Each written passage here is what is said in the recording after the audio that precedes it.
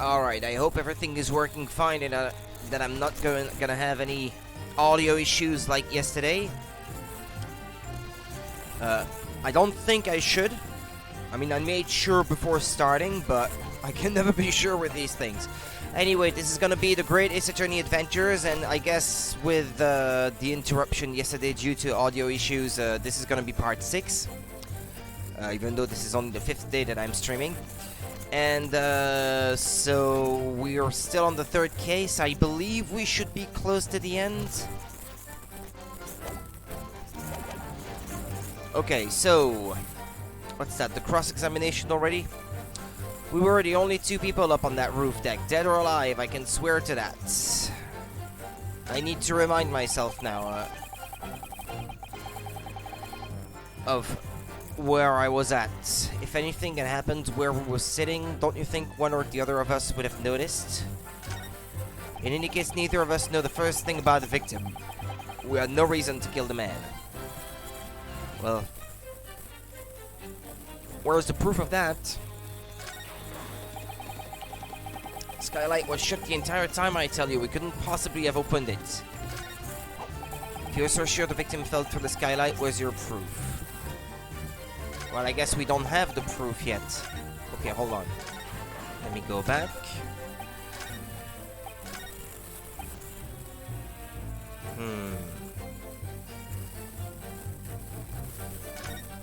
Well, there doesn't seem to be any lie there. I don't think there would have been... Well, no, I guess... It could be... Yeah, I guess there could be a lie in that the guy was... the victim was on the roof deck. If anything had happened where we were sitting, don't you think one or the other of us would have noticed? I do believe you have. I'm a bit put on the spot because I can't press on just anything without taking any risks. Well, although, I guess at this point, we're trying to find out the truth, so maybe I should be allowed to. And if not, then if I get penalized for it, I can always reload my save file. I guess I just saved, so... So at no time did the victim, Mr. Mason, climb up to join you on the roof deck? Absolutely not, Dickin. No question about it, he said. Not at all. Oh, but yes, of course. I remember seeing them both. I saw the victim inside the enclosed cabin talking with this man here. Could be lying about it. Is this true, Mr. McGilded? Dear me, my lord, at the risk of repeating myself, I boarded the omnibus alone and nodded off inside almost immediately. That's an outright lie, without doubt. You were engaged in... Let me stop you there, fella, and ask, do you have any evidence at all? At all.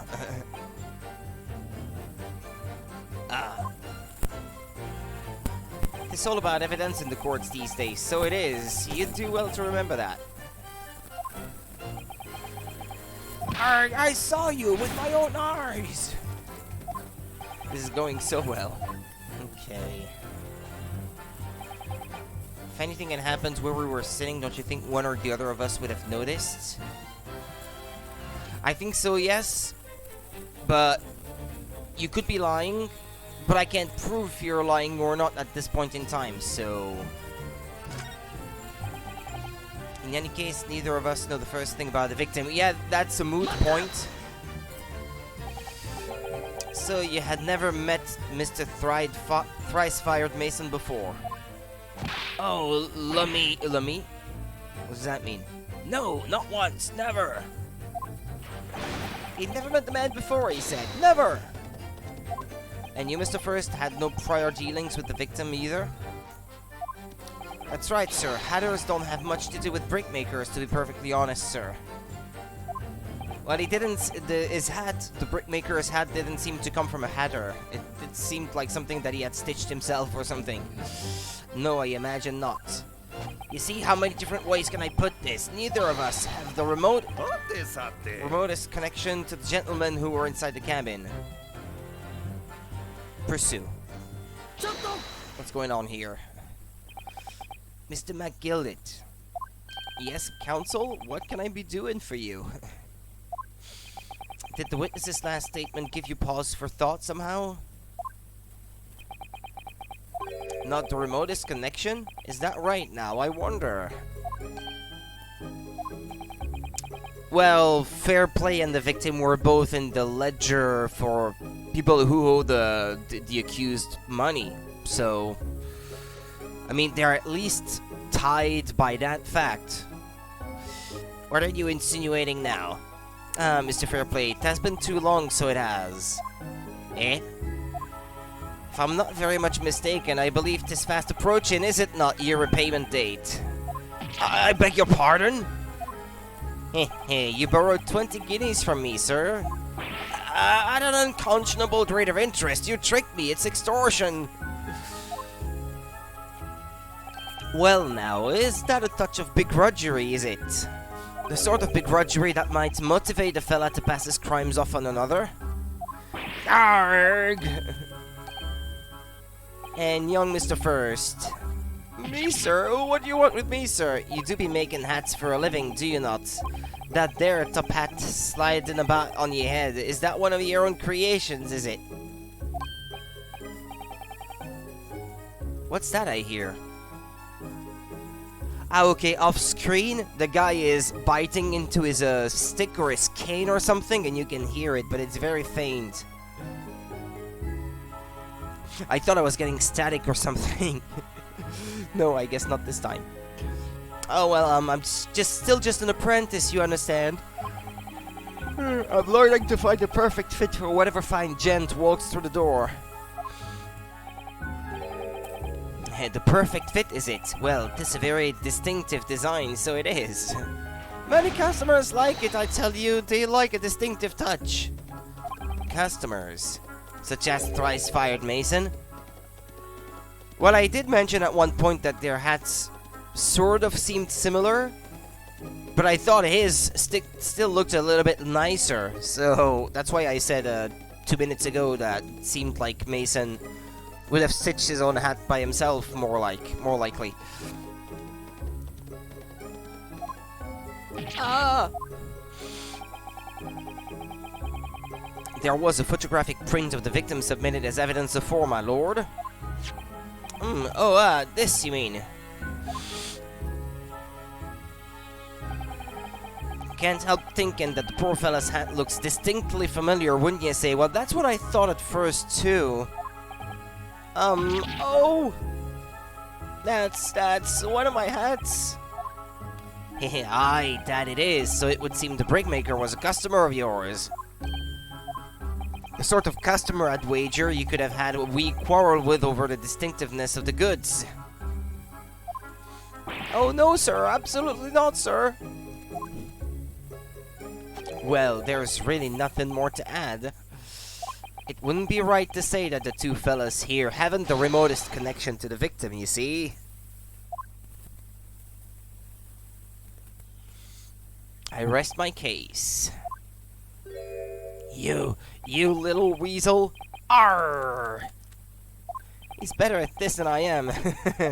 Gosh, Mr. McGilden has certainly been thorough in his research, hasn't he?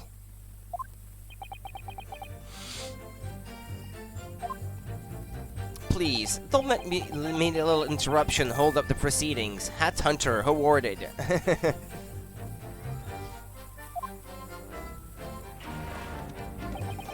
The skylight was shut the entire time. I tell you, we couldn't possibly have opened it. Well, this is certainly something that I have to press on, because my whole theory yesterday rested on that, so...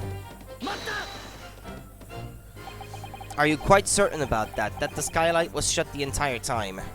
I'm going to lose my block with you in a minute. He's going to lose his rack with you in a minute. That's what he said. Take a look for yourself. Go on. You see, it's shut fast now, just like it was on the night, but there is a sort of latch that keeps it closed from the outside. So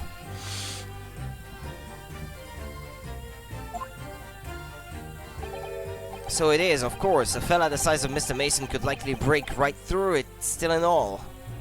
What? Just looking at the size of the thing, you understand? Alright, now you hold on there a minute, sir. The size of the thing means nothing. Not on its own. Let's consider the bigger picture here, shall we? Let's stop biting our cane, shall we? I was riding the omnibus on another occasion when, well, I broke wind loudly. I shocked myself with it as it happens. You broke wind? This is an unexpected confession, Mr. First. Oh, I just mean to say, well, the point is I tried to open the skylight, you see? But, just my luck, I couldn't make it budge. The stench was terrible. Everyone was looking daggers at me, sir. I went as red as rouge, I did. Are you expecting me to sentence you? Oh, no, sir. The point is, the skylight can't be opened. I tried and tried when I was inside the cabin of shame. What's happening here? What did she say? Sorewa, sorewa?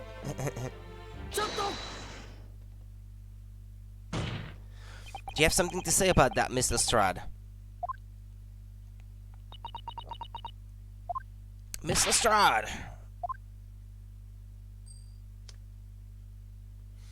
It opens. The skylight. That is what we're talking about, right?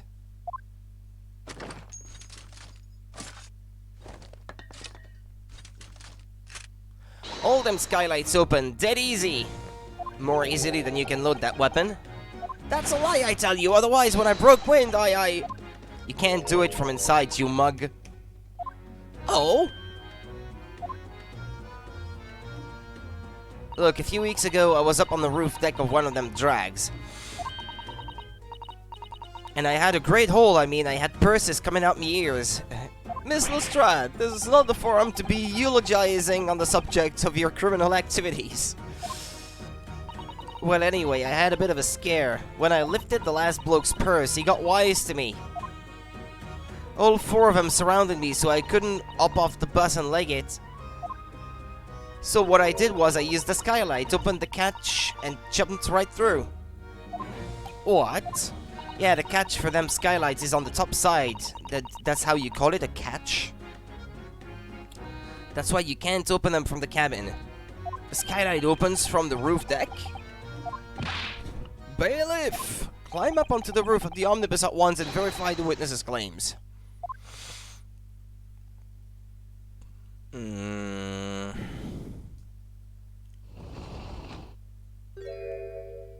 Ah! Oh, my hat! See? Ordar! Ordar! So it appears that this street girl's statement is quite true. I don't believe it. The skylight opens. And from the roof deck. Mr. Naruhodo. This could be the clue we've been looking for. Well, counsel for the defense, please continue with your cross-examination.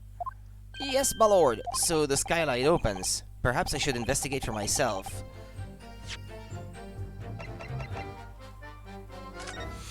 Let's do that.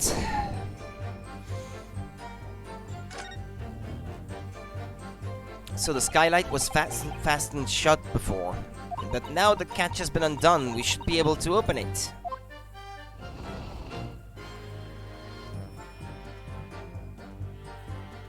Hey, there's blood here. Look at it. You can certainly see inside the carriage through this opening, that's for sure. Yes, and there's a lamp in the enclosed cabin. So I'm sure the witnesses would have been able to see quite clearly. That's not good for us. That's not what I was pointing at. It's the blood. Look at the blood.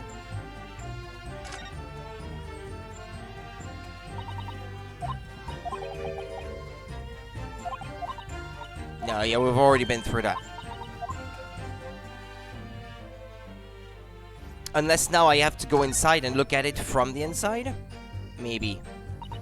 Let's open the door and go inside, shall we? The scene of a murder, it's horrible.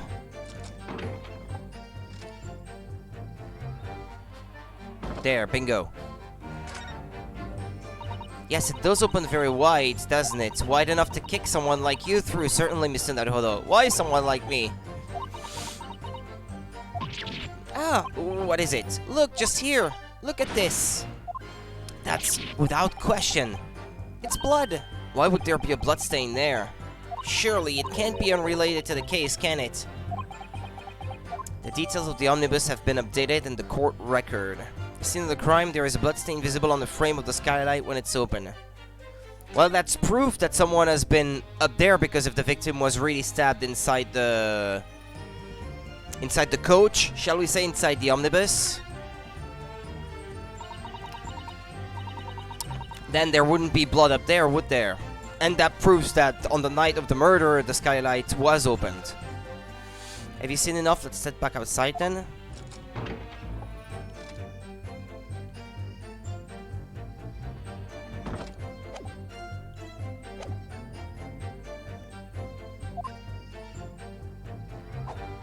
If you're so sure the victim fell through the skylight, where's your proof? Well, I have proof now that the omnibus has been updated.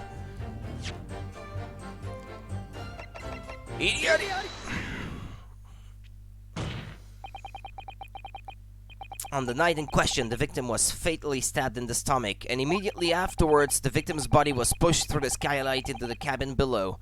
Those are the facts, and the irrefutable proof remains clearly visible in the omnibus that stands before us today in this very courtroom. What? That's utter humbug. You can't possibly have evidence. No, you can't. I mean, we didn't do it, I tell you, it's impossible. Irrefutable proof here in this courtroom. Counsel, my lord. I believe everyone would appreciate a little clarification here, Where exactly within the omnibus is this evidence to which you allude?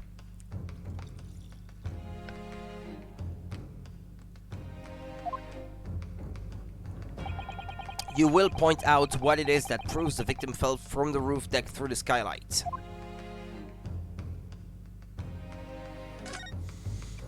Yes, it does open very wide, doesn't it? Wide enough to kick someone. Ah, yeah, but you have to present. Yeah, hold on.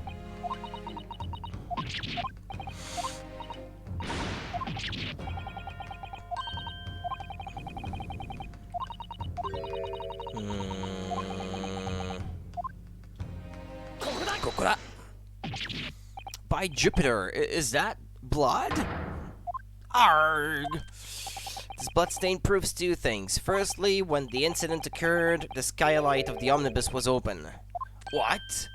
And secondly, the victim was already bleeding when he fell through the opening. Oh, why? And so it follows that Mr. MacGilded, who was inside the enclosed cabin himself at the time, cannot possibly be guilty of this crime. No! Horda!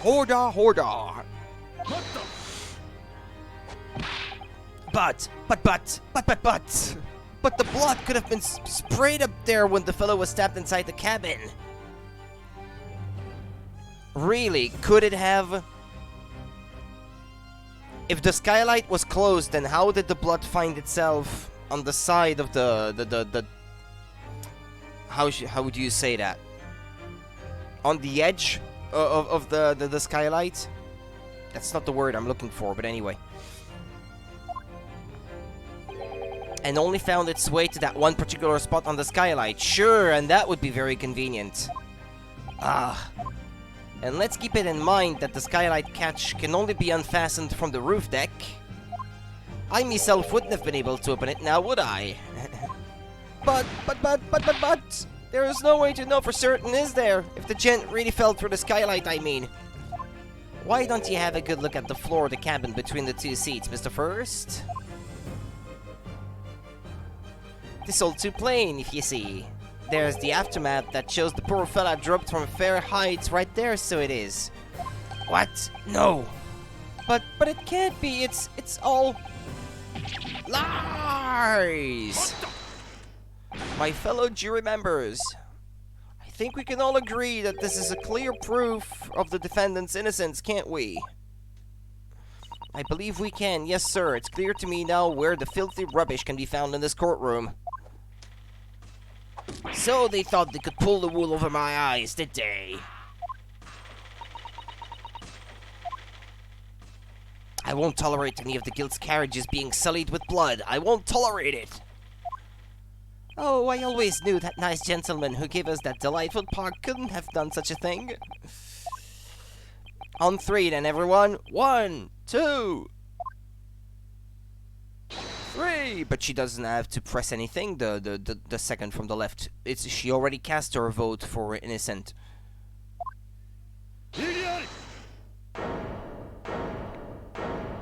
What could you possibly object to this time?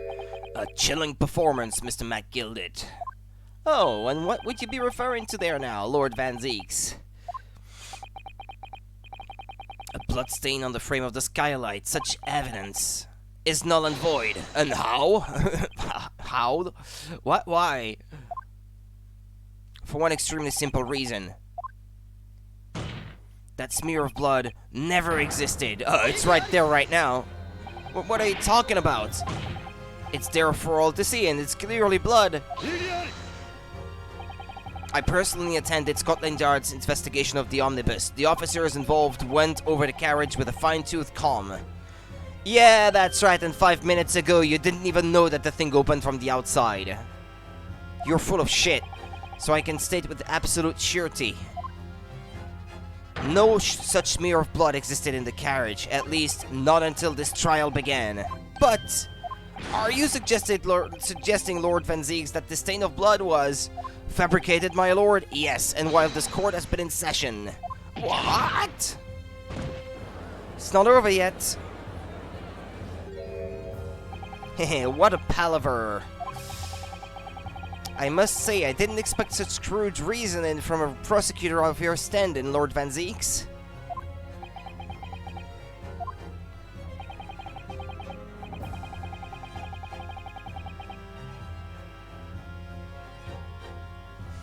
But I'm Magnus McGilded, the fella known all over the capital for his fine contributions to public life. I don't take kindly to slander, and I'll fight it to the bitter end.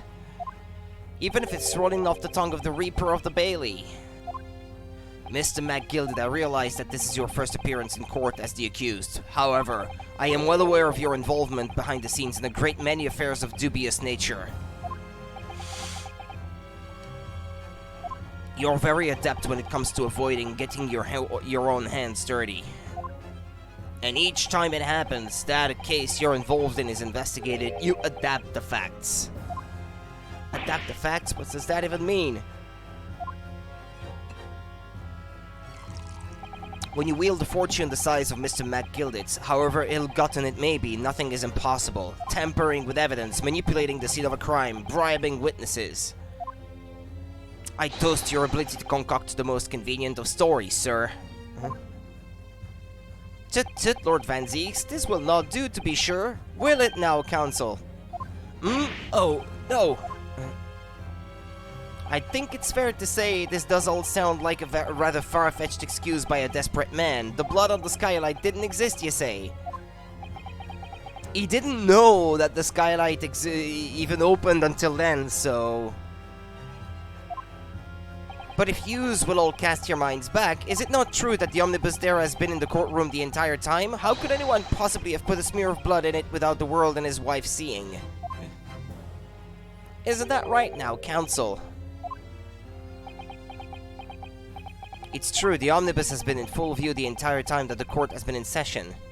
My learned friend. Here's to hearing your opinion on this matter, in your own words. Well, I have to admit the possibility while the smoke grenade was in use. The blood could have been put there by Gina, I guess. Could someone have tampered with the omnibus during this trial? If you're asking me, I think it could have been possible. Even if it's not in the best interest of my client to say so, I must admit. He's gonna point it out for me if I don't, so, as a defense lawyer, it's my job to advocate for the defendant as best as I can, but still, I feel as though there's something even more important at stake here. There is no evidence to suggest that the defendant did as my learned friend suggests. However, in terms of having the opportunity to carry out the alleged tampering, there is one possibility. Good gracious, explain yourself, counsel. You would have said it instead of me if I didn't, so... Yes, there is. It seems my learned Nipponese friend has no intention of running from this deceit. Deceit? I'm sure everyone still remembers clearly the recess that we were forced to take. As a result of the smoke grenade fired by the witness currently in the stand, Miss Gina Lestrade.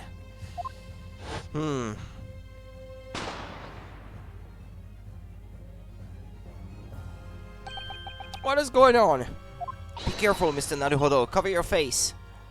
Bailiff, don't let the accused escape. Secure the omnibus. I hereby call an emergency recess. Bailiff, ensure the defendant is in custody and clear the courtroom.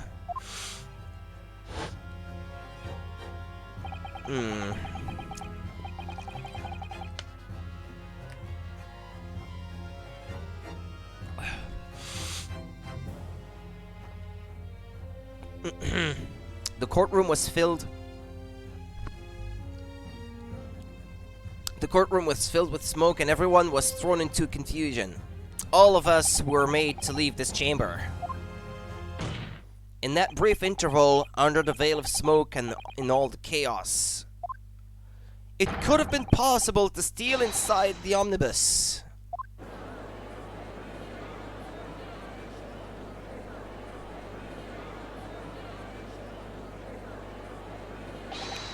Are you wise? What are you trying to pull, you rotten feckless gouger? Feckless gouger? You're supposed to be defending me! This is a wicked plot! This is a plot to undermine me, so it is! Whatever you think this is, it changes nothing. The facts are the same. After this courtroom was evacuated earlier as a result of the smoke grenade, a number of inconsistencies materialized in relation to the omnibus. Well, that's what you say. I mean, I only admitted to the possibility, not to the thing really happening the way you say. Inconsistencies, such as... I have no clue what's going on right now. There was blood on the skylight, proving that the victim could indeed have been killed on the roof deck and dropped down inside the omnibus, inside the coach, from the roof through the skylight. But he says that that blood was not there when Scotland Yard was investigating the omnibus before the trial began. So he says that this proof has been fabricated while the smoke grenade was used by Gina during the trial. And hi, Society Guy, by the way, good morning. To start with the storage compartment underneath the rear passenger seat. She was hiding inside of it while the trial was taking place, maybe. When the police investigated the omnibus, this compartment was full of the driver's items.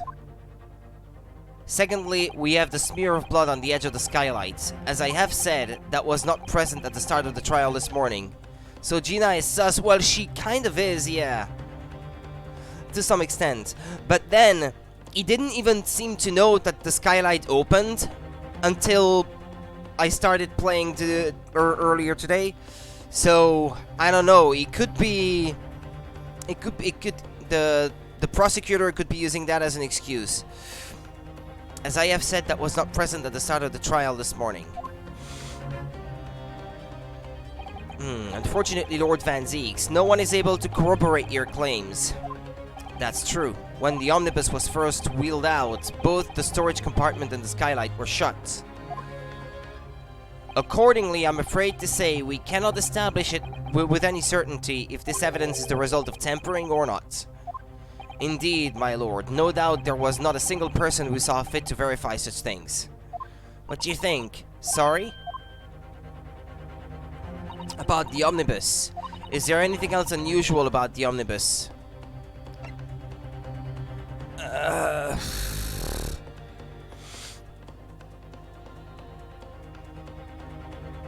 Is it about the splatter of blood on the floor inside the omnibus, maybe? My lord, yes, counsel. There is one further inconsistency. A mark that surely could not have been present at the start of the trial. Which one? What in the devil's name are you going to say now? If you dare to betray me, you little maggot, you'd better start watching your back. Silence, MacGilded. The court awaits the defense's clarification. This trial keeps swinging one way and then the other. I have no idea what's the truth and what's deception. The accused is a little sus himself at the moment, so I don't know to be honest. What am I supposed to do here? Hold on, because I wasn't supposed to press this. I shall have to ask you to elaborate, counsel.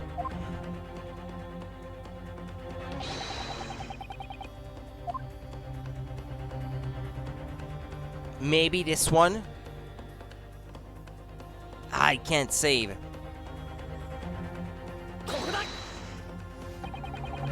Because otherwise I would have liked to save before trying.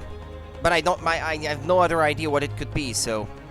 If you consider that the victim fell through the skylight onto the floor of the cabin, you would certainly expect to find signs of blood where he landed. But as far as I recall, this blood stain on the cabin floor was not there when the omnibus was first brought into the courtroom. Well, that's the thing, I didn't look inside because the game didn't allow me to do so. So, I don't know whether it was there or not. But if something had been fabricated, something else other than the bloodstain on the skylight, it would have been this one. Because both tend to point towards the same scenario. And without any of these two, there is no proof to support the theory that he was killed on the roof deck and dropped inside, which would then prove that MacGilded was innocent. Good lord. Yes, I do believe you're correct, counsel.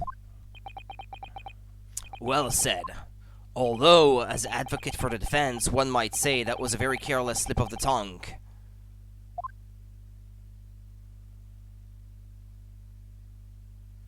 I believe that bloodstain on the floor is a decisive piece of evidence. But if the question is whether that evidence is genuine or whether it was unlawfully fabricated by someone, I cannot say. I feel compelled to admit that there's at least a possibility that the evidence is fake.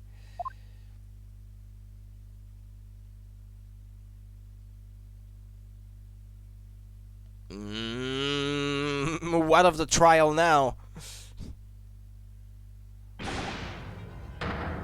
He's gonna lose it. This trial is over. Mr. MacGilded, I've done everything I possibly can to cooperate with the court, but this all over now. But you're the defendant. This over, I tell you. Memory, recollection, what people think they saw, this all a nonsense. Facts are what counts, and the fact is that bloodstain is there, now! Oh, well... And over the course of the desperate trial, long and extremely drawn out as it has been, that good-for-nothing Reaper, the Bailey, has failed to present any decisive evidence at all. That's a fair point. I am scandalized, so I am. I thought better of Lord Van Zeeks. Well, my lord, I must concur with the defendant. The unaffirmed recollections of an individual cannot stand as evidence. At this moment in time, the particular bloodstain in question is very much in existence, and in the absence of any credible method by which to prove its alleged previous non-existence, I regret to say that it would be improper for this trial to continue.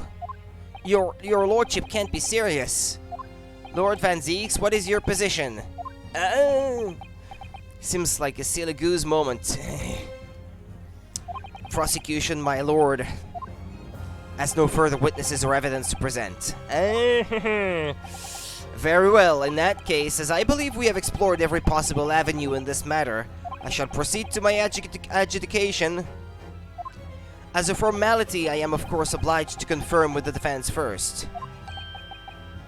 What formality? As things stand at the moment, it would seem that Mr. MacGilded will be found not guilty. Yes, which would mean we've won. Is that really the right outcome here? Is it really alright for the trial to come to an end now with all these unexplained inconsistencies? Counsel for the defense, your closing statement, please.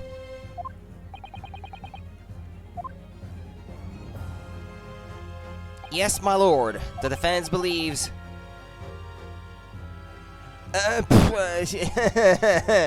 what am I supposed to say?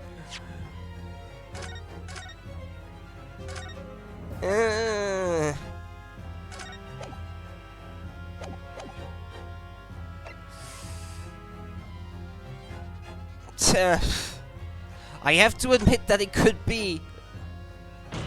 I am here in this courtroom today to advocate for the defense of my client, Mr. McGilded. However, at this moment in time, I cannot in all good conscience attest fully to the defendant's innocence.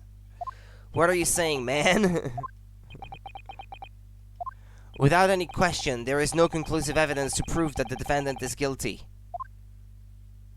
However, there is also no conclusive evidence to prove that he is innocent. Good gracious me! Horda! Horda! This... Lol, saying your defendant can be guilty can get you fucked in an actual court? Well... I know, but, well... This is unprecedented behavior, counsel. A defense lawyer calling the accused's innocence into question. Are you of sound mind?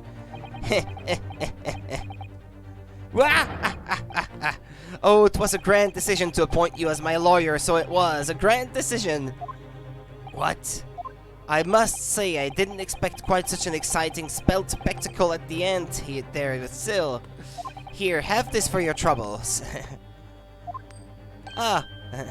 Your job here is done, fella, and some fine work you've done, so you have. Oh, what do you mean? He's relieving me of my duties? Good job, Rudy. You just got debarred and can't practice law anymore. The trial can't go on anymore.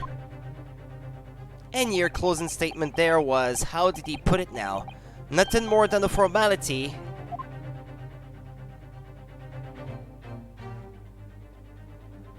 Me saying that doesn't change anything, apparently, so...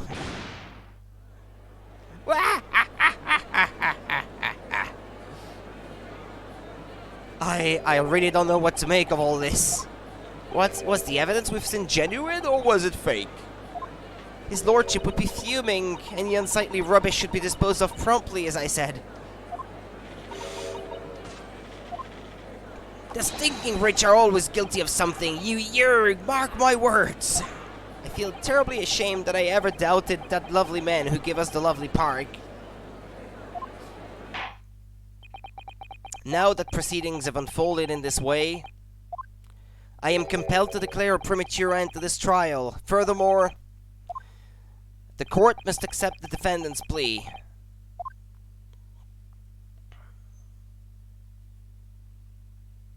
I thank you kindly, my lord.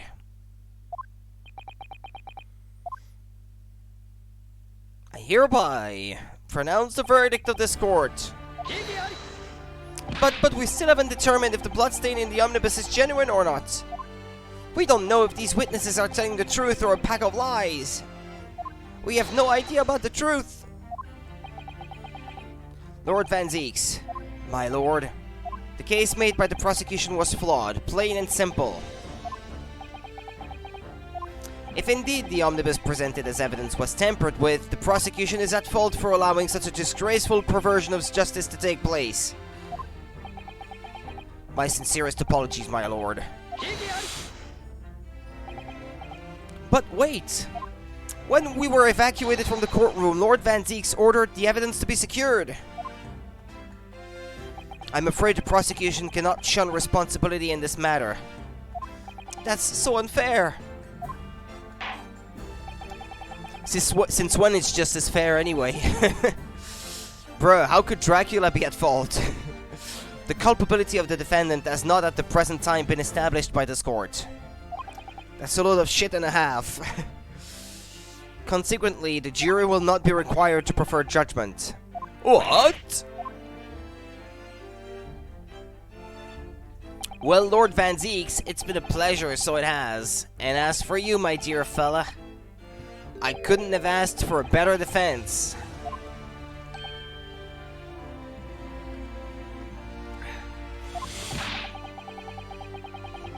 Do you mean to tell me this has all been a grand waste of time? This is the law of the land, my good man. if you'd like to pursue this matter further, we can always go ahead and try to change the law. Magnus McGilded. Good grief, you have more to say to me, have ye? Just one thing, a warning. This is far from over. Well, something to be looking forward to then. I hereby pronounce the defendant, Mr. Magnus McGilded, not guilty. Murmur in the gallery.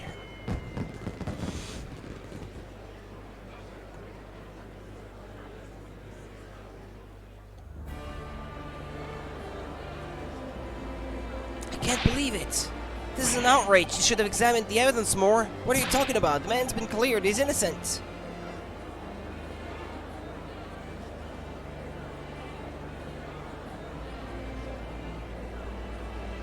With the courtroom in pandemonium for the second time that day, the judge delivered his verdict. And my first ever trial in Great Britain came to an abrupt end. With the defendant being found not guilty, ostensibly a victory for us. If anything, the judge is super sus.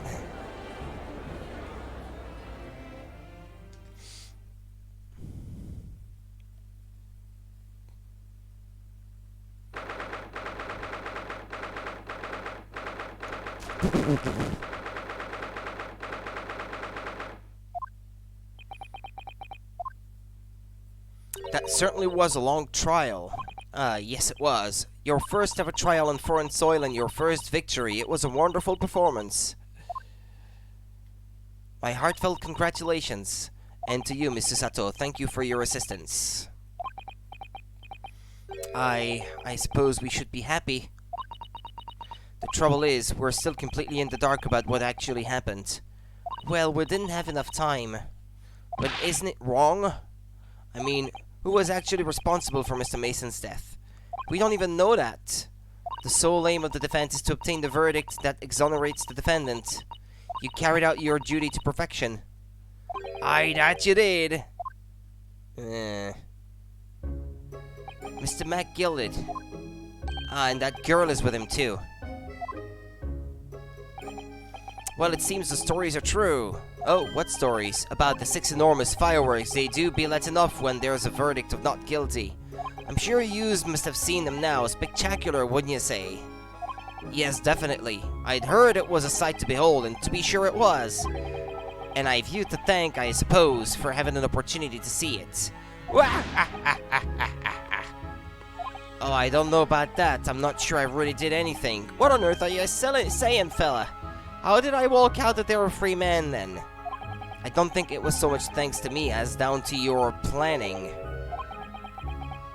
You're a straight-talking fella, aren't you?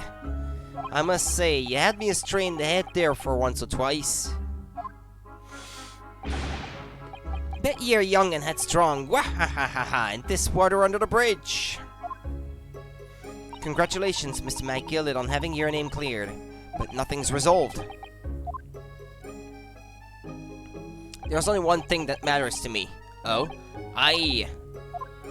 They've all seen that I didn't do that odious and absolute deed. 'Tis grand, is it not? I suppose it is. Now the fine fellas of Scotland Yard can take matters in hand and sort out any wee details. They'll see it for what it is. They'll get to the truth. I've absolute faith in them, so I have. After all, I do be providing a good number of their wages with all the taxes I pay. It's not that funny. So then, as we agreed aforehand, 1,000 guineas for your troubles, fella. Oh, no, I couldn't possibly accept that much. Har, be whist? You're humble people, are you from the East? Well, if you insist. But have this, still and all. You deserve a reward. Mr. Magnus McGilded. The bailiff. Everything is ready, sir, if you'd like to follow me into the courtroom. Into the courtroom? What's this, officer? 'Tis sooner than I was led to believe. I hope it's not inconvenient, sir. There were some changes to the schedule. Well, I must be making tracks now. This time for the inspection. Sorry? What inspection? They're going to examine the omnibus again, so I'm told. I asked if I could be present for it myself. They're going to examine it again? Now? Naturally, I'm under no obligation to take part in any more of this matter now, but as an upstanding member of London society, I do be doing my best to help where I can. 'Tis a gentleman's duty, so it is. So then, fare thee well. 'Twas an absolute pleasure meeting yous. I hope you have a whale of a time while you're studying here in Great Britain. And there he goes, free man. Oh, I forgot she was here too. Yo, hold your horses. Don't move. Whereas I want to say, get a move on. She really does take forever to load that thing. Miss Lestrade, would you mind putting that thing down? You're a grown-up. Sorry? And I hate all grown-ups. Ah, there you are. Who's this? Steampunk lady? Naughty, running off like that. Is this some kind of picnic? Who's this little girl now? I'm taking that with you as well. I was looking forward to the trial run of my experimental smoke grenade launcher. I hate her already. Huh. Oh, I thought she stole it from Herlock Sholmes. Because of that, sort of emblem on it. I think I saw it on some of Holmes' equipment. Oh, do you want to play? You won't beat me. Grr. Excuse me, but who are you? Oh, good day to you. I'm, well, the inventor, I suppose, of that machine. The inventor? Well, normal smoke grenades are so dull, don't you agree? White, and more white. If you have to be shrouded in smoke, it could at least be a pretty color, I thought to myself. Do we have to be shrouded in smoke, though? At all. I just took my eyes off it for a moment whilst I was changing onto a different omnibus, and she pinched it. Luckily, I fitted it with a telegraphic beacon. What? I have no idea what this girl is talking about. Anyway, you're coming with me now, back to my laboratory. What for? To apologize, of course, silly, to my technician. What, you mean, say sorry? You must say sorry when you've done something wrong. Surely an adult has told you that before. An adult? Pfft, I don't listen to no adults. Come along then, follow me. Fine, have it your way. Oh, good. You see, I knew you'd want to do the right thing in the end. Fairly sure that what she wants is not to get shot by that massive gun of yours.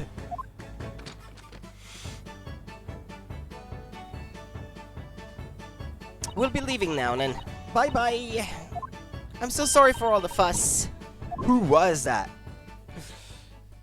She was a lively one. Well, do you think perhaps we ought to be on our way now too? Yes, you're right, but where to? Oh, we haven't had time to find a place to stay. No sooner had we arrived in London than we had to rush here. All our traveling cases are still with the bailiff. I was originally planning to spend today in search of lodgings, but at this late hour in the day, I'm afraid we may be out of luck. Don't worry though, I have a plan. If the worst comes to the worst, I've heard of a lovely park where we could spend the night. Please tell me you're not thinking of McGilded Park. I know it may be a little chilly at this time of year, but our youthfulness will see us through. I'm not so sure about that. I think a midwinter London night will freeze a young person's solid just as easily as an elderly one. Oh dear, that doesn't sound agreeable. Now I'm starting to regret turning Mr. McGilded down. That 1,000 guineas would have paid for a lovely warm room or mansion. And so, the trial to determine my worthiness for the study tour was over by the end of our first day in London. However, as we were soon to learn, there were more trying times ahead, just as the Reaper of the Bailey had warned. The case was far from over. Oh, really? There's gonna be more development around this?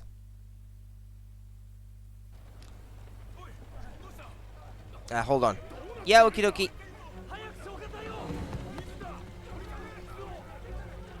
これはどういうことだ。わかりません。私が駆けつけた時にはもう現場検証が始まるまで立ち入り禁止のはずではないか。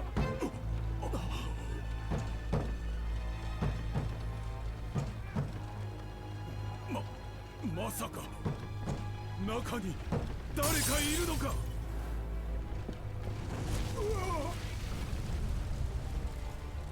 まさか。なんという。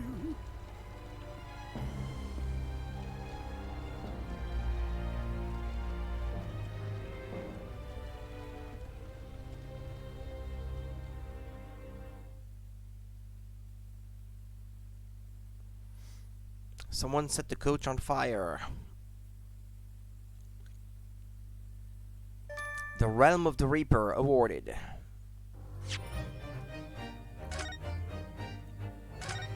Yeah, there's probably going to be more cutscenes. So I'm gonna leave the overlay turned off for a moment.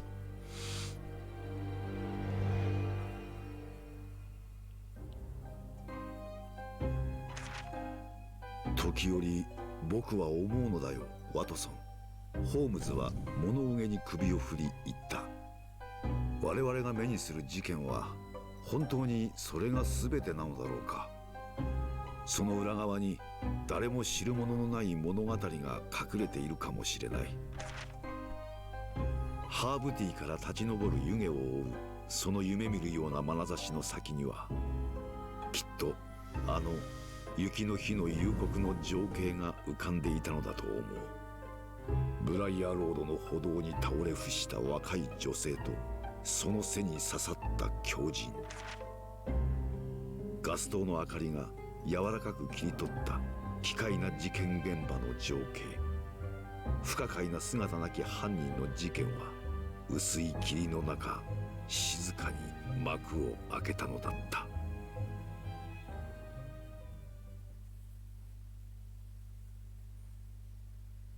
Okay, done with the cutscene.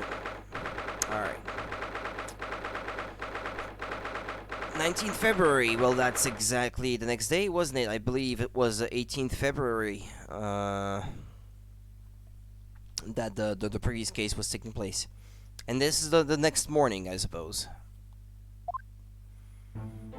Did you sleep last night, Mr. Naruhodo? No, not at all. It was an enormous hotel, wasn't it? The rooms were so luxurious, I felt like we were staying in a palace.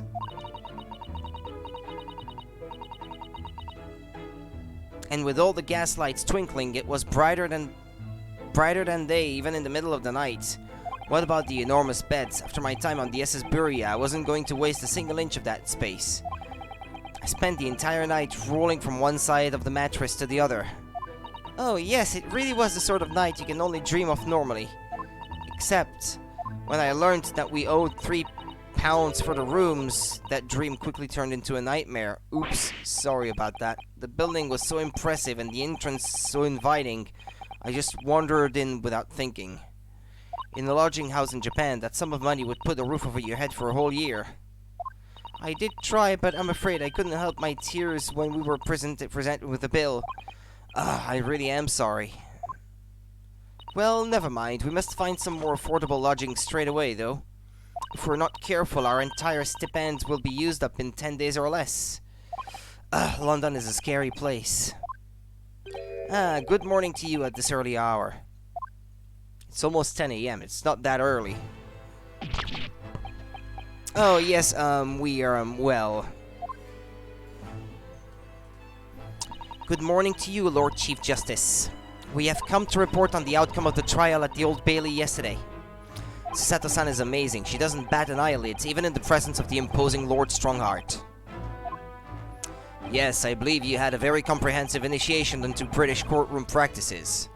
Oh, yes, it was very eye-opening. Thank you. And in accordance with your instructions, Lord Strongheart, Mr. Naruhodo performed his duty to the end. Yes, I've already been apprised of events.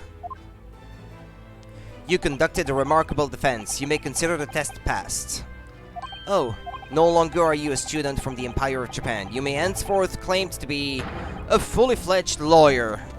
With the doves flying in the background. Or pigeons. I don't know. My country is delighted to welcome young talent from such a remote eastern island. Eastern land? Was it? Eastern land, okay, that's what he said. Thank you very much. So, I'm a lawyer now. Now, in view of your new appointment, I have a fresh case in mind for you. I'd like you to take it on at once. I trust that won't be a problem. Another case? Already? Nothing trains a lawyer better than practical experience. I'm sure I don't sense dissatisfaction, do I? It's just that yesterday's trial ended unusually. I haven't quite come to terms with it. What's to come to terms with? The man was cleared. It's coffee time. The man was cleared. What more were you hoping for?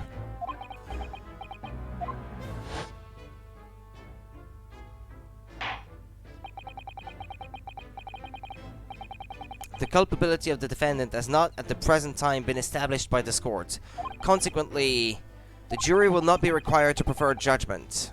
Well, Lord Van Zeeks, it's been a pleasure, so it has. And as for you, my dear fella, I couldn't have asked for a better defense.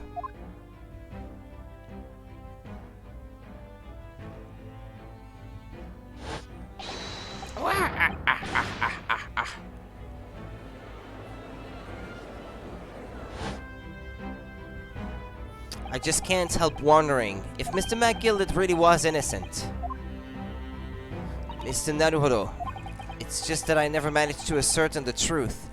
And then, the trial ended. You got that Waluigi laugh. Waluigi time! Well, you needn't let it trouble you for a second longer. Sorry? What do you mean, Lord Strongheart? Magnus McGilded passed away immediately following the trial. No! What? Mr. McGilded is dead? The heck? I have 19 minutes and 41 seconds until my next engagement. Time enough to talk. The heck? That was sudden. Well, we did see in a cutscene while you were away the coach or the omnibus, I guess, in the middle of the courtroom on fire with supposedly someone inside. Like maybe he was bound and put inside maybe or something to die in the fire. I don't know. By whom though?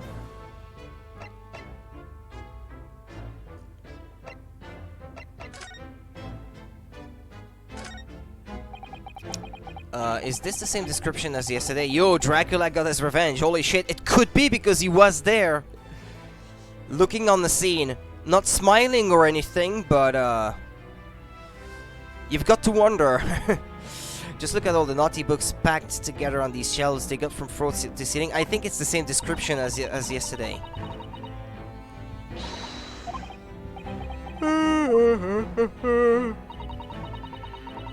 Yeah, okay. Yeah, we already got this description yesterday.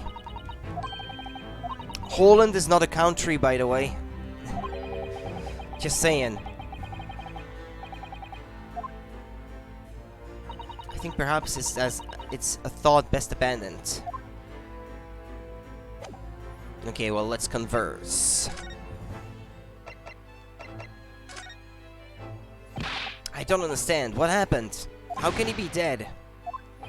After the trial concluded yesterday, there was a great commotion in the Old Bailey. As you'll presumably recall, an omnibus had been wheeled into the courtroom. Yes, of course, that was the scene of the crime which Mr. McGilded had been accused of. Precisely. Well, while the bailiff's attention was diverted by some other matter, the omnibus went up in flames. No! How could such a thing have happened? That is being investigated as we speak, but already the police have identified a corpse found inside the charred shell of the carriage as that of McGilded. Okay.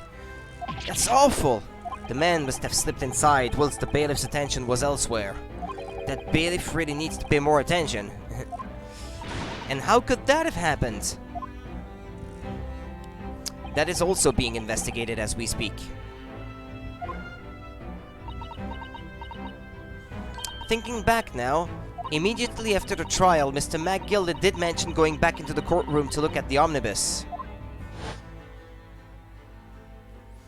Well, I must be making tracks now. 'Tis time for the inspection. Sorry, one inspection. They are going to examine the omnibus again, so I'm told. I asked if I could be present for it myself. An inspection of the omnibus?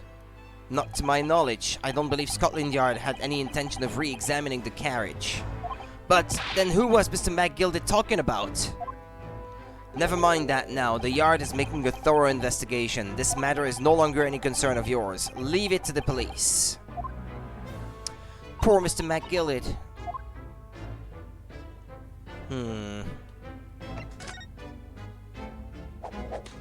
So, how did you find your first taste of our country's Supreme Court? Oh, well, I don't know. I mean, it was... wow. Naruhodo means that the whole experience was steeped in the solemnity of Great Britain's long history. It's really a world apart from our own judicial system in Japan, which is only a few short decades old. Wow, Susato-san has such a way with words. And you seem to have a way of failing to find the right ones. Which is not so good for a lawyer, by the way, but the judicial system here is the most advanced in the world. Learn all you can. The most advanced in the world, is it? It was fortunate that your very first trial was a simple affair. Simple? That was simple? As I believe I mentioned yesterday morning, it was a trial you couldn't lose. I don't mean to be contrary, Longstrongheart, but the case was anything but simple. The circumstances of the case were so incriminating, I was stunned when I first heard them. In fact, I'm still finding it hard to believe that we managed to get a favorable verdict. Is something funny? No, my apologies. However, the fact is that you did receive the not guilty verdict you set out to achieve. And that can only be attributed to exceptional talent, wouldn't you agree? Well, I don't know about that. Well, never mind. You exceeded my expectations, I freely admit. That much at least is an undeniable truth. Which is precisely why I have prepared the new case for you that I mentioned before. What's going on? What was he going to say before?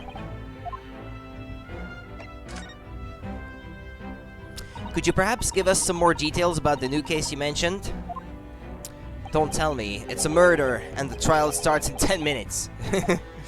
Don't worry. It's nothing so alarming or quite so urgent as your last assignment. In fact, this case is completely different. Oh, I see. Did you just read my mind? That is to say, no one has died, as yet. Oh? And the trial will not be today. There is plenty of time to research the case thoroughly. 23 hours, 43 minutes, and 19 seconds to be precise. Ah, so the trial's tomorrow then. Is everything alright? Oh, yes, I'm just a little confused, that's all. Yesterday's trial was, well, it's left me wondering if I'm really cut out for being a lawyer. Oh, Mr. Naruhodo, I don't know if I could face standing in that courtroom again after Mr. McGilded's trial. Ah, yes, I nearly forgot. There is one similarity with yesterday's case. Once again, there is currently no one to advocate for the defense. If the situation remains unchanged, the trial will start tomorrow with the defendant unrepresented. And if that happens, I need not remind you of the inevitable outcome.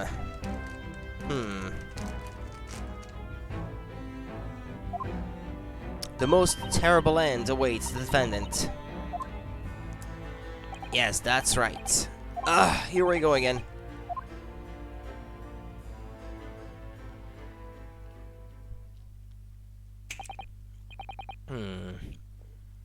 Your time is up. You will have to excuse me. I would advise you to begin making preparations for tomorrow's trial. After all, the clock is ever ticking.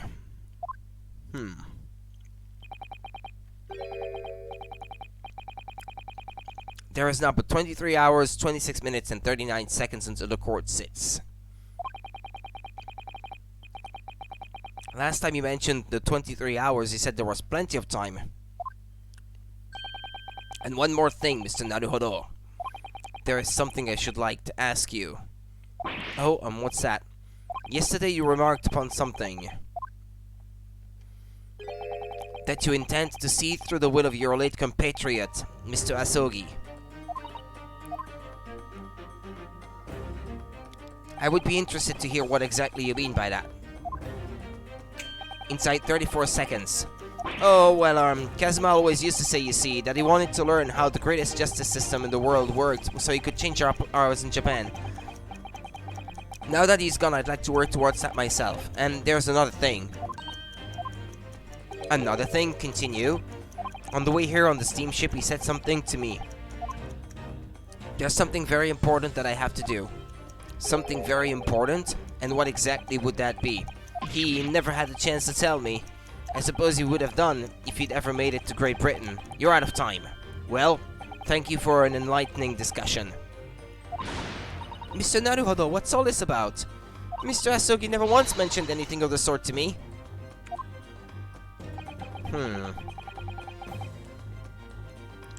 I urge you both to focus your attentions on the matter at hand.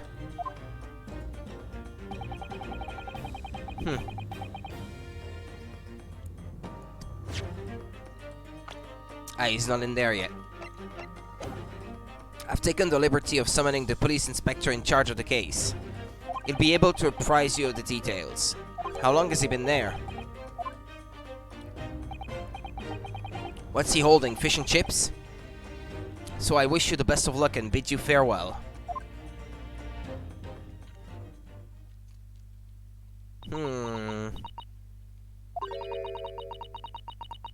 Something very important that I have to do. Kazuma-sama, what did you mean? I wish I knew, but honestly, he never told me. Anyway, we had better talk to the detective, don't you think? I could go for some fish and chips. Not the way that the English make it, though, for myself. Vinegar on chips is a sin, in my view. I don't like that. I'm sorry. There's no matter how you look at it, it's a sin. It's a crime. Anyway, we had better talk to the detective, don't you think? Yes, you're right. I hope I'm just imagining it, but I wouldn't say he looks pleased to see us at all. Yeah, I think it's gross too. I don't like it.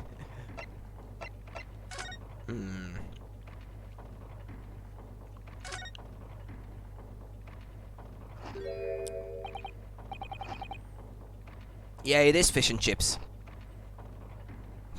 Could we trouble you? Although he's only biting in the fish, I guess. What do you think? Arr! Lovely weather, isn't it? What's the weather got to do with anything? Arg!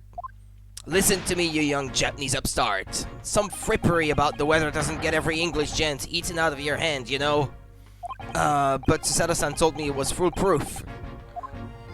I'm a busy man, a very busy man. There's a crime scene to investigate, but I'm here, Evan, to give the likes of you a talking to. Oh, I'm ever so sorry. There was this seafood place by my old house that made some good fish and chips until the owner died. And the recipe is gone with him, probably. Oh, I'm ever so sorry. Can you imagine what the other officers there will be saying? Haven't seen Gregson anywhere, have you? No, he's too busy with the big wigs these days. And all because of some bumpkin who's here on a jaunt from a country I've never even heard of. Hear that ripping sound? That's my reputation at the yard going to tatters. There's no need to rip us apart as well. I don't believe we've been introduced. This is Mr. Ryunosuke Naruhodo, a defense lawyer. It's a pleasure to make your acquaintance, I'm Mr. Naruhodo's judicial assistant, It's lovely weather we're having today, isn't it? Yes, kids just kinda closed the restaurant and skedaddled.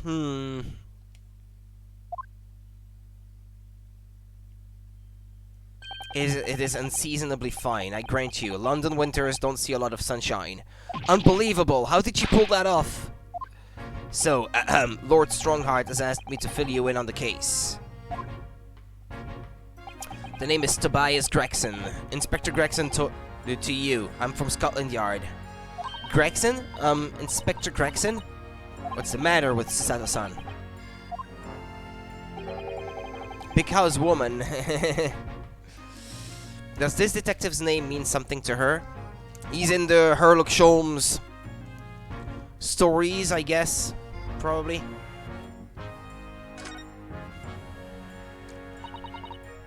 Inspector, are you perhaps the Inspector Gregson?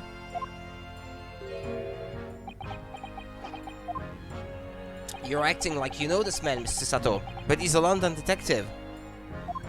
Oh, I do know him very well, in fact. Hmm? Yeah, there we go. That's what I thought. Oh, in that publication, what's it called again? Rant's magazine? That's right, Inspector Gregson and Mr. Sholmes enjoy a wonderful, friendly rivalry. Really? You rival the great Mr. Sholmes? That's incredible. Well, I don't know about that. Mr. Sholmes isn't a professional like myself, of course, but he does come up with the goods from time to time.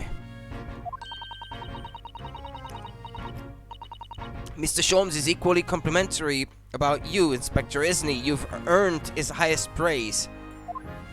Gregson is the pick of a bad lot of all the Scotland Yarders. Those were his own words.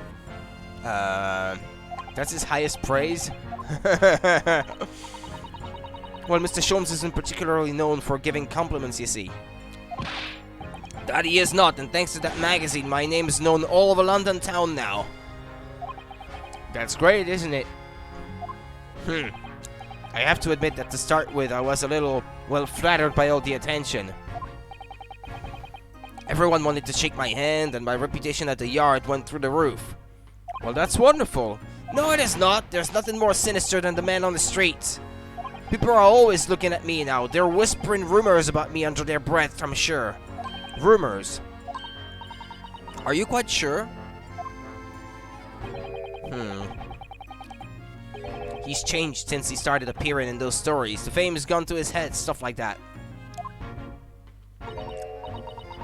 Gosh, do you really think people are saying such mean-spirited things about you? Like I said, they whisper. So I can't catch exactly what they're saying, but I know what folk are like. I'm sure that's what they're saying, as sure as eggs is eggs.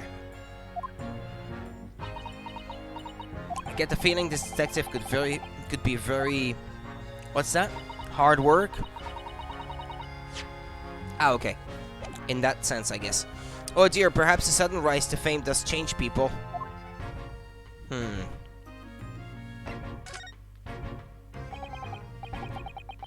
So, about the case that the Lord Chief Justice mentioned before. Nothing to tell, really. As far as we're concerned at the yard, it couldn't be simpler.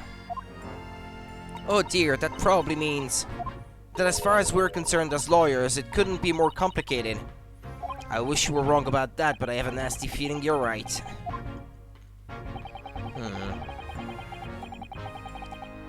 A young woman was walking along the pavement on Briar Road when she was stabbed from behind.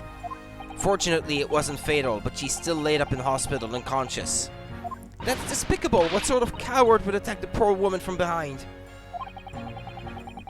I suppose you would have finished whoever it was off with a Susato takedown, would you? That is neither here nor there, Mr. Naruhodo. Brace yourself, Ryunosuke. You've angered her now. Anyway, after something of a whirlwind investigation, the criminal was arrested. He barely had time for a cup of tea after the incident took place, to be honest. So, there must have been something left at the scene that led you directly to the culprit. Or perhaps a reliable witness who recognized the person in question. Let me stop you right there. You're wasting your time on this one. Sorry? There's nothing you can do. There's no way to help the bloke now. Why ever not? Simple. The prosecutor that's been assigned to the trial tomorrow is Lord Baroque Van Zeeks. No, not him again. Sounds like you've heard of him then. Oh yeah, we beat him yesterday. Oh yes, we are very familiar with Lord Van Zieks. Believed to be the harbinger of death itself. The Reaper of the Bailey.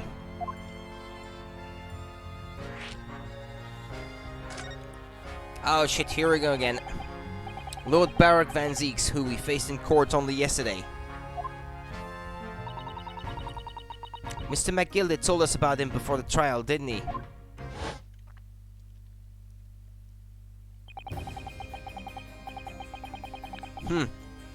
When Van Zieks stands for the prosecution, they call the accused the sacrificial lambs.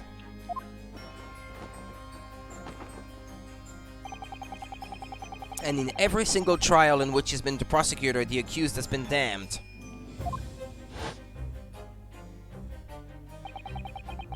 This Reaper of the Bailey nickname, I suppose he's earned that because every defendant he advocates against is found guilty, is that it?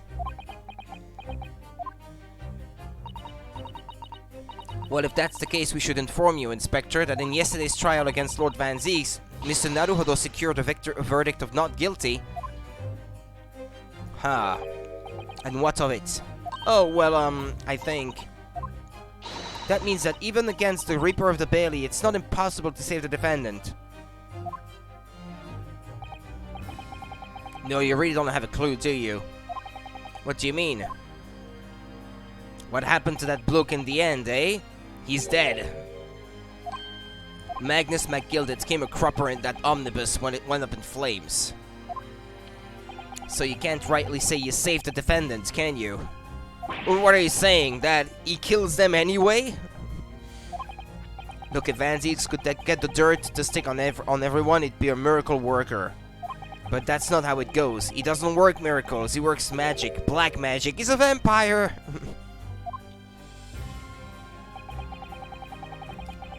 Or is Hubert confirmed? He's a black mage, or a druid, or however you want to call it. I'd have a good long think about that if I were you. It's literally Hubert, what the fuck? Confirmed. Are we really supposed to believe that?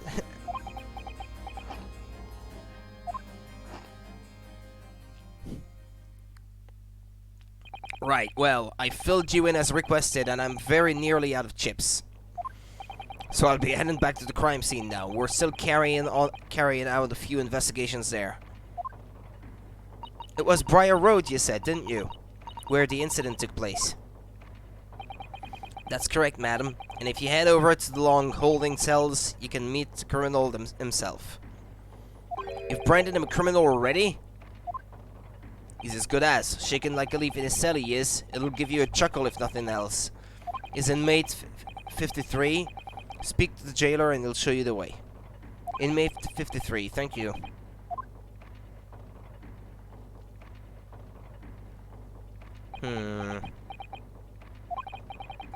So there's no helping anyone against the Reaper of the Bailey, they say. Is something troubling you, Mr. Naruhodo? To tell the truth, when I recall the trial yesterday, I can't stop myself from shaking. The idea of facing the Reaper in court again is... Well, if you think it's too much for you, there's no shame in turning the case down. That takes courage, too. But if the man they've arrested is innocent, you could well imagine he would be shaking like a leaf in his cell. And I, for one, wouldn't find the sight of that funny. So... if I'm honest, I'm still reeling from the shock of yesterday's events myself. And I'm really not sure if I'll be able to help this man, whoever he is. But I'd like to try, so I think I'm going to make some inquiries. Will you help? Did you really think you had to ask? After all, I am your judicial assistant. Thank you. So then, shall we? Yes! Let's go!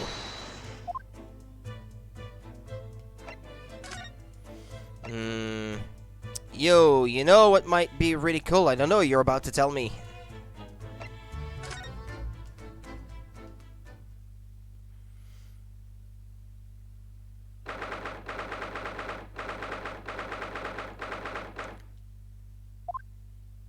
So these are the British prison cells. Oh, they're ghastly. It feels just like a dungeon. Yes, and having experienced it in Japan myself, I can assure you that our wooden cells feel a lot cozier than these cold stone walls. Oh, don't, Mr. Naruhodo, you're making it seem worse. If like every defendant dies and the last case is defending Hubert... Well, I mean, that wouldn't be too far off from what happens in some of the first games, I guess, defending, what was his name again? Hedgeworth? Apparently our client is in this cell here. But it's so dark at the back there, I can't make him out. I wonder what he's like. Inmate 53, your legal representative is here to see you. Stop hiding at the back of the cell and show your face at once. Am I a cat as yet with no name? Calling me by a number, it's utterly, unbelievably, unjustly unreasonable. I refuse to answer. Mr. Naruhodo, what? What do you think is going on here? I have no idea, but I wasn't just hearing things, was I? That tirade of complaints wasn't Japanese. Oh, was it? Who's this again? I've seen this face. No? Think?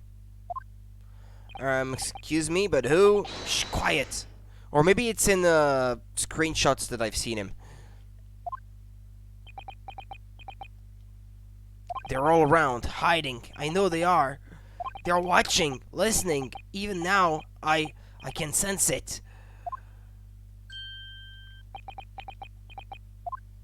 Right, so, could I ask you who exactly... There you are! You've come to curse me, haven't you? Don't try to hide it. You're a ghost. A ghost?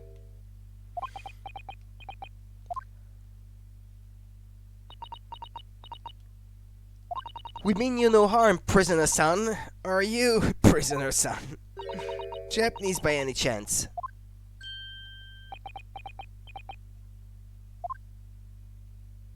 This is beyond my wildest dreams.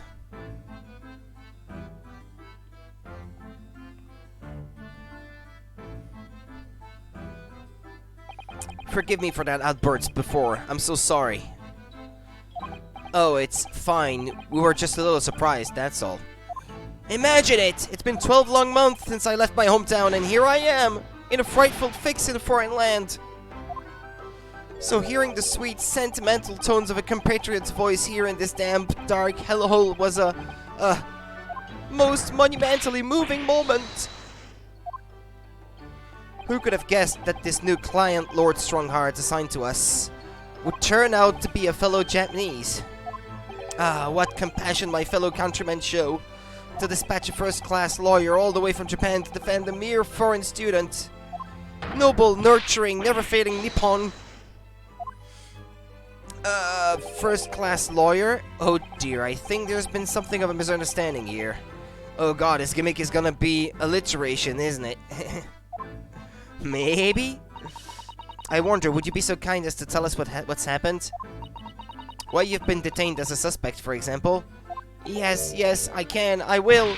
Shan't stay sullen and silent. I'm not quite sure I understand what he means, but he seems happy. Yes, he does. I just hope he actually has a good reason to be. Thank you for your cooperation. I'm a lawyer, as you said. My name is Ryunosuke Naruhodo. And I am Naruhodo-san's judicial assistant, Susato Mikotoba. I am a visiting student sent here by our government. Notably, notoriously named Natsume. Soseki Natsume.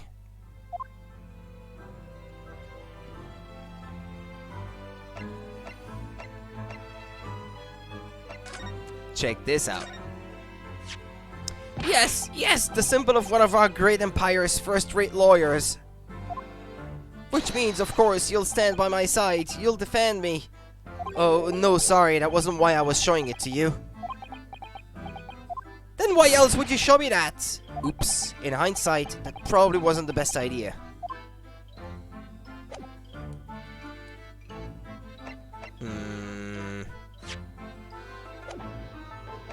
Well, converse. The accusation against you, Soseki Natsume. Soseki Natsume-san. What an unusual name. Call me Soseki, please. I'm a poet, you see, a writer of haiku. It's something of a nom de plume.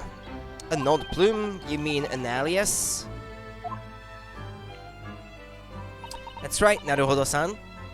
No, don't be so prosaic. It's much more refined than that. And haiku? That really reminds me of home.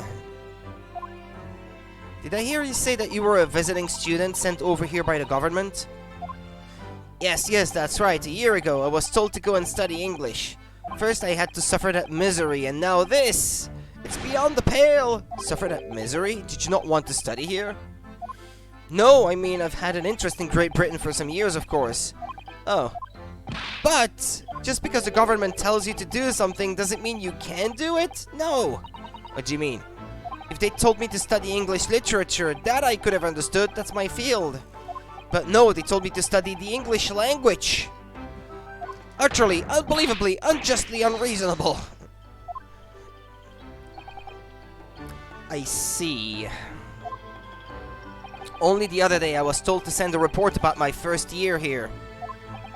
I tendered a blank piece of paper. Wise words on white washi.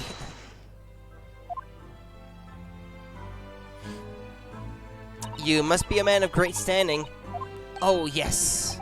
So I'm often told. And often like to be told, it seems. The accusation against you. Could you perhaps tell us exactly why you've been arrested, Soseki-san? I didn't do it! I didn't commit that atrocious murder! Murder? Oh, no, it's alright. The woman didn't actually die, did she? But she was stabbed with a knife, right before my eyes. Before your eyes? You mean you saw the attacker? I didn't see anyone. What? If I'd seen the person who did it, do you think I'd be locked up in here? Oh dear, it seems this case is becoming rather complicated. Why me? Why me? Why did that silly woman have to be stabbed in front of me? It's the curse of London. It's incredibly, inexcusably, irritatingly inconvenient. So, Soseki-san was there at the scene, but he didn't see the attacker. It's vital that we find out more about the case.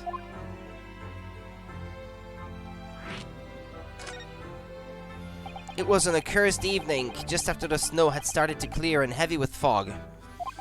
I'd been to the bookshop to buy some books and I was on my way back to my accursed lodgings. Sure, the bookshop wasn't accursed too.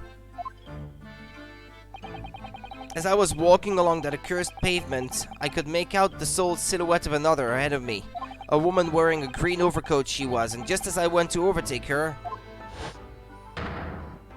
she suddenly let out a little scream and collapsed onto the cold, hard slabs of stone at my feet.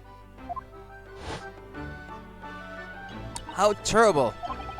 I called out to the woman, but she didn't move. It was like a ghostly, ghoulish, grim graveyard.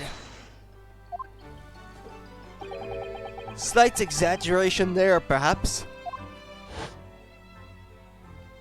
I was terrified. I had to get away from there. Yeah, a accursed one. So I ran as fast as my legs would carry me back to my accursed lodgings. That's not good. They'll say it was shameful, I know, to run away like that. Tell me, Soseki-san, was the victim an acquaintance of yours? Don't be ridiculous. Do you think I know any of these fair-haired English? And a young woman at that? I'm diffident, shy, timid, unsure. I can't talk to people. I see. A young woman unknown to Soseki-san, and at the time it happened. Who else did you see nearby? Did anybody pass you?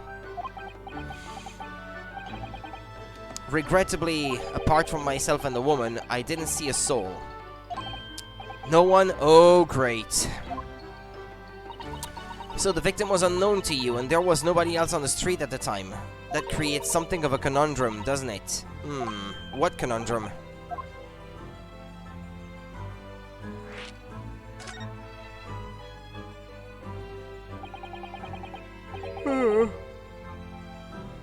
What do you mean, Sato-san? What's the conundrum?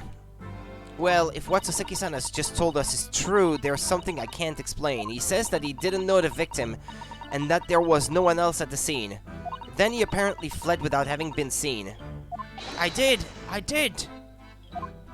But if that's the case, surely this man has to be the culprit. Are you? What did you just say? Nothing, I didn't say anything. Oops, perhaps I thought that a little loudly. Actually, that's not what was troubling me. What I was thinking was, how did Soseki-san actually come to be arrested? Sorry? He didn't touch the victim and there was nobody at the scene to see him. So how did the police ever discover that he was there in the first place? Oh yes, she's right. It was him, the accursed great detective. He led the police to me. Of all the bad luck, accursed great detective? Could it be? Oh shit. I shall never forget that man's name as long as I live, with his haughty laugh and his self-proclaimed greatness. Brash, big-headed, busybody, begone!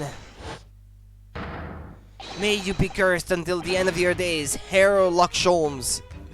Oh god, I just realized he looks like Edgar Allan Poe. I mean, I've read books by the guy, but I've never actually seen what he looks like, so I don't know. I knew it. Mr. Sholmes.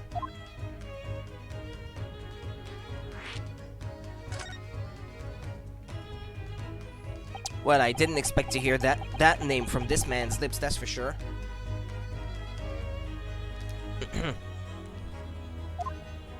It was the morning after that nightmare had unfolded on the pavement before me. I was gnawing on a sliver of hard cheese when some men suddenly burst in through the door. They started shouting at me. This is the police, put the weapon down. Yes, it was a thin sliver, and yes, it was hard, but I wasn't eating a weapon. Disgusting dietary discrimination devils. You clearly had to try in morning yesterday. And there he was in the middle of all the policemen, grinning like a Cheshire cat. That Harold Locksholmes. It's actually just Harold Locksholmes. He's English. I've since found out that he's a famous name in detection here in London. Put a pic of him in the Discord.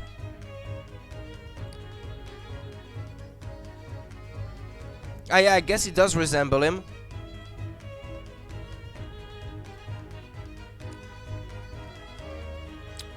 Let me look at the hair. Yeah, I guess, yeah, even with the hair, yeah, I guess I can see the resemblance. The low high brows and everything.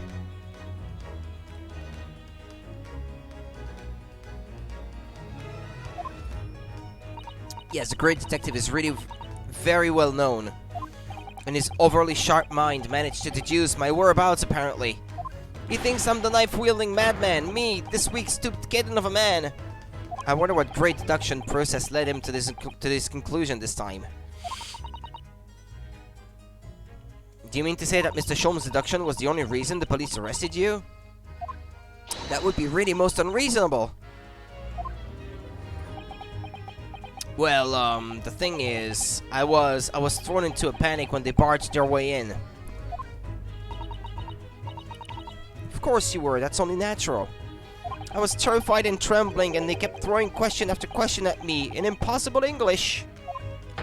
Fiendish foreign flammery.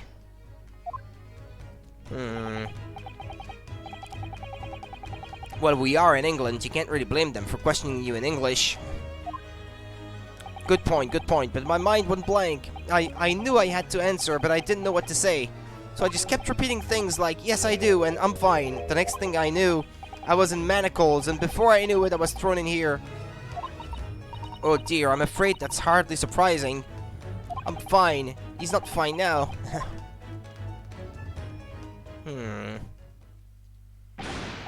Mr. Naruhodo Esquire. Oh. You can just call me Naruhodo. And when we're speaking English, a simple mister is more than enough. Oh, yes, alright, yes, they've really got to me. This country is poisoning my mind. But please, I beg you to defend me in court tomorrow. You can tell them what really happened. You'll do it, won't you?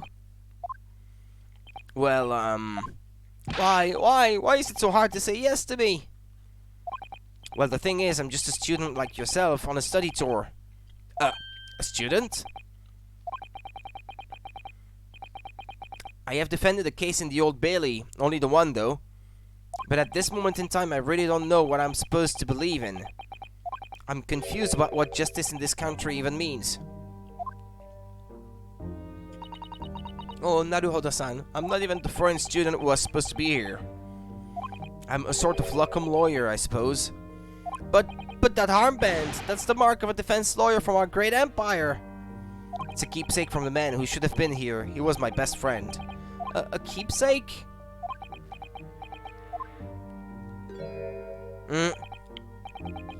I guess if it is really a symbol of the real lawyers back in Japan, then if he was wearing it in Japan, he would probably get in trouble. But I mean, in Great Britain, that doesn't mean anything to them, so that's not like he's impersonating a real lawyer or anything by wearing it.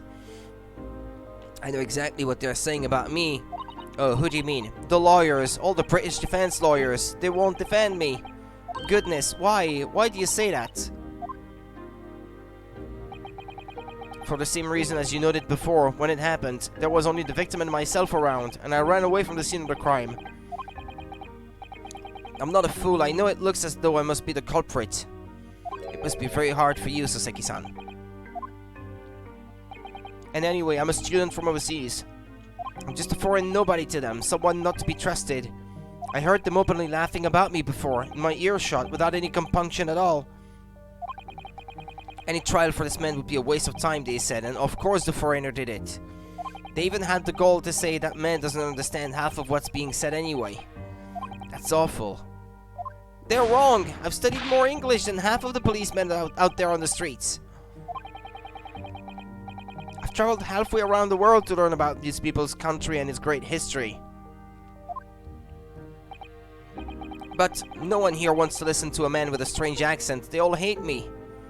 So at the very least, I'd like to entrust my fate to someone who can listen to me in my native tongue. You could do it, couldn't you? When I look into your eyes, I can see it. I can see what you've been through. Soseki-san, it's just that.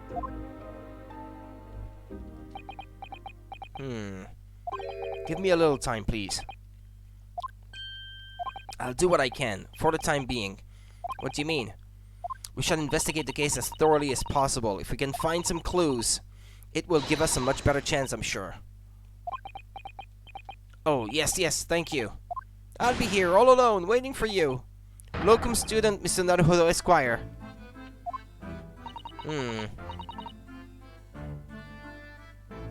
Should be going then, Naruhodo-san. We have a case to prepare for.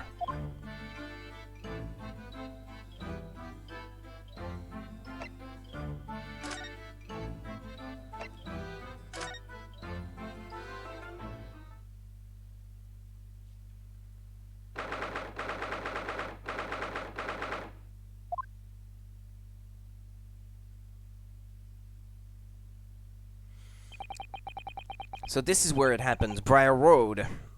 Ah, look, Mr. Naruhodo. Look at that regulation metal helmet, it's unmistakable. The men of Scotland Yard are here. They're investigating as we speak. That is their job, you know. But Mr. Naruhodo, to see one with my own eyes. They're often depicted in the adventures of Sherlock Holmes, but I never dreamt I'd ever come this close. They don't look any different than those that were guarding the doors in the courthouse the day before, but it's your real Bobby's helmet. What? The helmet? Hehe, of course. I have to try and one on one day. Well, I hope your Hattie dreams comes true. Ah, look who's there. What's the Japanese delegation doing here? Yeah, like yesterday, I'm feeling cold. Hold on. Not that it is cold, but I feel cold.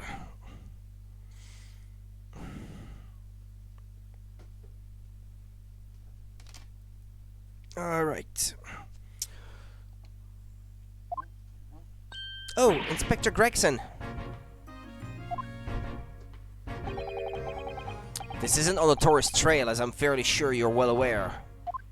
Yes, of course. We're here to investigate. So you've been to the hole in cells then.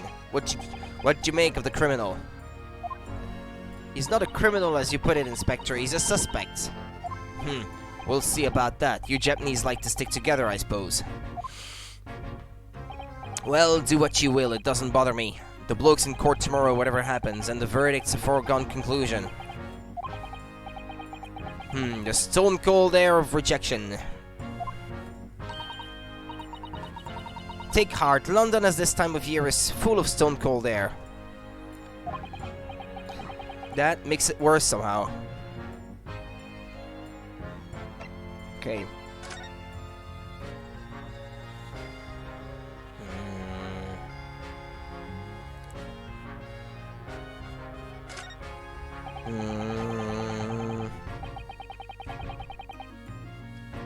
Piles of snow on the pavement here and there, but the road itself is covered in carriage tracks.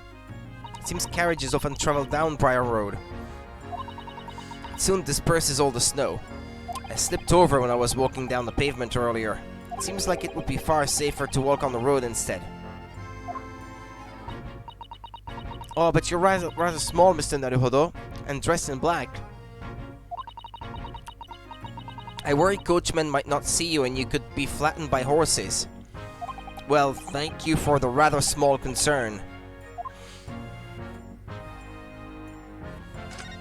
That's one of the officers from Scotland Yard. The police are making sure the crime scene is undisturbed.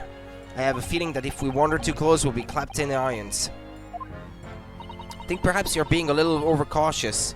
We've done nothing wrong, so we have no cause for concern. Oh no, I'm not getting caught out again. Twice is enough. Twice I found myself in handcuffs despite not knowing a thing about what was going on. Yes, you've had some dreadful experiences. I'm sure it's that wide-eyed look of panic you're so prone to.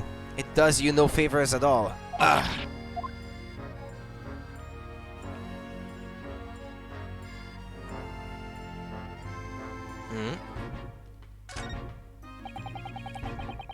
This patch of pavement must be where the incident occurred. This is a very wide open space, isn't it?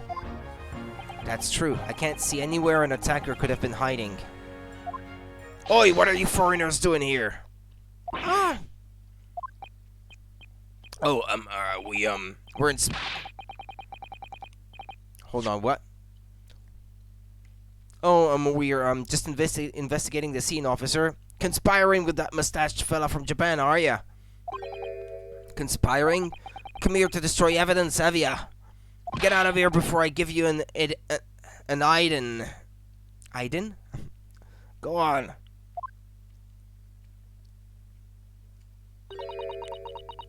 Shoot us away like rats. Yes, we should give him a wide berth, I think. What a disappointing experience.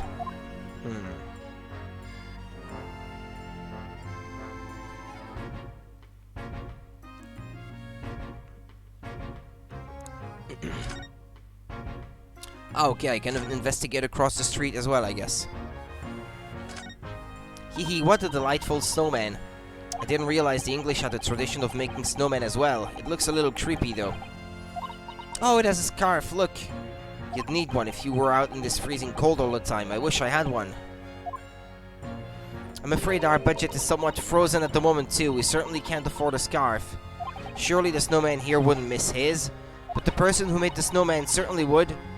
Yes, I know, you're right. Anyway, even if I borrowed it, it wouldn't do much to warm my neck, would it? It's covered in snow.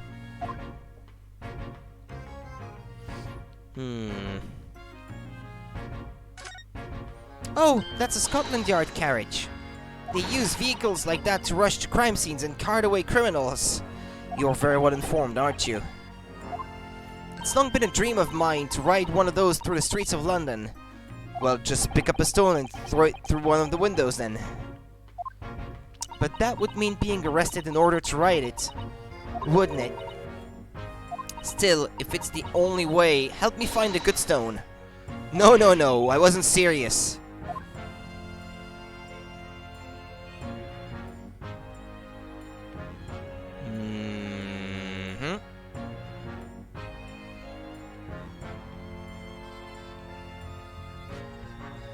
Well, on this side of the road, that seems to be everything.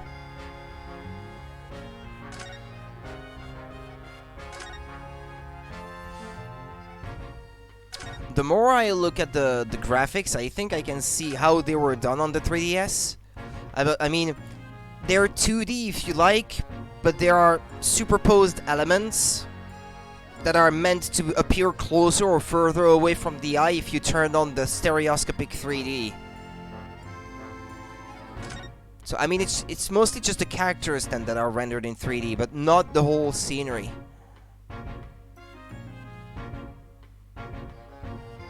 Because when the camera pans around like that, I can sort of catch a hint of certain things appearing in front of others. Strand Street.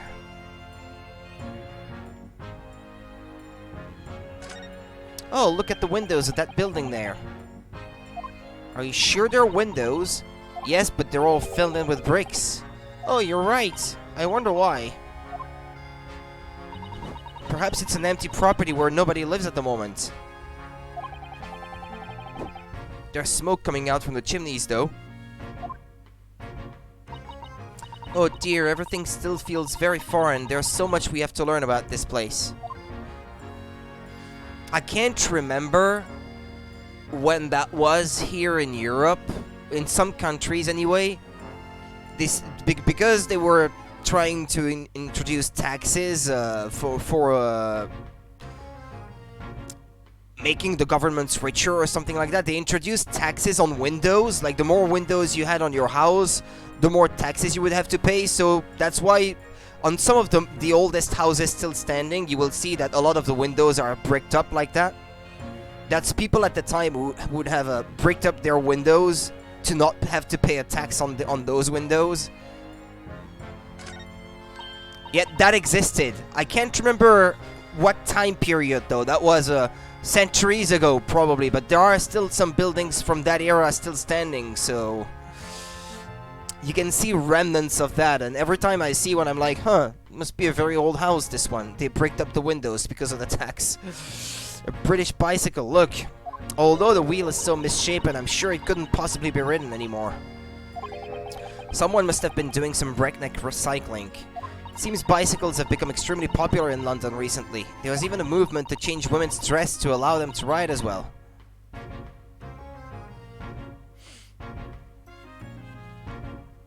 The bicycle fad won't last. I don't see why anyone would want to ride something like that.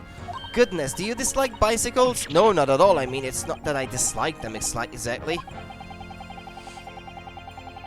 It's just that any occupation that involves taking both your feet off firm ground seems reckless. If you'd ever tried walking on stilts and fallen into a river, I know you'd agree with me. We'll have to hire a bicycle sometime. You can sit behind me while I ride you around. Where I live, there's a rain tax for how much property you have. It's actually the R word. Ah, okay.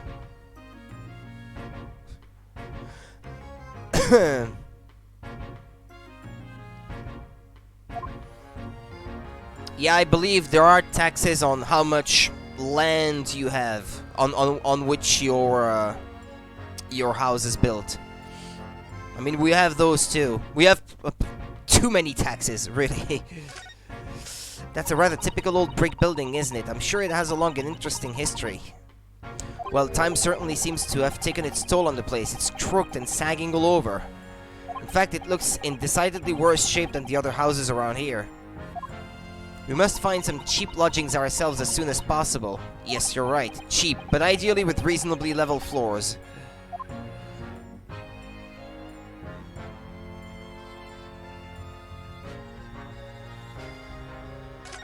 The clouds look so big and heavy in the sky, don't they?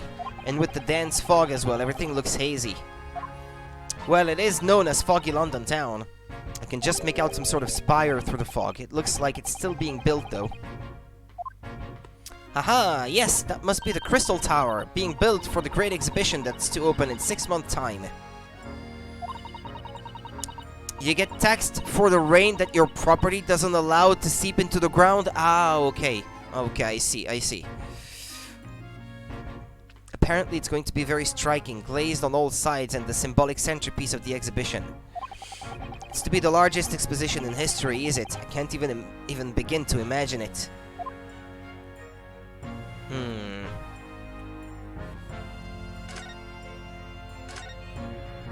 Like our driveway costs us money, it's so fucking stupid.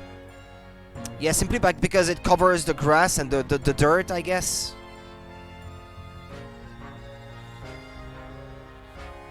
If you had a driveway that was made of gravel, though, you wouldn't have to pay a tax for that, right? Because it wouldn't prevent the rain from seeping into the ground. More people should have gravel driveways then. Driveways, sorry.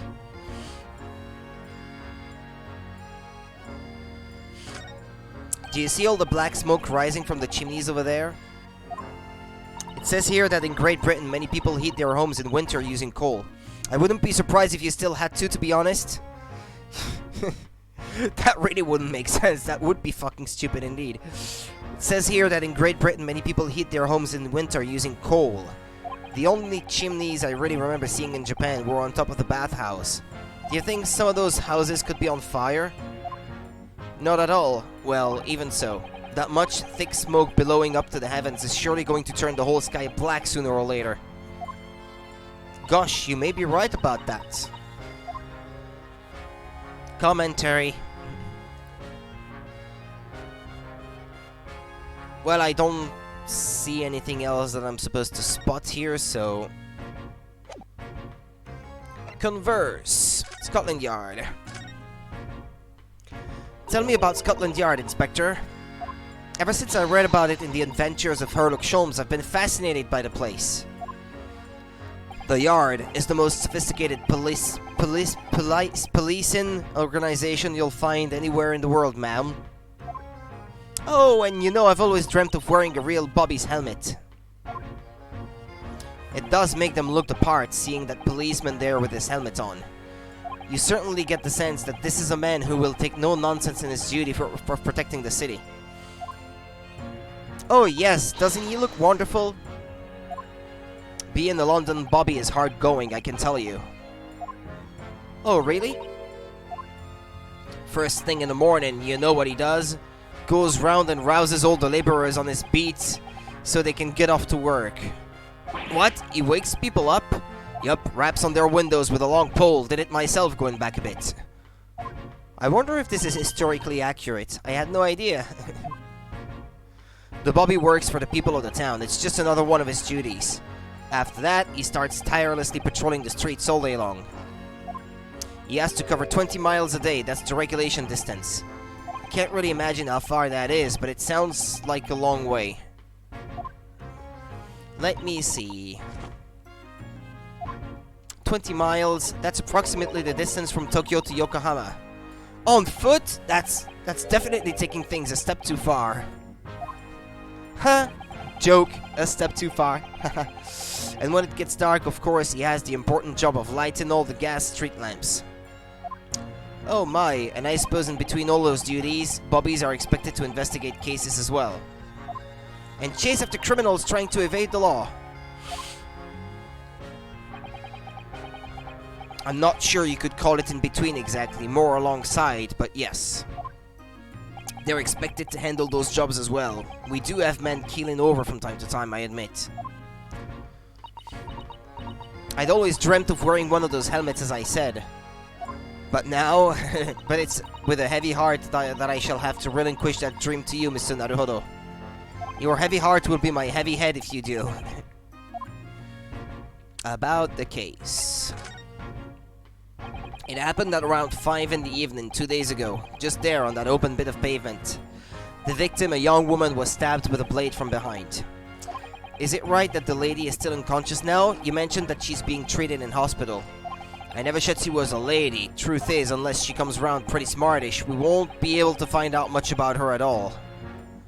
I suppose that means they haven't been able to take a statement from her, of course. Here's a map of the local area I happen to have on me. You can take it if you want. Really? Are you sure? It's yard policy to give lawyers, defendant, suspects the odd bit of information to go on. I haven't actually accepted the job yet, but still. Thank you, Inspector. We gratefully accept. The local map has been entered into the court record. Yeah, street map of the local area showing where the victim was found.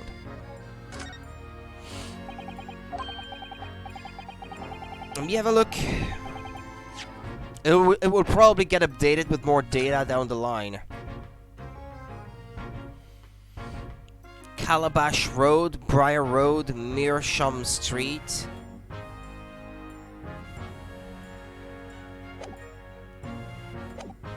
As far as we know, there was no one else on the scene other than the victim and your fellow countrymen. So who did it, do you think? Not much of a head-scratcher, is it? Well, I know Mr. Natsume is also claiming not to have seen anyone else around, but just because he didn't see anyone, it doesn't mean we can be sure that nobody else was present. Sorry to have to tell you, but we most certainly can be sure. How? Because, ma'am, the precise moment of the stabbing didn't go unnoticed. It what? We have two very reliable witnesses, no less. Ah! It was a typical foggy London day, and your client obviously didn't see them. There were witnesses now? Who are these witnesses, Inspector? A fellow and his wife, and the man's one of the most reliable and respected citizens alone of London. He's a copper from Scotland Yard. Ah! That's not good. A policeman? That might change things.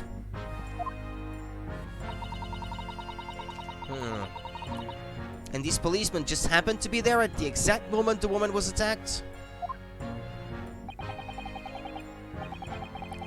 Nothing peculiar about that, ma'am. Part and parcel of being a bobby, catching them bang in the act and all that.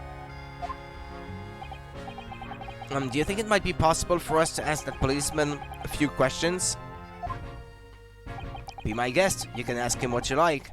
In court tomorrow. I have no doubt he'll be summoned as a witness. So that'll give you something to look forward to. That's that then. He's got no intention of letting us meet that man beforehand, it seems. A policeman witnessed the incident. As your judicial assistant, I must warn you that this could make our job very difficult indeed. Yes, as a non-judicial assistant, I could have warned me of that too.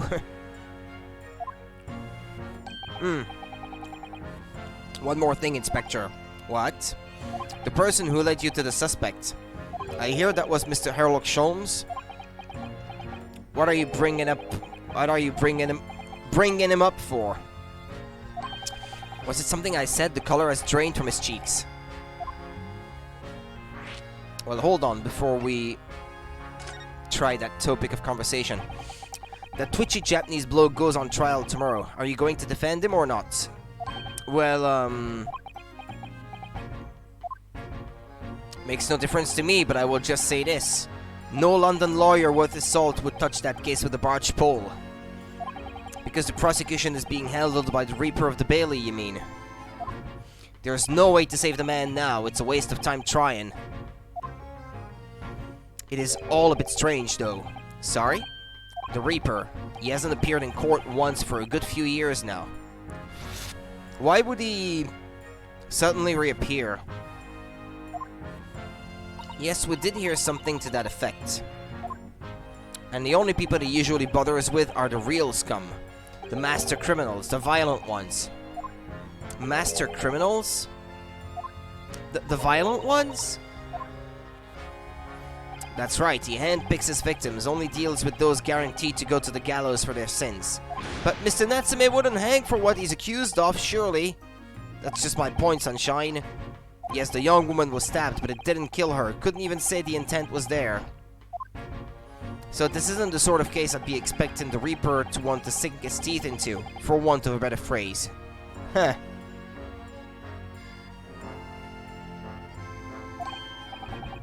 Well, it's not exactly a minor infraction, is it? No, there's got to be more to it. Some reason is taken an interest. That could be Naruhodo. What sort of reason, Inspector? You think I can tell what's going on inside the head of that Lord of Darkness? He's a druid, a dark mage, a vampire, a Lord of Darkness. You'll have to ask him yourself at tomorrow's trial. Are we really going to have to face the Reaper again? The Lord of Darkness, as he put it?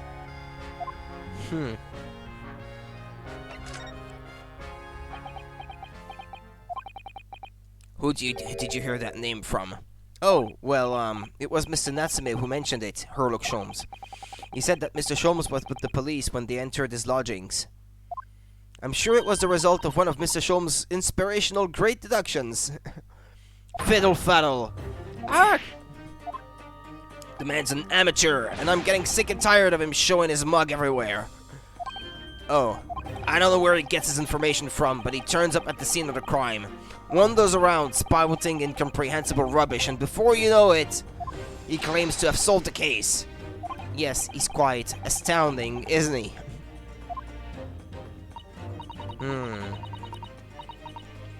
He is a great help to Scotland Yard, though, isn't he? Gibble gabble. Ah! Ever seen this before? Oh yes, that's Rance magazine. The wonderful publication in which the adventures of Herlock Sholmes appears. Yes, well, that wonderful publication, as you put it, sees fit to include several of the Yard's detectives in its stories. And the so-called great detective makes a mockery of all of us. If you ask anyone at the Yard, it's a misadventure to be included in any Herlock Sholmes tale at all. Well, I suppose there is an element of that.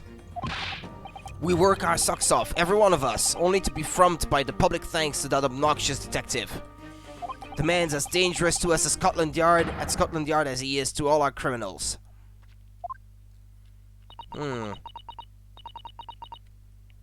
That can't really be true, can it, Inspector? Clearly, the great detective and the police have a complex relationship. Well, I don't think we're going to get any more useful information out of the detective.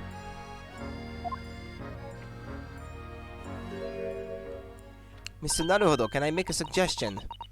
Oh, yes, what is it? Well, it seems to me that we must speak with him about this.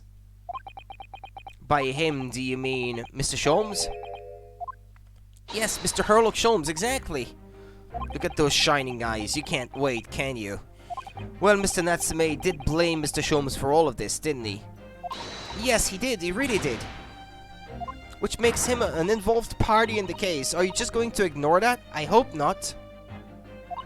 I assure you it's not simply my selfish desire to meet with Mr. Sholmes again. The trouble is, we have no idea of the man's address even, so how... It's Baker Street! 221B or something like that? It's in the stories, of course. Yeah, that's the one, yeah. 221 Baker Street, the most famous address in the world. Oh, I see. Well, there's nothing to stop us from going, I suppose. We'd better try to find our way there before Susato-san gets any more excited and unpredictable. Hurrah! I'll summon a carriage! So we are to have a reunion already with the great detective Mr. Herlock Sholmes. This is gonna be fun.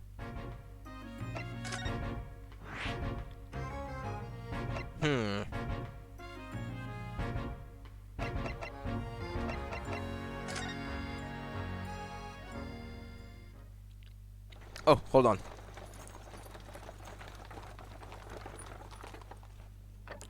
May need to turn off the overlay for the subtitles.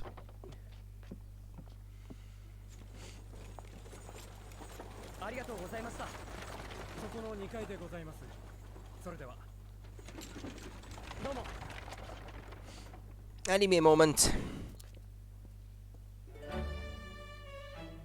ここがホームズさんの事務所なのですね。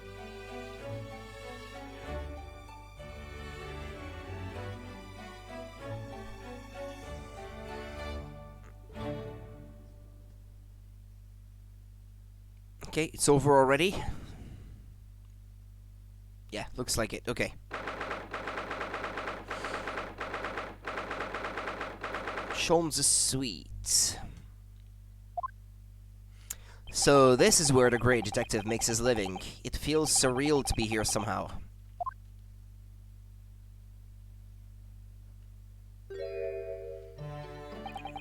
Is it as described in the stories, Mr. Sato? Sato-san? Many famous cases have been solved here in this very room. Oh, I suppose they must have been, yes. I've never read the story, so it's hard to get quite as excited about it as she seems to be. The detective chases the villain relentlessly as it disappears into the fog down an unlit London street. Oh, the thrill of it, the romanticism. Can't you feel your heart thumping in your chest? Can't you, Mr. Naruhodo? Oh, I suppose I can, yes. So, if you don't mind, I'll just stand here and soak up the atmosphere for a while longer. Please, don't mind me. Ah, she's obsessed. Well, looks like our detective friend isn't home at present. Excuse me, is anybody home? Oh, do we have a visitor? Hello! Is it a big new case for Mr. Sholmes? Hello? Wait, aren't you... Oh, how rude of me, I'll go and make some tea at once. I'm sure it's the same girl. Mrs. Sato, did you see the girl who was just here? Oh yes, isn't it truly extraordinary? To think that the King of Bohemia came to this very room to ask Mr. Sholmes to take on his case. The King of Bohemia? King Wilhelm Gottsreich... Oh, hold on. Wilhelm Gottsreich Sigismund von Hornstein, of course. Sorry, I'm drawing a blank. Forget the adventures of Herlock Sholmes for a moment and look over there. The tea is brewed and I have a freshly baked cake as well. Ah, it's you! I knew it. Susato-san recognizes her too.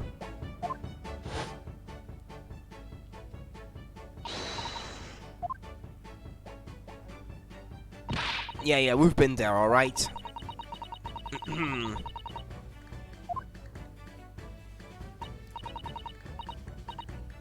The inventor, I suppose, of that machine. Yeah, well.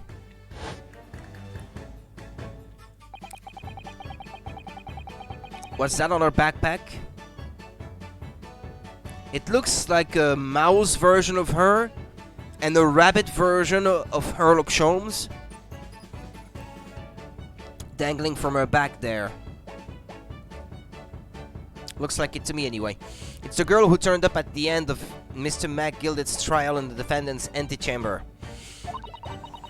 I've never met a lawyer from the Far East before. Poor you, having to get straight to work when you've only just arrived in London. Oh, yes, it was challenging. Well, try this tea. It's my special blend, you know.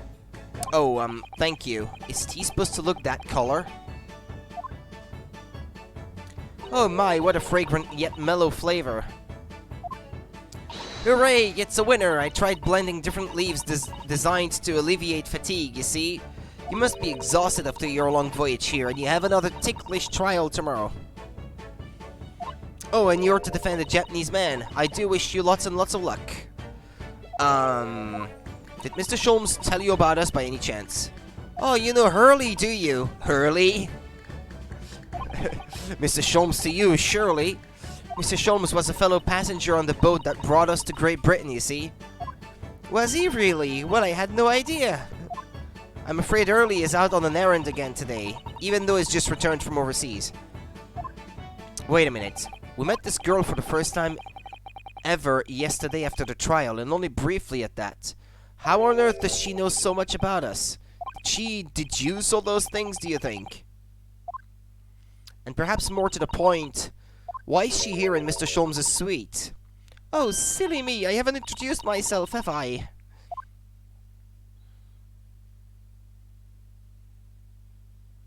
It's a great pleasure to meet you both. My name is Iris Wilson. I live here together with Hurley. Iris Wilson? So she would be Dr. Wilson's daughter? Or something? Or related at the very least? Ah, Iris is it? What a lovely name. What? What's the matter? No, wait, this can't be. Did you say that your name is Wilson? What's the matter with Susato-san? Why is she so flustered all of a sudden? The victim in the first case, Naruhodo-san. The guy you were accused of killing. Yes, that's right. And what are your names? Oh, I'm Ryunosuke Naruhodo, a lawyer from Japan. Oh, sorry. I'm Mr. Naruhodo's judicial assistant, Susato Mikotoba. It's wonderful to meet you. Lovely, Susie and Runo. Got it. Susie and Runo. Susie and Runo? There is more to this girl than meets the eye. I have so many questions for her, I don't know where to start. Yes, and so do I. Let me examine the place first, I'm curious.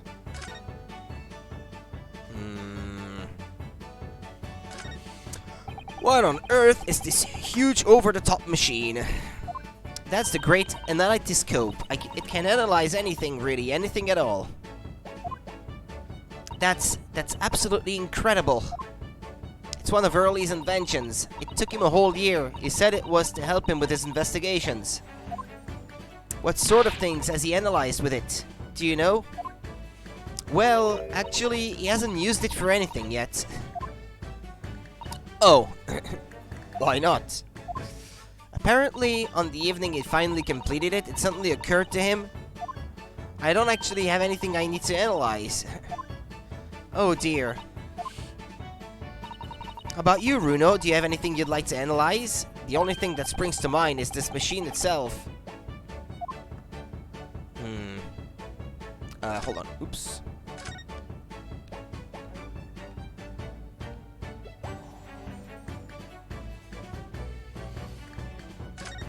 There's all sorts on these shelves. Chemistry apparatus, books, papers, and lots of things I've never seen before. It's all heaped up so high I can't help feeling that the whole lot is going to topple at any moment. I keep telling Hurley not to cram so much on those shelves. Good advice. He wanted to look something up in one of those books a while ago. But it was so tightly wedged in he couldn't get it out, so he went and bought a new copy instead.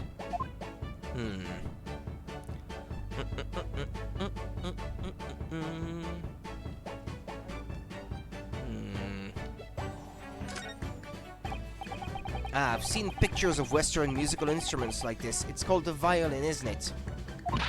Of course it is. Mr. Sholmes is renowned for his violin playing. Oh, really?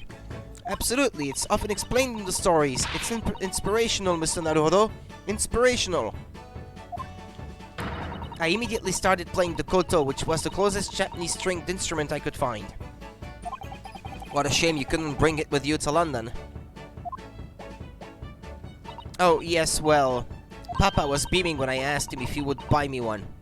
But after a while he asked if I would only practice when he was out of the house. So now it's merely an ornament in my room. That must have been an awkward conversation. Second-rate strings awarded. When I get something for uncovering this bit of information. An achievement of some kind.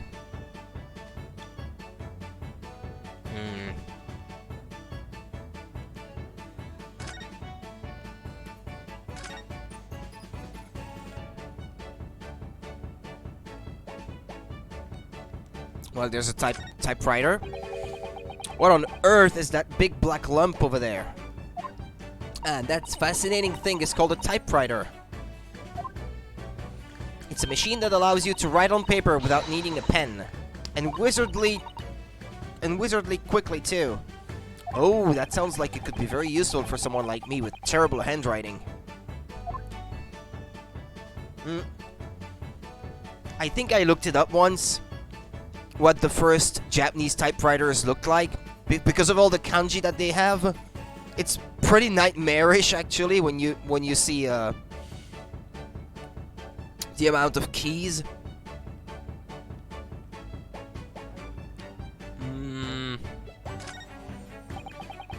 It's a charming little white shelf. And full of charming little bottles too. Oh yes, but don't touch any of those. They might explode. Explode? Are they exotic chemicals? Do you use them for exciting experiments? Yes indeed, and as Hurley always says, chemistry is an explosive science. Sorry? I agree. A single discovery can trigger an explosion of innovation all around the world. Or perhaps he just meant it literally. Either way, mental note, do not touch any bottle that belongs to Iris.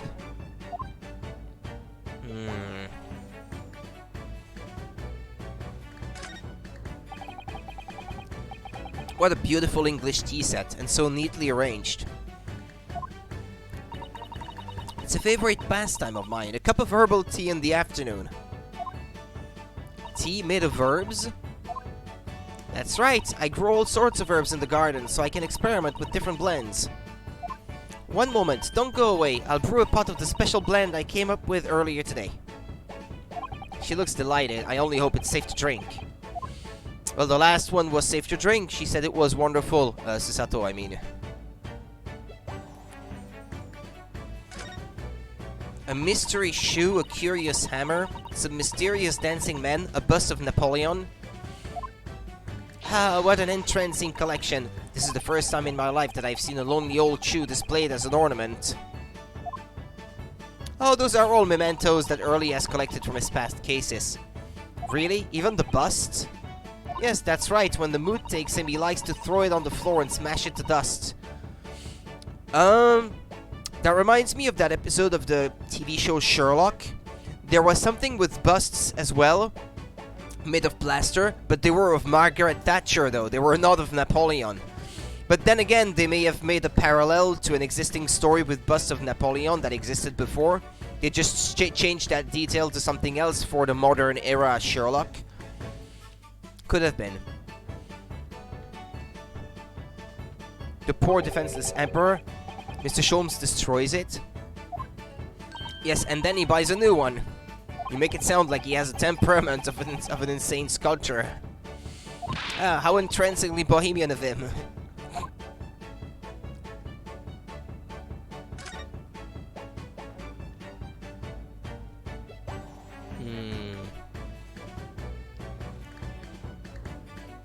What's that?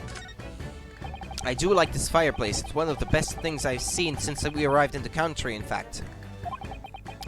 Lingering beside the fire and watching the flames flicker and dance in the grate. Ah, it's so relaxing. We can't relax, not when there are so many interesting things on the mantelpiece. Oh, it's just as it was described in the stories. It is? Yes, exactly. Inside that Persian slipper, for example. Are my chocolates for 11 ziz. Ah, okay, 11 ziz. And transfixed by that large jackknife is my shopping list for the market. Oh, it's not quite how I remember it being described in the Adventures of Sherlock Holmes. Poor Susato-san, she looks crushed.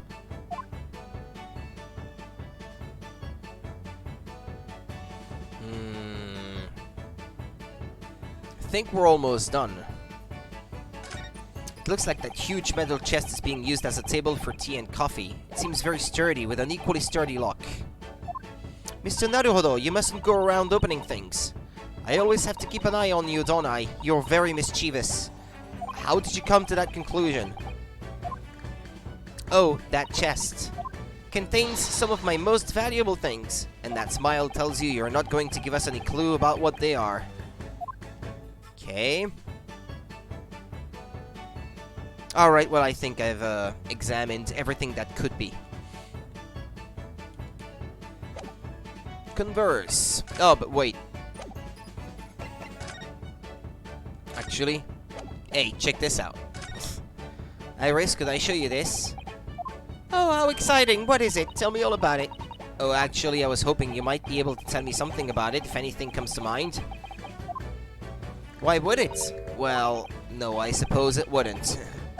Tell me, I want to hear everything. This hasn't gone according to plan. Okay, it's gonna be the same generic response. Alright then, enough. It was you that we ran into yesterday, wasn't it? At the Old Bailey. Yes, that's right. You were ever so helpful. Thank you so much. Oh no, not at all. I'm so sorry we couldn't have been more welcoming. Though at the time we did have a rather large gun pointed at us. Like this? Thinking back now. You left with Miss Lestrade in tow, didn't you? Oh yes, that awkward witness, Gina Lestrade. Oh, Ginny? Yes, she's a professional pickpocket. So we found out. It was very naughty of her to pinch my invention like that. Are you referring to that trial-disrupting gun-like contraption?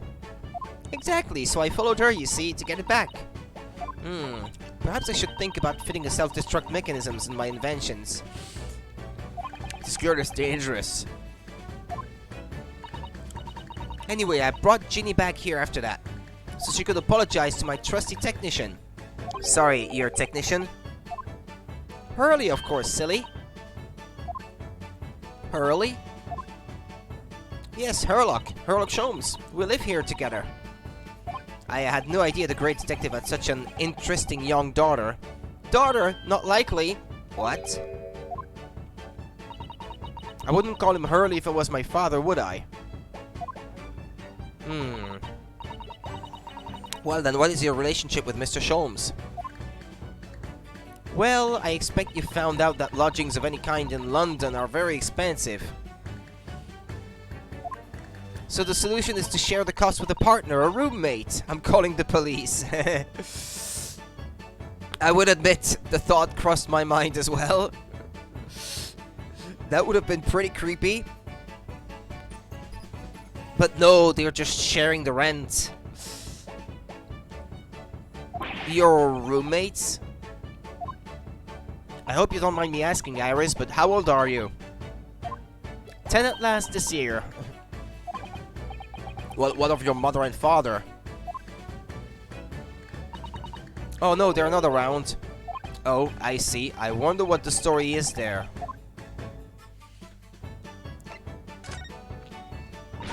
Oh yes, there's something I must ask you. Of course, go ahead, Susie. I am a very great fan of the adventures of Herlock Sholmes and... Oh, you have a copy of Ranst magazine. Yes, I read every issue. It's delivered all the way to Japan on a ship.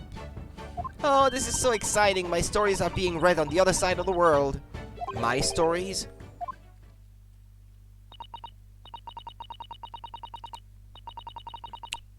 So Herlock is sharing rent with a 10-year-old girl? This is a little sus. How does she make money to pay her half of the rent? I wonder. Ew. That's right, Hurley is always solving such amazing cases, you see, and he tells me all about them. They really are quite fascinating. It would be such a shame if I was the only one who ever heard them, don't you think? Goodness! Last night he was telling me all about the new case he just solved on a steamship traveling from faraway lands, so I was just in the middle of typing up the manuscript for the next issue before you came. So you are the author?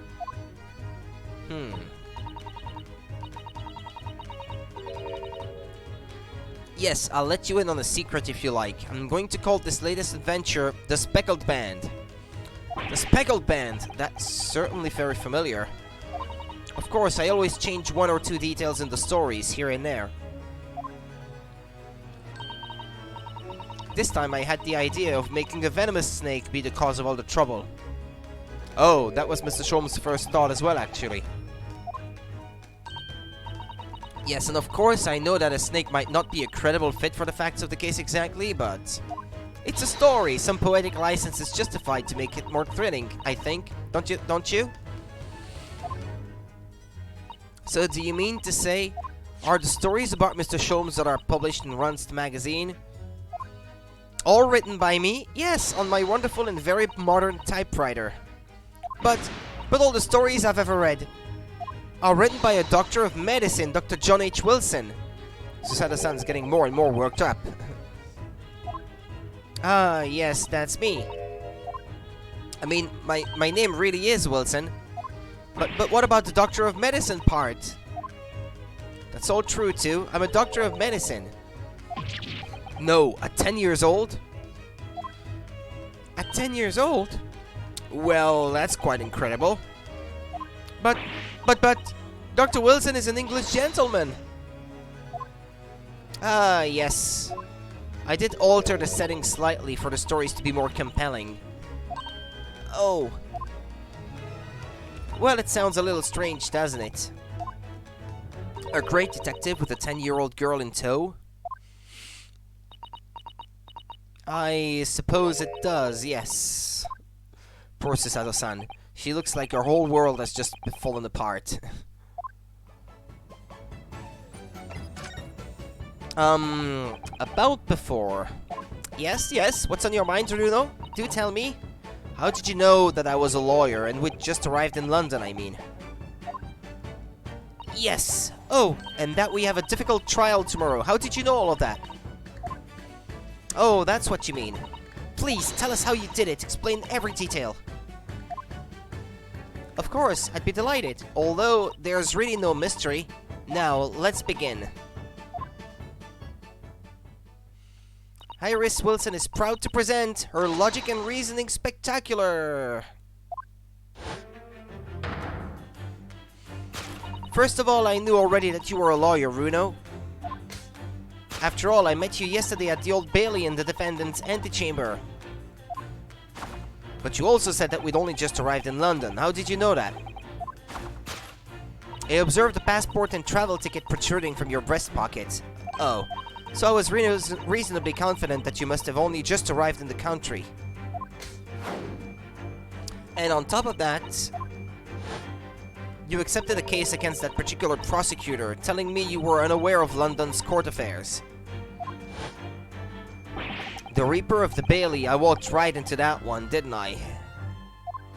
Then I noticed the red ink stamp on the back of Susie's hand. Yeah, what's up with that? You were given that when you visited the local prison to meet with a suspect, weren't you, earlier today? Oh. They use those stamps to keep a close eye on comings and goings, you see. I didn't realize. And a red stamp is only used for people visiting foreign inmates. Oh. So that told me that even though you had only yesterday concluded the trial of Magnus MacGilded, the two of you had already had cause to visit a foreign inmate in a local prison. However, neither of you was wearing a particularly sad expression on your face, so I concluded that the prisoner was unlikely to be a friend or a relative. That led me to believe that you must have accepted a new case. I see. But how could you have known that the trial is tomorrow?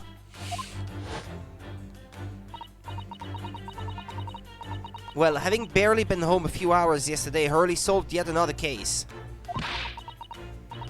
It obviously amused him. He told me that he'd caught a Japanese man who was bawling and trembling. Japanese man? Well, clearly that must have been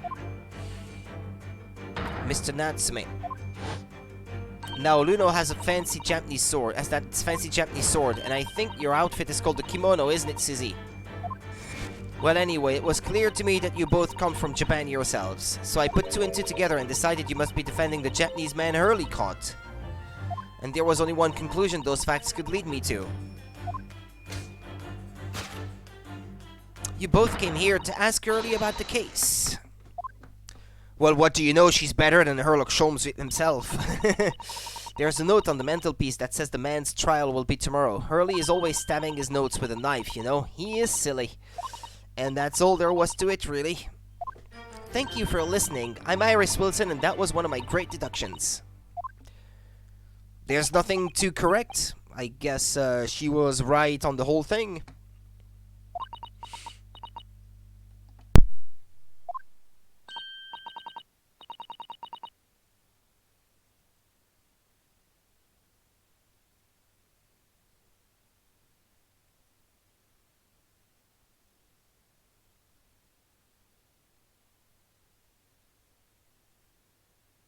Okay, well, was it a winner? Were my deductions correct? They were spot on. That was amazing, Iris. Truly a great deduction. You even managed to discern something of Mr. Sholmes' delivery. The little something? What's that? Oh well, I was just copying early style for that.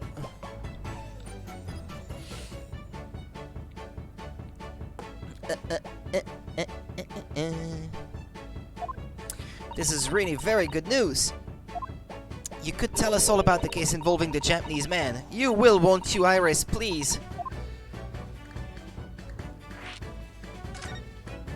So yesterday, Mr. Sholmes apprehended a Japanese man. You were saying... Yes, earlier just arrived back in London after a sea voyage. But the police were waiting for him at the railway station to take him directly to the crime scene.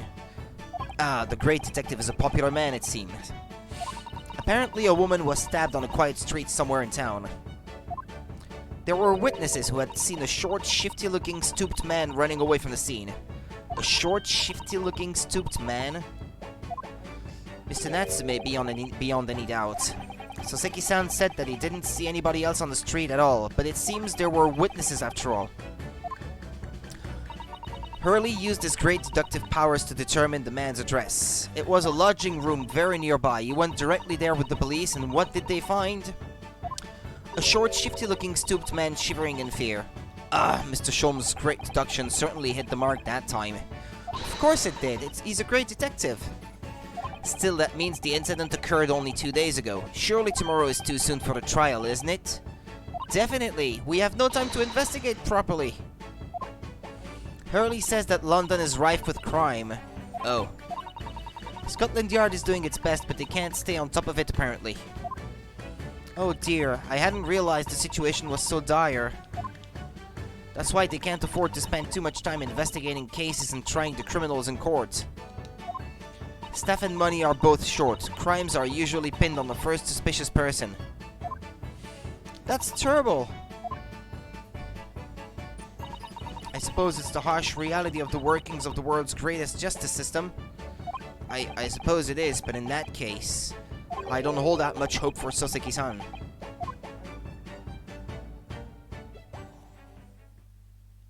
Thank you for answering so many of our questions, Iris. This has been very informative. Oh, you're most welcome. I've had so much fun. Do you happen to know where Mr. Sholmes is at the moment? As you guessed, we'd like to ask him some questions about this case as well. Well, I expect Hurley is still investigating the scene. Oh, the case involving Mr. Natsume, you mean? Yes, Mr. Natsume. Hurley said he was going to the man's lodgings. If you leave now, you'll probably catch him there. Iris, do you know where those lodgings are? Well, I imagine the police are still investigating the scene of the crime themselves, aren't they?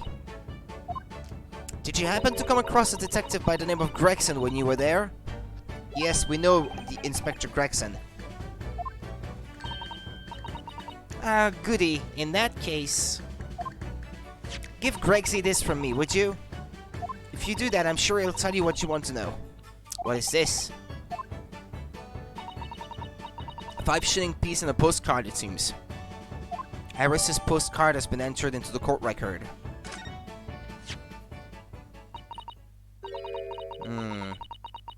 It reads, "Tell the gentleman in black whatever he wants to know. I trust that won't be a problem." This will make the inspector help us, will it? It sounds like a threat. Well, thank you, Iris. We'll give it a try.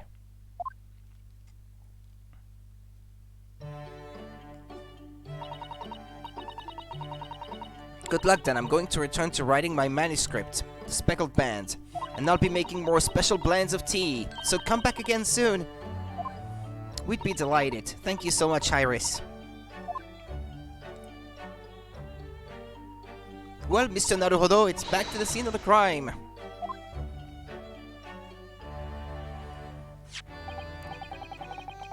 So, somewhat dubious that they would exert any influence over the men of Scotland Yard at all. We headed back to the scene with Iris's curious note and one of the world's heaviest silver coins in hand.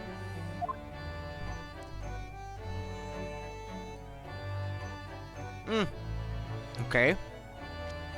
To be continued.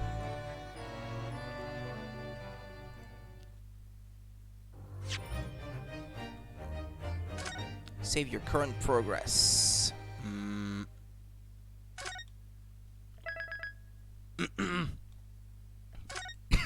Oh no, okay.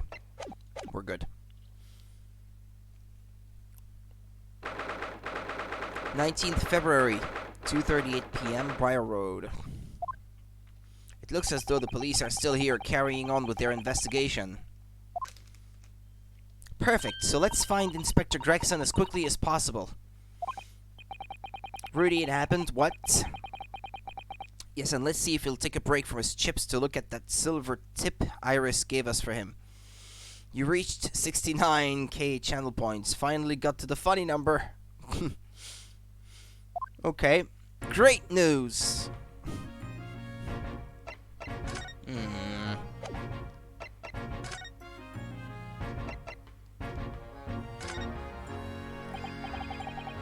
Inspector Gregson, do you have a moment? I'm sorry to say I don't. I'm a very busy man. Much too busy to talk to a pair of foreign gadabouts. That's for sure. We have these for you. A present from Miss Iris Wilson. What? For me? From her ladyship? Her ladyship? Give that here at once. Come on, hand it over. That's for me. Ah, don't wait for me to give it to you, will you?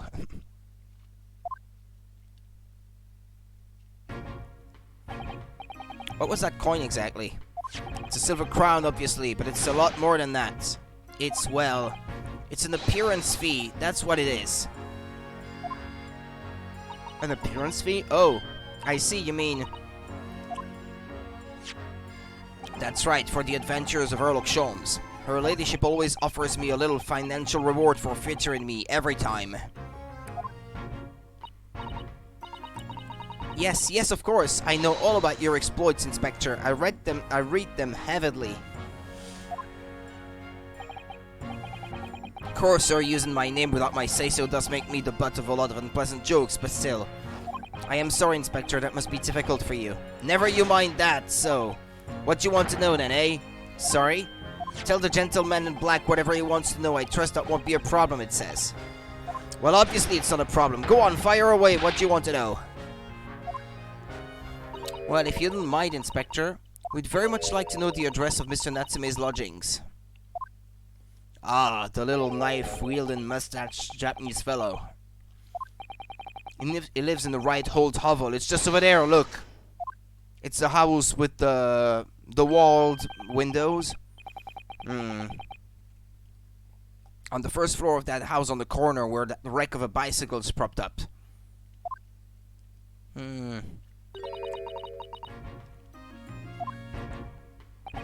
That is nearby indeed. If I remember rightly, the landlord is a Mr. John Garrideb. That's a weird name. Right, well, if you see her again, you make sure you give her ladyship my regards, you hear? I mean it. You tell her that Gregson sends his very best wishes. Don't worry, Inspector, we will. Goodbye for now, then, and long live her ladyship.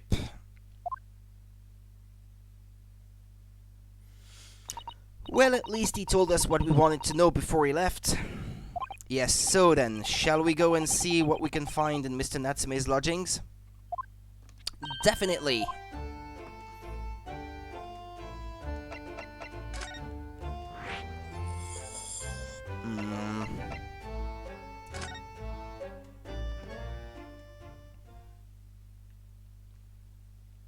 Where is Sholmes going to be? Hanging from the ceiling, or...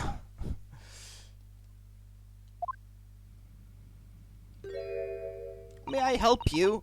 Yes. Would this be the residence of Mr. John Garrideb?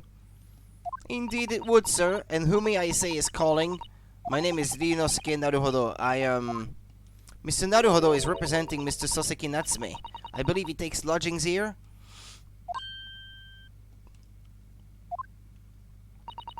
We would very much like to ask him some questions about our client.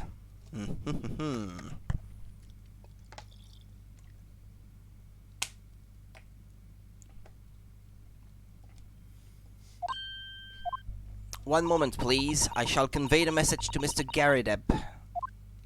Is there a... Okay, I don't have it in here, I guess.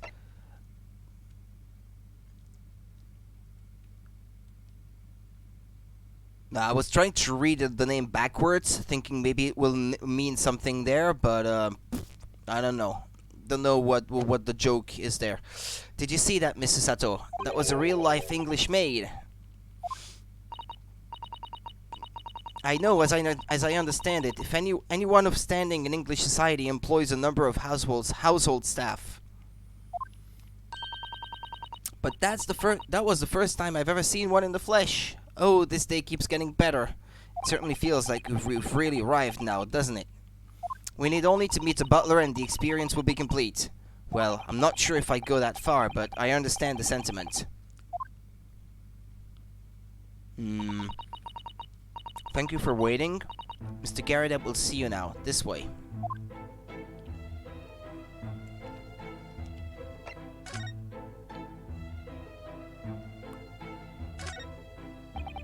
I've investigated thoroughly, but I can't find anything out of place. There seems to be a candlestick.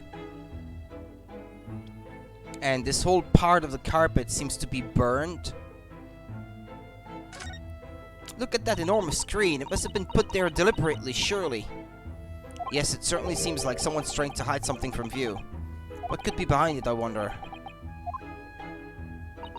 I'm going to have a very quick look. Just a little peek.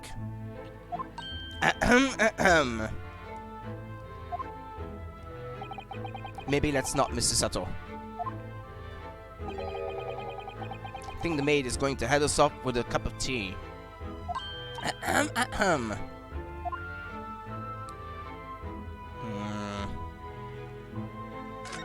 Oh, look! What a wonderful collection of cakes lined up on that gleaming silver cake stand. Lined up? It looks more like someone has half demolished them to me. Afternoon tea is a time of indulgence, you know? It is quite the English way. It is Mr. Garret's custom to take 2 cakes with his tea. That sounds delightful. Oh, wait a minute, though. There are at least 10 cakes on this cake stand. Well, naturally, and it would never do to waste the leftovers.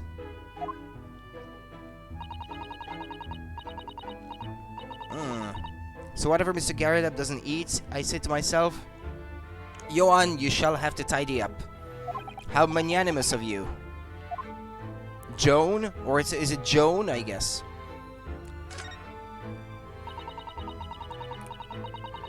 This window looks out over Briar Road, where the young woman was attacked. Oh yes, I can make out the policeman on the far side of the road investigating the crime scene. The glass is rather murky, isn't it? You can't see very clearly. Does this thing open at all, I wonder? You shouldn't underestimate the bitterness of a London winter, sir. Sorry?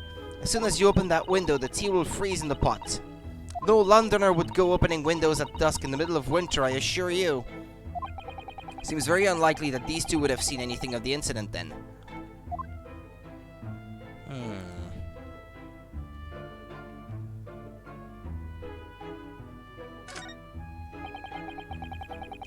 I noticed you have a pile of books here, Mr. Garrett. Do you enjoy reading?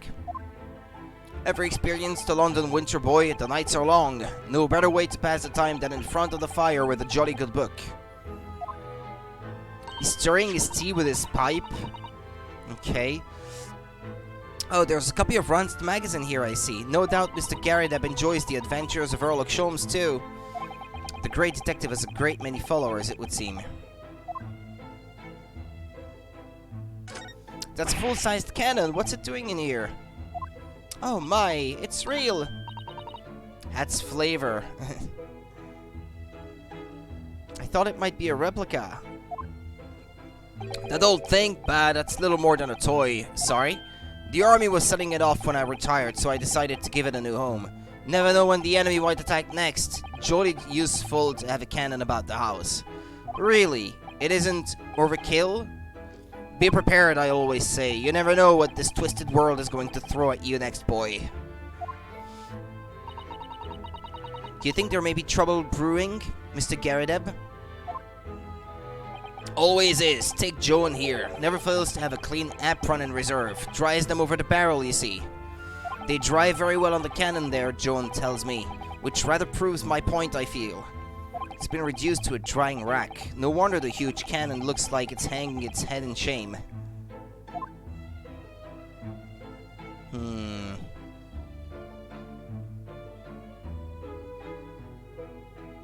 A uniform? That uniform looks fairly ancient, doesn't it? It's clearly been well looked after, though. That old thing, not much better than rags, really. Wore that ceremonial garb at my retirement bash, you know? But I'm not one for dwelling on the past. Me. Would have gladly thrown it out, but you know how it is. Anyway, doesn't hurt to have the odd piece of memorabilia lying around, does it? Oh, I see. Perhaps we should leave the past in the past.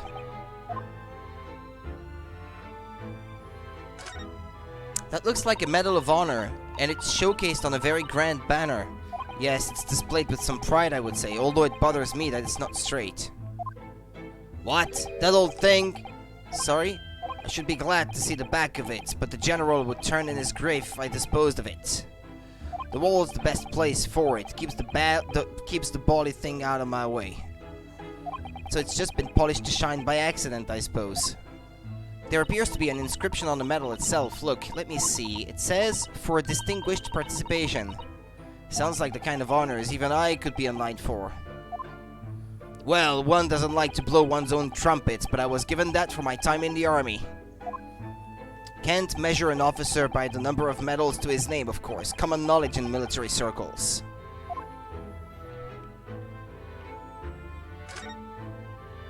That portrait of Mr. Garrideb is glaring at me, I swear.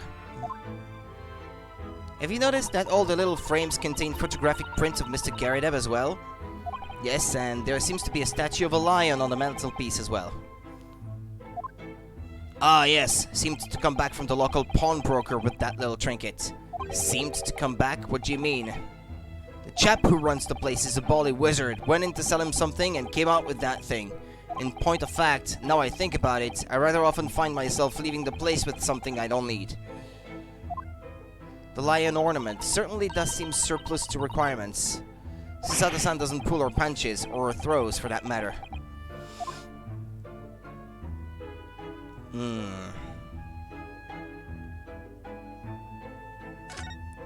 Are those mortar shells? They're enormous. Ah, I hadn't noticed. What are they doing here? Ah, those old things. Couple of little rounds I accidentally fired into the barracks during training, you know. Became a bit of colorful regiment folklore, that incident. You mean you deliberately hunted out the spent shells? Well, I wouldn't say deliberately, exactly. They're only scrap iron after all, usually just thrown away, I believe. But you never know when things might come in useful, do you? Useful for what exactly? Yes, well... Joan here did manage to knock one of the bally things on my foot the other day while she was dusting. Oh no! Hadn't shed a tear since 1869 before then, you know? Maybe reconsider throwing them away? Okay, well, isn't that everything? Now. I don't know if I'm on the maid here, maybe? Good day to you, John Garrideb at your service. Pleased to meet you, sir. This is Rinosuke Naruhodo. He's a defense lawyer. Do excuse me not getting up. Took a shot to the knee a few years back in the Battle of Maywand. Don't you know? Earned a medal for my pains, but had to withdraw from service. Handed over the reins to the up-and-comings. So he's a retired soldier. It's a hell of a job getting up and down stairs now, I can tell you. Don't get out much, as you can imagine. Yes, it's quite the climb up here to the second floor, isn't it? I was panting at the top of the stairs. You really must take more exercise, Mr. Naruhodo. Do you think so? Well, Mr. Garrideb, no doubt you were very courageous to earn yourself a medal. Oh, it was nothing. The medal's just a folderol, really. Folderol? Wouldn't like to offend the general, though, so I grudgingly displayed it on the wall. Why don't you fetch it down, Joan? Let these good people see it properly. Joan, fetch the... Arrgh! Dash it all, woman! Be careful! Oh, dearie me, I do beg your pardon, sir. It seemed like she was doing it on purpose, but okay. You jolly nearly took the skin off my hands. I shall be more careful, sir. So anyway, there you have it, living the quiet life now. Yes, I see. Now then, I hear you want to know about the chap lodging downstairs, is that right? Yes, we would be very grateful if you could answer some questions for us. Only too pleased, naturally, especially if it helps to keep the peace here in Blighty. We forged an alliance with the Empire of Japan recently, as I'm sure you're aware. So this case is very much in the public eye, as it were. Oh, is it? Even had some famous detective poking around, you know, in this whole house, would you believe? Yes, Mr. Earl Jones. Could have been. Didn't catch the chap's name. Not really my cup of tea, all that detective business. But what was the magazine doing on that book stack then? Oh, but you have a copy of Rand's magazine here, so... No. Anyway, the chap's investigating the foreigner's room as we speak. So he's in Soseki-san's room. It's a bally nuisance, is what it is. The whole neighborhood's twitching its curtains now. I don't like all this fuss. It's jolly unsettling. About Mr. Natsume. About Mr. Natsume then, Mr. Garida, please do tell us. Ah yes, the Japanese chap. Only been lodging here for a week. Oh, just 1 week? So you moved in very recently then? I have 2 lodgers most of the time, one on the ground floor and one just below us. The first floor room became available a week ago, you see. There had been... Dash it all, John! Do be careful! Oh my goodness, I'm terribly sorry, sir. If you want to know my opinion, I thought he was a shady sort from the moment I set eyes on him. Oh, why? He seemed to have a most nervous disposition, always shaking and looking over his shoulder. The man had shady written all over his sweat-soaked brow, if you ask me.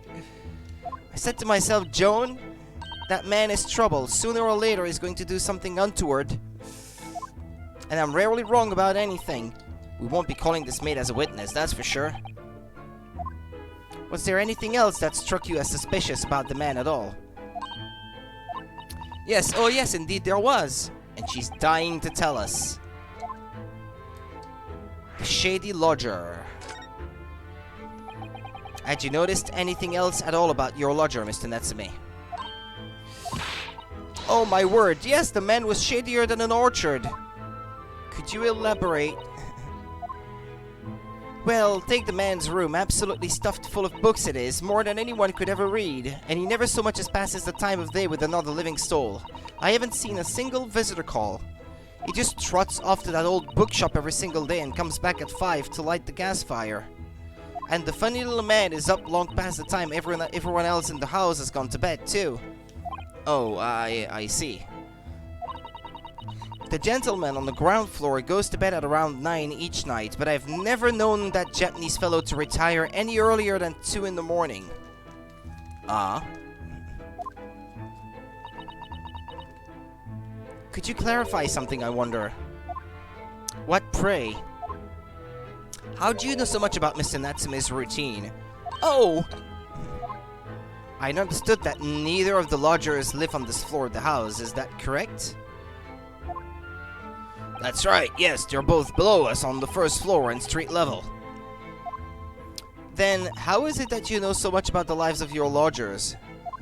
The precise times that they come back in the evening, for example, when the maid is sus...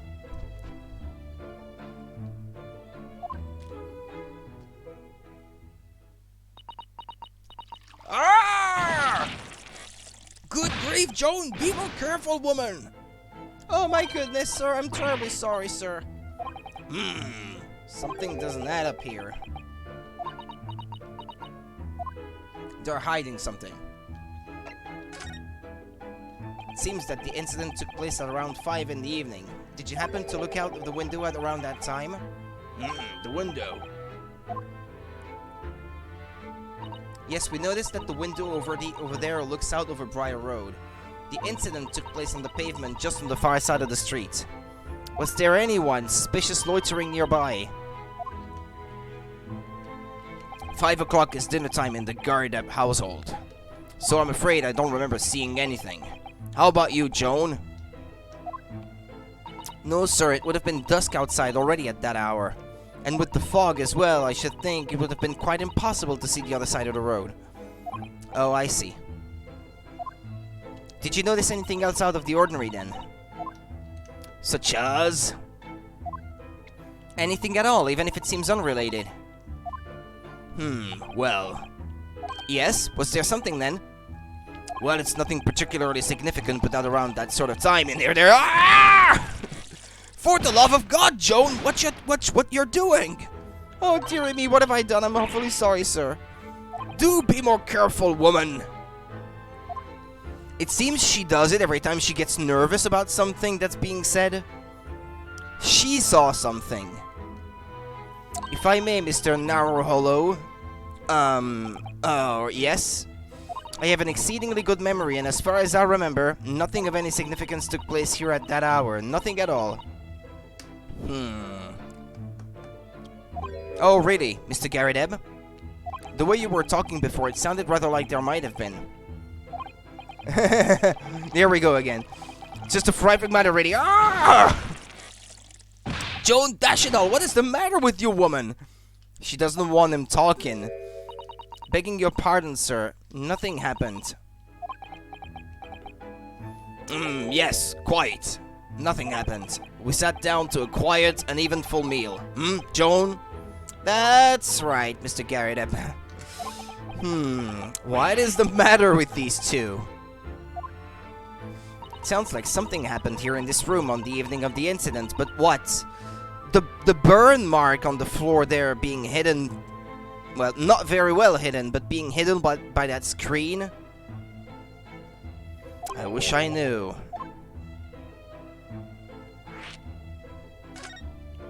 Could you tell us which floor Mr. Natsume's room is on? Why, certainly, just below us on the first floor. And Mr. Sholmes is investigating there, even as we speak? Yes, told me that's his name had asked him to look into the matter, so I gave him the key. Mr. Natsume has engaged Mr. Sholmes' services? That's a blatant lie. Would it be alright if you also had a look around? In Mr. Natsume's room, I mean. Don't see why not. It's just down one flight of stairs. Who knows if we'll find anything that could help us with the case, but we have to try. We need all the clues we can lay our hands on, shall we? Yes, and while we're there, we can speak with Mr. Sholmes again. Perhaps he'll be able to tell us more.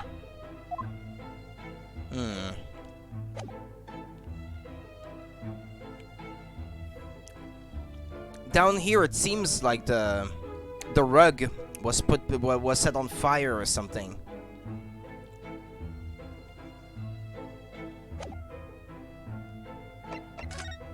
I didn't have a look on the right.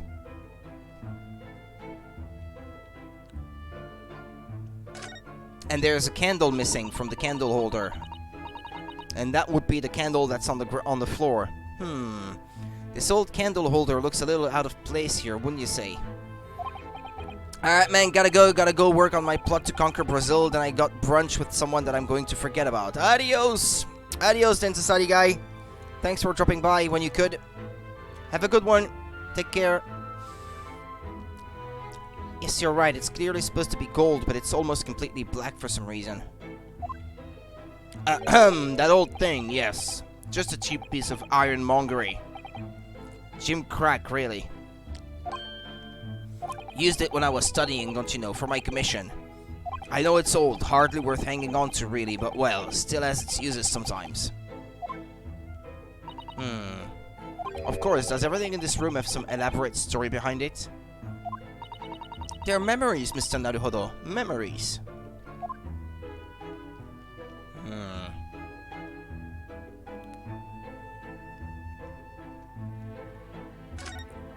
Look at this crockery on display here. It's rather unusual, isn't it? Oh my, a genuine London dresser. Isn't it delightful? Everything on it is broken, though. Although the shelves seem to be broken and the crockery is... Oh dear, it's in pieces. It really is. The word cracked wouldn't do that chinaware justice. Ah, I wonder. Perhaps the cannon was fired at it. Yes, probably something like that, but let's not delve too deeply here.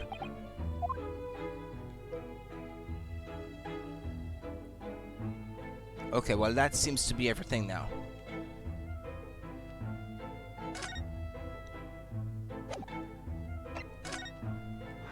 Mm-hmm.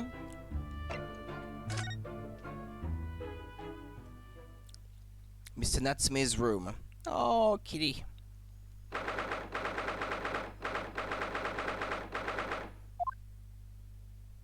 What? Just look at this place. And smell it. It's so musty in here. I suppose it's the mountains of old books that are responsible for that. The absence of windows, which means it's probably not well ventilated. I don't think I've ever seen so many books in all my life. No, me neither. What's that behind the stack of books there at the left? A safe? It's so dark in here too. Is that the window over there? Well, it was the window, I think, yes, once upon a time. But for some reason, it's been closed up with bricks and mortar. So, this is where Mr. Natsume lives. By the way, I haven't spotted Mr. Sholmes anywhere, have you? No, that's true, but according to what Mr. Garrett told us, the great detective should be around here somewhere investigating.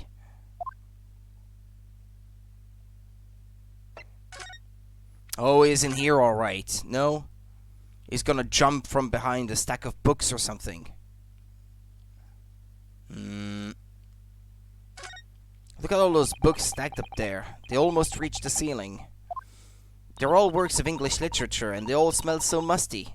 With this volume of books to hand, you'd never be short of reading material, would you? No, what a dreamy idea. A bad dream, maybe, for me at least. Mind you, I don't imagine the book that's at the bottom of the pile will ever be read again. So reading it is an experience that comes but once in a lifetime, just as the tea ceremony teaches us. I certainly didn't expect the conversation to turn down the path of a tea ceremony philosophy.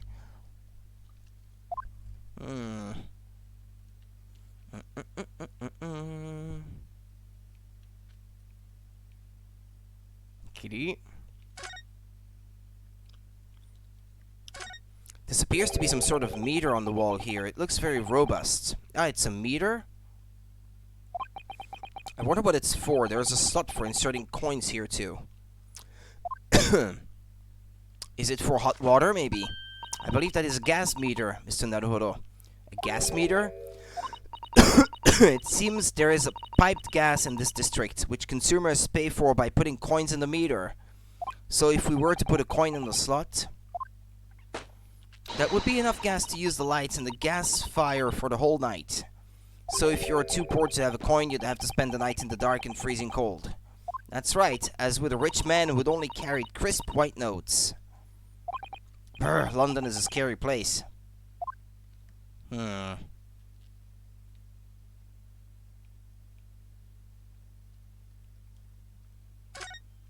look, it's a beckoning cat from home.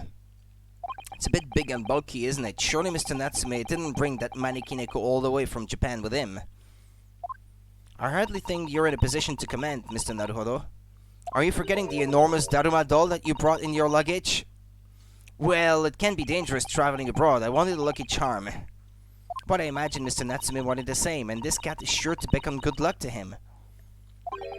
It's not doing a very good job so far, is it? You mustn't say such things. I didn't say a word. Why are my eyes such a giveaway?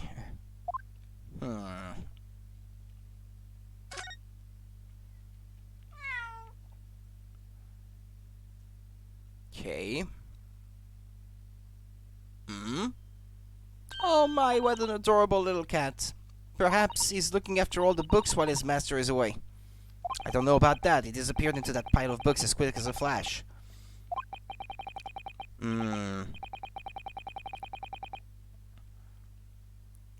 It was a tricolor Mikke. I'm not sure if that's how you pronounce it. Is it a Japanese breed? Do they even have that sort of cat here in Great Britain? Perhaps Mr. Natsume brought the little creature with him from Japan. That's made me feel homesick now. Already? We've only been in the country for 2 days. That desk seems to be wedged into a crevice between the mountains of books on either side. I suppose Mr. Natsume would sit there and read while stroking his cat. But surrounded on all sides by these towering old tomes, surely he dreamt of books every night as well. Yes, he must have done, mustn't he? Oh, what's this? It's a receipt from a second-hand bookshop. Euro Books. Oh yes, Mr. Natsume's name is on it. Look, and the date of purchase. 2 days ago at 4:45 p.m. That's the day of the incident. That's just a short while before he was embroiled in the terrible attack.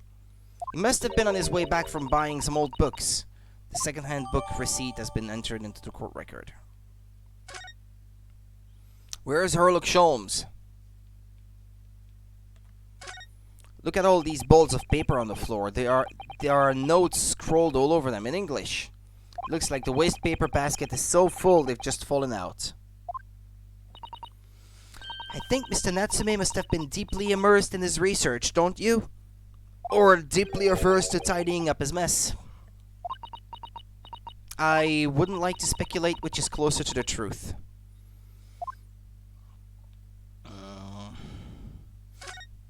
There he is. Look, Mr. Naruhodo. Aha, there he is. Where did he appear from? He seems to be engrossed in the pages of an old book. I hope he won't mind if we disturb him. Hello, Mr. Sholmes!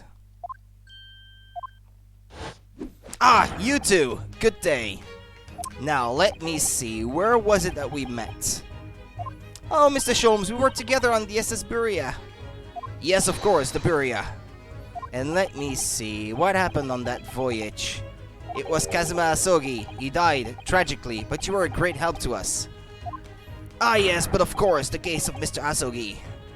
It was the one with the snake, wasn't it? Oh, well, you seem to remember something of it at least. What an honor to be remembered vaguely by the great Sherlock Holmes. This is Mr... Oh, no, my dear madam, hold your tongue. I pride myself on my superior powers of recollection. Your names are safely recorded in my brain attic. Miss Naruhodo and Mr. Susato. Try the other way around, Mr. Sholmes. I lose the first round. Well, I did remember something, at least. In truth, I had hoped to invite you both to my Baker Street suite the day we arrived in London, but some Scotland Yarders ambushed me at the railway station and whisked me away to a crime scene.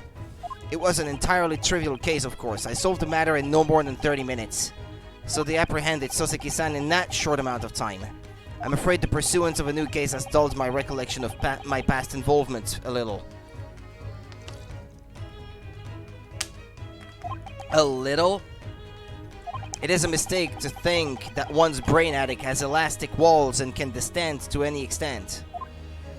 I do my best to forget useless facts, lest they should elbow out the useful ones. Okay. Yes, those are my own words of inimitable wisdom, you know, from an adventure entitled A Study in Scarlet. Yeah, and in the more recent TV show that would have been A Study in Pink, the first episode of the Sherlock TV show. Please, there's no need to quote yourself. I don't always remember my pearls of wisdom, but fortunately my associate pens them beautifully. E means Iris, I suppose. Mr. Sholmes, we have some extremely important questions to ask you about the trivial case you just mentioned. Goodness, what an earnest expression. My dear madam, I should be only too pleased, and this murky room is an apt place to discuss the murky case.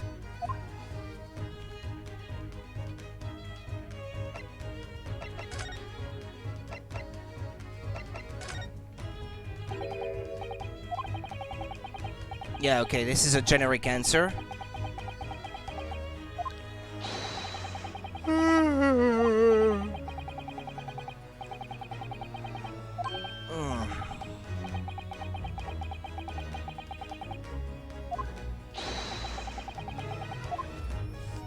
I believe Mr. Sholmes has his eye on an expensive copy of the complete works of Shakespeare.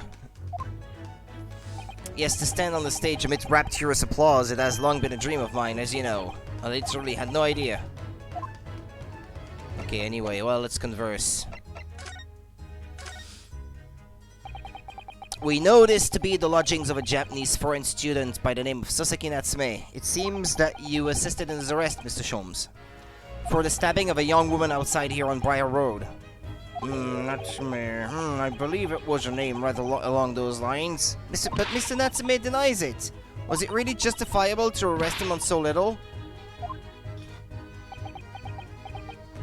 I'm sorry, Mr. Sato, but I have not the slightest idea what you mean. What? I can't believe he was looking Sato-san squarely in the eye while feigning ignorance.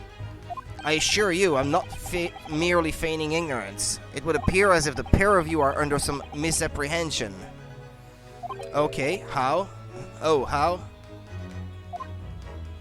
I assure you I have no recollection of accusing your stooped compatriot of the crime. But that doesn't make sense. The good detective of Scotland Yard made the following request of me, and I quote verbatim. We need you to ascertain the identity and whereabouts of a man seen fleeing the crime scene. A man seen fleeing. There were a number of books scattered on the pavement at the scene. From the book plates, I was quickly able to determine the bookshop from which they had been purchased. On speaking with the proprietor, I was immediately led to this address. Elementary, wouldn't you say?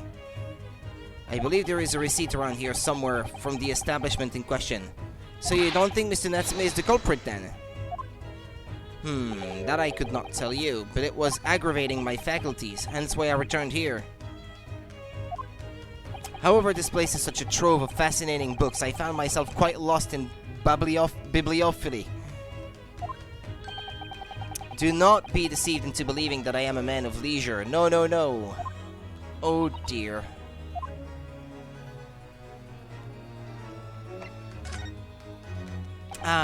Tell me, have you encountered the landlord of these lodgings? Yes, Mr. Garideb, a retired military man. It was the first time I've ever met a soldier from the great British institution that is the services. And it was the first time I've ever met a maid from the great British institution that is service. I didn't think it was that funny. I do apologize, as you may well be aware many households in London employ a maid.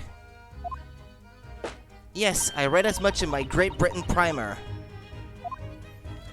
And so, conversely, whether or not a household employs a maid has come to betoken the social standing of those dwelling therein. Betoken their social standing? Sorry? Put simply, my dear fellow, those who employ at least a single maid are considered middle class, those who do not are beneath that. In the upper echelons of society, of course, households employ enough staff to constitute a large family. Goodness, how extraordinary! As you can appreciate, for those on the precarious boundary between the middle and lower classes, being able to afford just one maid is of the first importance. I had no idea. And it is for precisely that reason that I find great stimulation in the situation upstairs. Specifically in the retired army veteran, Mr. John Garideb. Oh? Affable as he is, the fellow is hiding something. Whether or not it imposes on the circumstances of this case, I am as yet unable to ascertain. I'm thoroughly lost on what he means to say.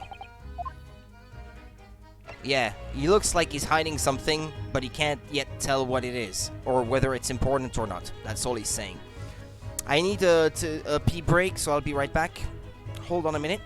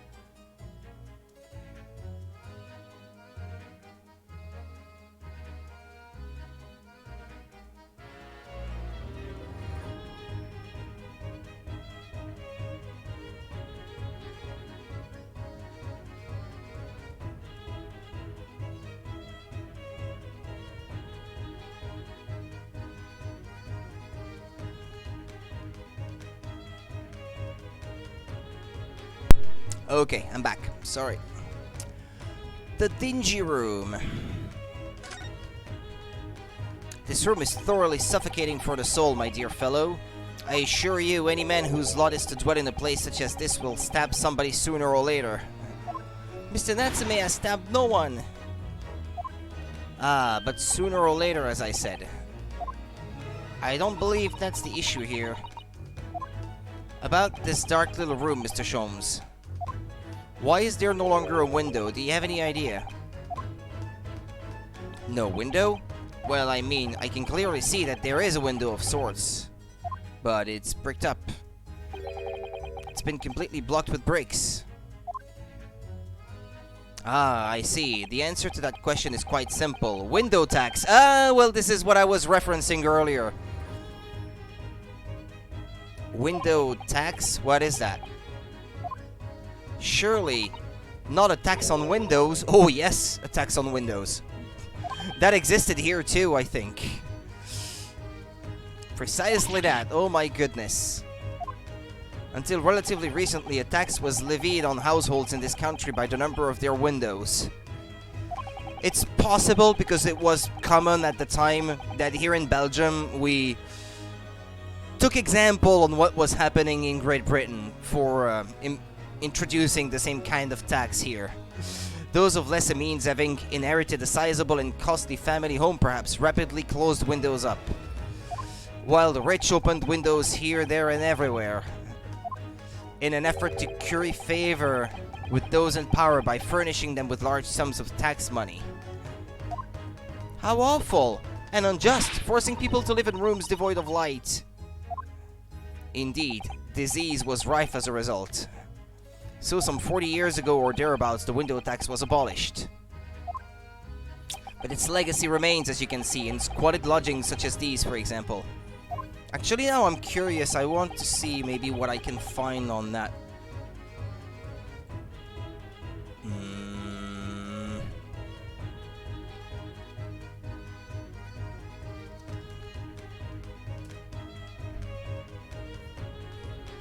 Well, they referred to it here as concerning the United Kingdom, but I think we had something similar here.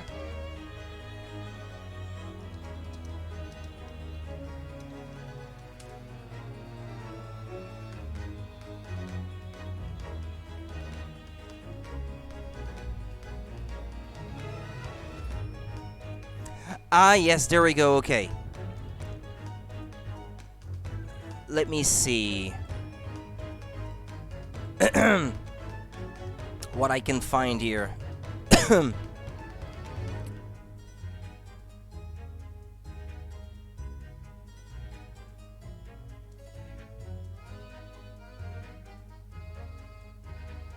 Yeah, right. Windows and chimneys as well, apparently. There was a tax on those. Yeah, so the idea first arose in England, or Great Britain, in the 17th century, and was adopted in France during the period that was around the French Revolution. And because Belgium, or parts of Belgium anyway, were part of the French Empire during that time, the tax was applied here as well. Yeah, which is what explains why there are still so many windows bricked up in Paris and some cities here in Belgium as well.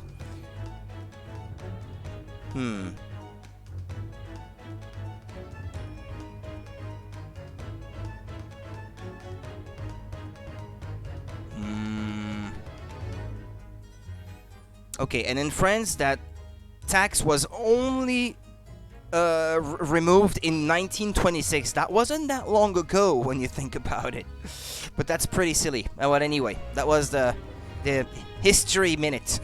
Let's move on. Let's continue. I suppose Mr. Natsume's stipend for a living here in London isn't very generous, perhaps. It would appear so. I've done a little digging and discovered that these lodgings were offered at an extraordinarily low price. Because the room is so awful, I should think. Apparently, Mr. Natsume only moved in here about 1 week ago. Yes, that's correct. However, I don't believe the low rent is explained by the shabby nature of the accommodation. Oh? Still, that is of little relevance here, a matter not worthy of further attention. Are you sure? I'm curious now.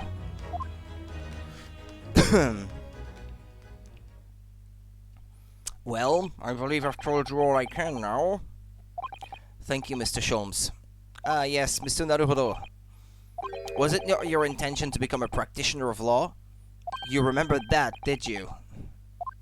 Will you perhaps be offering your services in this matter, I wonder? To the occupant of this room, Mr. Natsume, was it?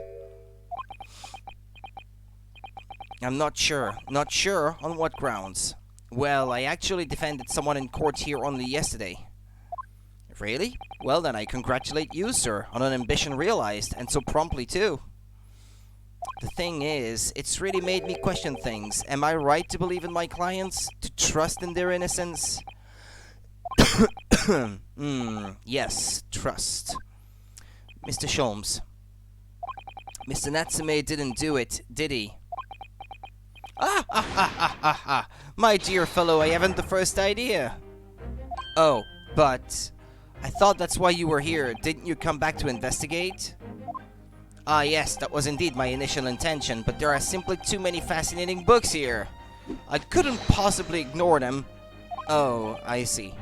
Nevertheless, there are two facts that I can state quite unequivocally. The man who fled the scene of the crime 2 days ago was the Japanese occupant of this room. Well, he admitted to it too. He said he was scared or something and didn't want to get involved, so he ran away and left her there, even though she was not dead. She was dying and she needed help, and he didn't help her. He said as much, so that much is true, probably. And there are witnesses who swear to having seen the same man committing the crime. This is all I can say. Do you know who these witnesses are, by any chance? Ah, and one more thing. What is it, Mr. Sholmes? Tell us. I cannot say with any certainty whether or not it is of relevance to this case, but I am quite sure that the retired army man who owns this property is hiding something.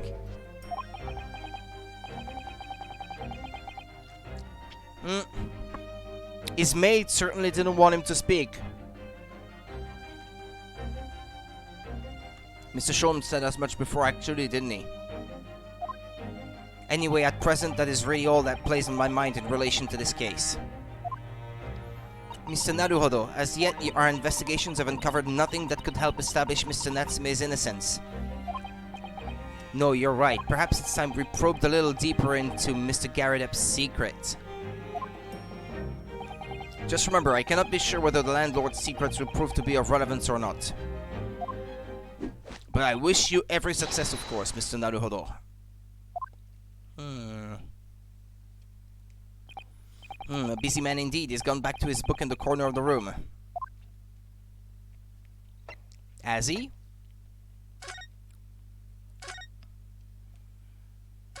Excuse me, Mr. Sholmes? Yes, so true. To be or not to be? That is indeed the question, Mr. Naruhodo.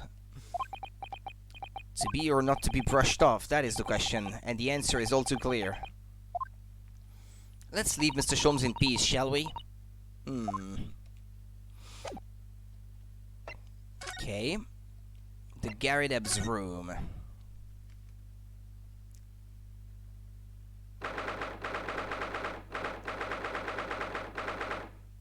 Also, it's called the Garrideb's room, so does that mean he lives here with someone else?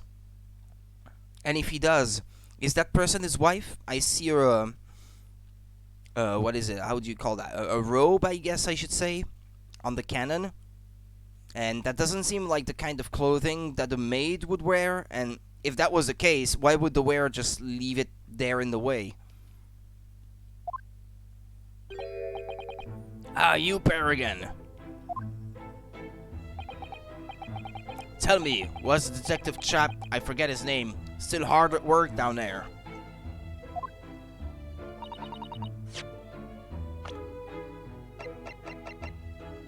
A maid who works at the Garrideb household, her main duty appears to be standing at Mr. Garrideb's side pouring tea. Her age is still uncertain, apparently. A retired army man who's the landlord of the lodgings rented by the defendant, Mr. Natsume. An old knee injury means he's confined to a chair most of the time.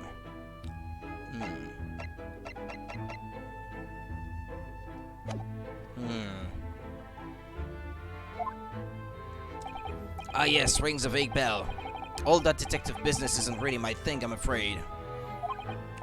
Well, Mr. Sholmes is in his element down there. Jolly good show. Another cup of tea, if you please, Joan. Now then, why don't you tell me what— Ah! For the umpteenth time, woman, will you watch what you're bolly well doing? Shall be serving dinner shortly, sir. Ah, yes, of course. Frightfully rude of me, but I'm afraid I shall have to ask you to take your leave, if you'd be so kind. Oh, yes, of course. We are deeply grateful for all your assistance. Not at all, not at all. No, don't get much chance to talk with young foreigners like yourselves. It's been a pleasure. Best of luck and all that. Perhaps you could see yourselves out? According to Mr. Sholmes, Mr. Garrett is hiding something. And since no other avenues of investigation seem open to us at the moment, perhaps we should do some digging.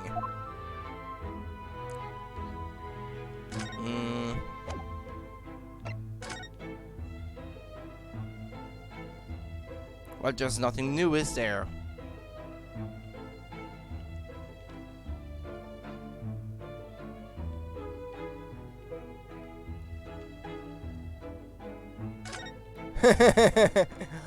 There he is, again. Hello, Mr. Sholmes. Ah, what's he doing over there? Mr. Sholmes! Aha! We meet again, my dear fellows. Good gracious, when did you sneak in here?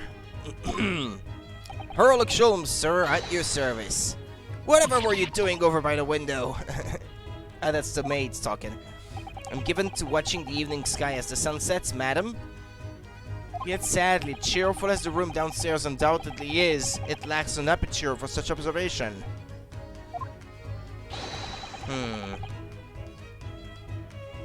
So I took the liberty of borrowing a small corner of space by the window up here. Well, keeping an eye to one's windows at dusk is the prudent thing to do in London, I'm gathering. Ah, and one other thing, Mr. Naruhodo. Oh, me? I thought perhaps you might be in need of a certain great detective's great mind. Wait, he's not talking about Izzy. I didn't expect to be going through that again so soon. Do you mean, Mr. Sholmes? There is a mighty secret in this modest room. My eyes see even the most trivial of trifles. I take it you're prepared, Mr. Naruhodo. I think so. There's just time enough for one of my greatly admired great deductions. Let us conclude the matter before dark.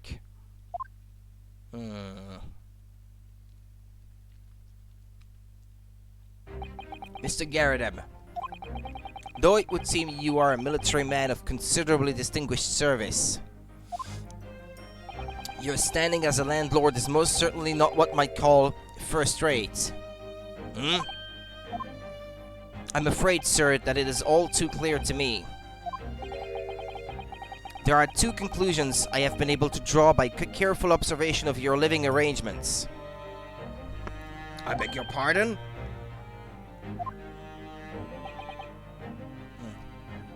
The first is that even as we speak, you are concealing the presence of a ferocious beast in your care. Eh? And the second is that as a result of the beast's violent rampage, you have lost something very dear to you. Mr. Naruhodo, look! The old man's broken out in a cold sweat. Unbelievably, it seems Mr. Sholmes' conclusions are both spot on. How? How could you possibly?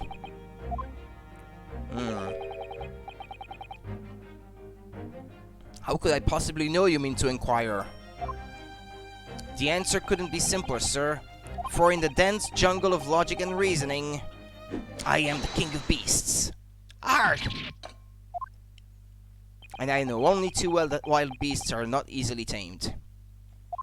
So, shall we begin? Once again, Herlock Sholmes is proud to present his logic and reasoning spectacular.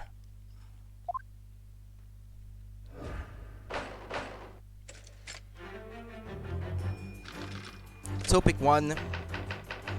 Nature of the beast. It certainly shouldn't take a great detective to see that a fearsome beast has been on the rampage of late within these four walls. Thus we are faced with the question, what form might this beast take? Ah, for a man with a military breeding, your eyes are uncommonly candid. He was looking at the lion? Your furtive glance, Mr. Garrideb, leads us directly to the answer. Or was he looking at something else? The true nature of the beast that has run rampant here is revealed by that lion statue. Yes, though an army man, you appear unimposing at best. A fact that has fueled your admiration for the mighty lion, the king of beasts. What is this piffle, I ask you? In the end, your admiration became so great, in fact, that you had a living, breathing specimen shipped from India, which you tried to keep in this very house. What? Yet living with such a wild beast proved more difficult than you had imagined. The chilling traces of a wild rampage are still very much in evidence. Well, yet as we look around, the beast in question fails to present itself. Where could this angry creature have disappeared to? Madam? Me? I pray you do not consider me unchivalrous, but it is plain to me with one glance in your direction. It is? Your dress pocket gives us a handsome clue as to the beast's current whereabouts. For protruding from it is a handbill advertising the circus show. Ah. Yes, you sought to dispose of this terrifying lion, Mr. Garrideb. At Batty's Circus, a traveling show currently sojourning in a nearby park, I have observed the tents. You sold the savage lion, sir, to the circus troupe. I most certainly did not. I believe I have made my point. The fearsome beast which ran amok in this room was an Indian lion. And a simple visit to the circus now will reveal the lion prancing jubilantly through a ring of fire.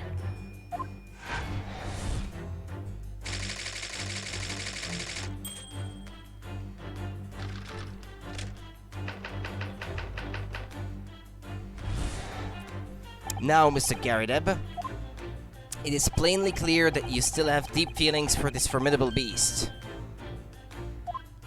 Indeed, in that blithe pose, the distress this loss has caused you is veritably tangible. Your head weighs heavy on your shoulders, the pain you feel being revealed by that supporting arm. Amid fits of tears, you let your beloved beast go. The strain of losing something so dear to you is clearly visible in your visage. Nonsense, man! I simply... But what, we must now ask ourselves, is the true cause of this pain? And we need only follow the direction of your gaze to find the answer. Yes, it is this pile of bills that has given rise to the pain you suffer. Every envelope contains another demand for payment. Ah! For cartloads of meat, potatoes, wheat, and tea. Indeed, feeding your beloved has had a devastating impact on the financial circumstances of your household. And so you had no choice but to let it go. Yes, well, Now, in a final fit of rage, the ferocious beast carried out one last unimaginable attack. Unimaginable?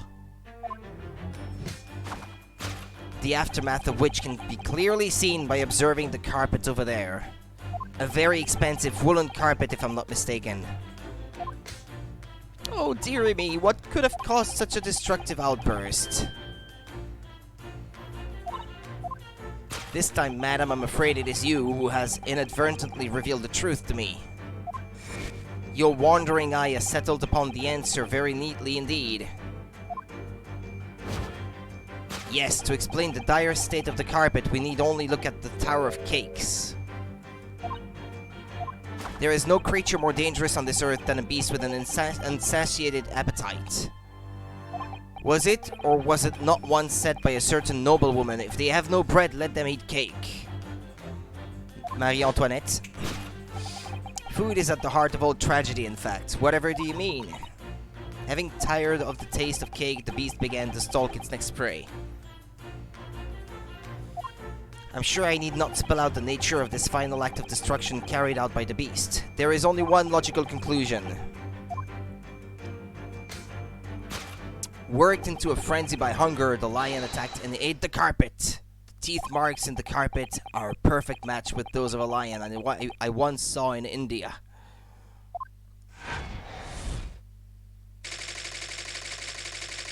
It's been clearly burned. This one will be easy enough to correct, I guess. This concludes Sherlock Holmes' great deduction of this beastly puzzle.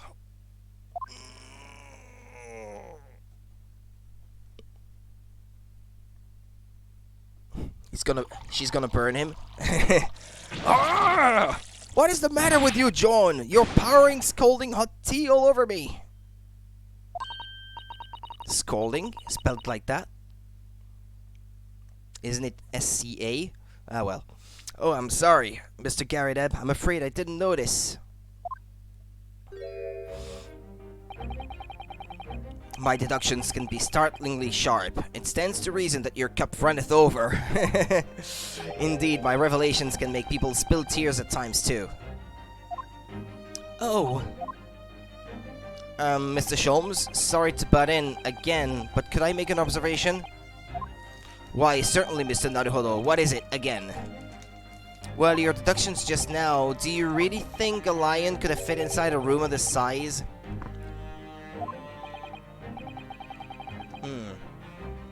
Indeed, it is the only explanation for the facts, he says. The terrifying truth all too often lies beyond the realms of common sense.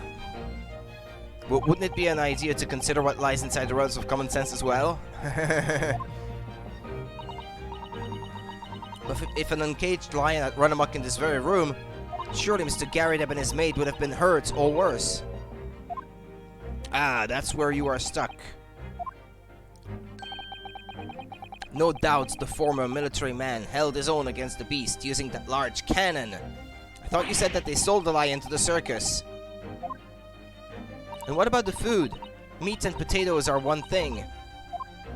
But I don't believe I have ever heard of a lion that drinks tea. Ah, my dear Mr. Sato, it occurs to me with some irregularity that irrespective of race and breeding, whenever anyone lands on great British soil, they are infused with a highly appropriate taste for the afternoon tea.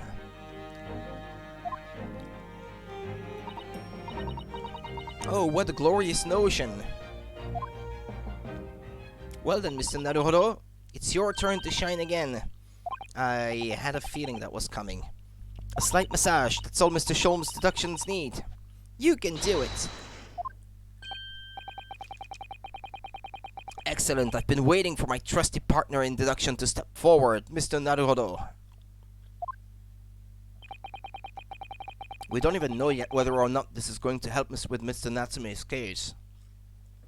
Still, uncovering the truth is always worthwhile, whatever the motivation. At least that's what I want to believe. Let us start again. From the beginning. Or Sherlock Holmes is logical of Sherlock Holmes is logic and reasoning spectacular.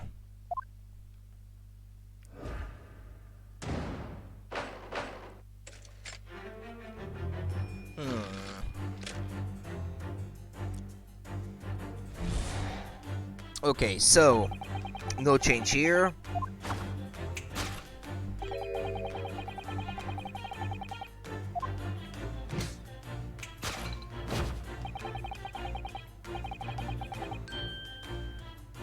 Is that really what he was looking at? The lion?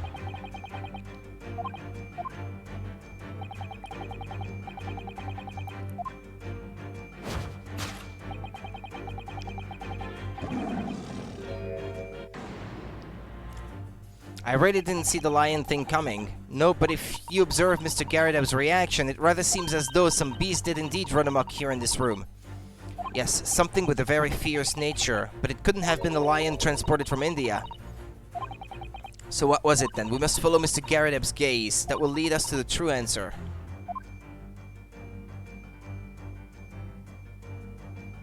What's that? A baby? Hmm? What's this photograph? It appears to be from Mr. Garrideb's wedding. He looks very happy, doesn't he? He does, but you can't make out his bride. No, how unfortunate. Something must have struck the glass directly over the woman's face. Is it just me, or does that round face remind me of the maid? Are they married? Is that why the place is called the Garridebs? Like in the plural? I wonder what happened. It's probably best not to delve too deeply there.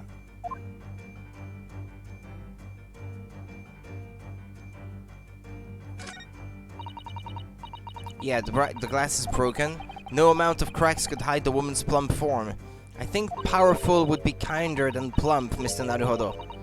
Yes, she certainly looks that. There's a lot of horsepower there. Not someone you'd want to upset, that's for sure.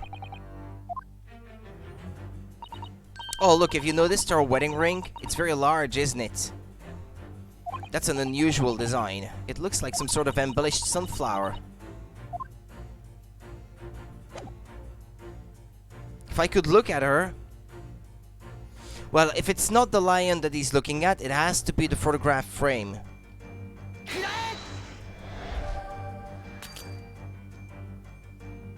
Behind the lion statue on the mantelpiece, almost deliberately hidden from view, is a photograph. Though I have yet to examine it in detail, I can assure you that it holds the answer. Because I'm employing an extremely advanced detection technique called jumping to conclusions, you see. Okay, that's probably not gonna be right then. What spectacularly contrived logic led you to this mindless conclusion? Oh, well, it's supposed to be a logic and reasoning spectacular, so I thought I'd contribute to the show. This is my show, Mr. Naruhodo. Kindly perform any peculiar experiments on your own stage. Okay, well that was not right.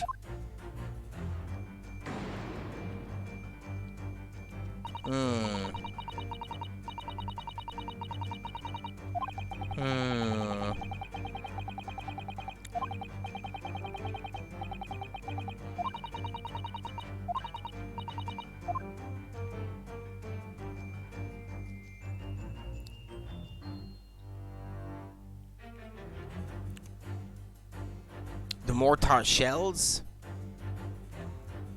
Well, he did mention something like she let one fall on his foot or something, no?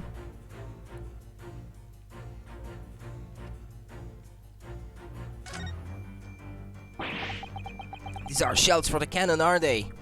What a strange place to keep them. I imagine they have some significance to Mr. Garrideb from his time in the army. Ah, of course, he mentioned the battle to us before, didn't he? Do you remember? He said that he'd been shot in the knee. Perhaps it was one of these that hit him. If a round that size had hit his knee, there would be nothing left of it, or Mr. Garrideb for that matter. Mr. Sholmes has a Persian slipper. And this man has spent shells. Perhaps it's customary in Britain to display, well, rubbish on the mantelpiece.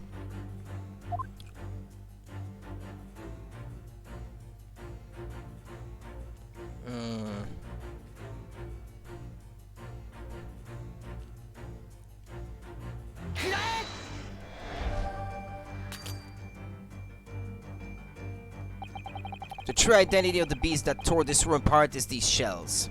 With their butter wouldn't melt accomplice the cannon. But war is good for nothing, it brings only destruction. Something we must all strive to understand. What spectacularly contrived logic led you to this mindless conclusion? Ah, that's not right? Or maybe he was right, maybe it is the lion, but it's just a conclusion that he is drawing from that are incorrect.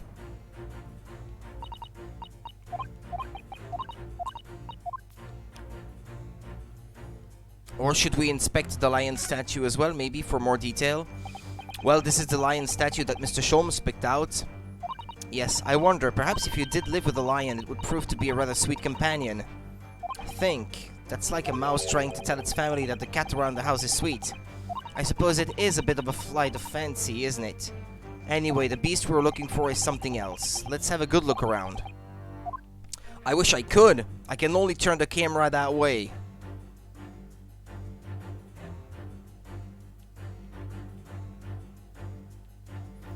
It's not the mortar shells.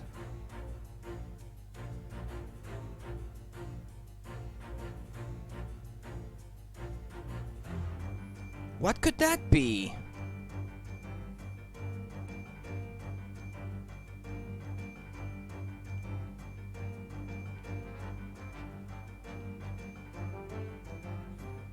There's nothing else to inspect, only these three things. What is it?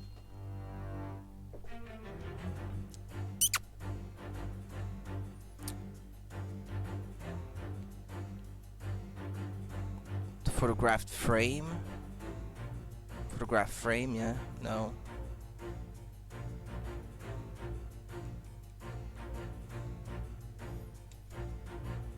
I don't know, suggest the lion statue then. There is no beast more ferocious than the lion, and no lion that wouldn't unleash its ferocity in unfamiliar surroundings such as this. So it must have been a lion, no other proof is necessary. Are you quite concentrating? You've identified exactly what I did originally. Yes, so I have. Sorry. Well, I do understand, as inimitable as I am. I'm gonna save here, because I'm only 2 mistakes away from getting a game over. So if that's not right... But you won't make a great detective like that, nor even a great detective's assistant. An assistant's assistant, then. Alright, I'll think again. But there's nothing else.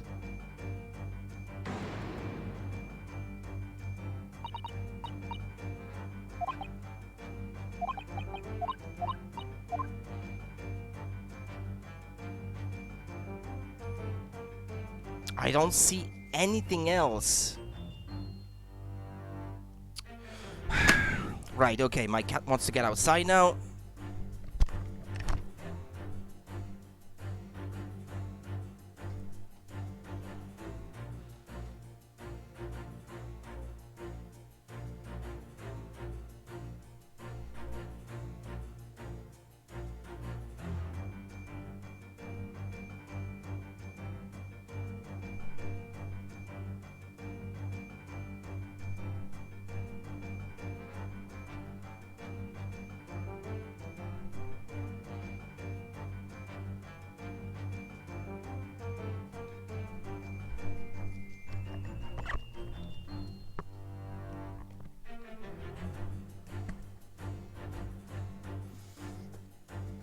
Alright.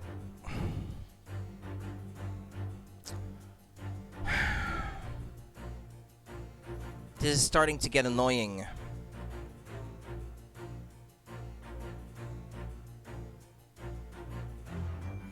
Lion statue. Mortar shells. The photograph frame.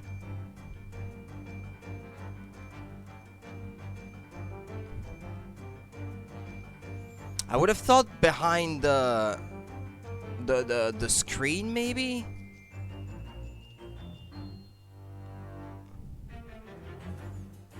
It's not allowing me to turn the camera any differently, so...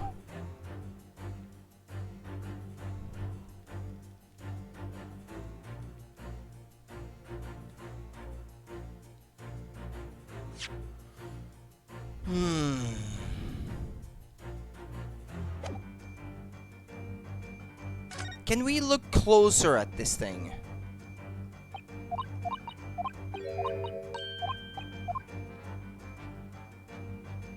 Mr. Garrett himself? Ah, okay, maybe I have to point out... Not the frame, maybe, but this specifically? The newlywed bride? Ah, okay.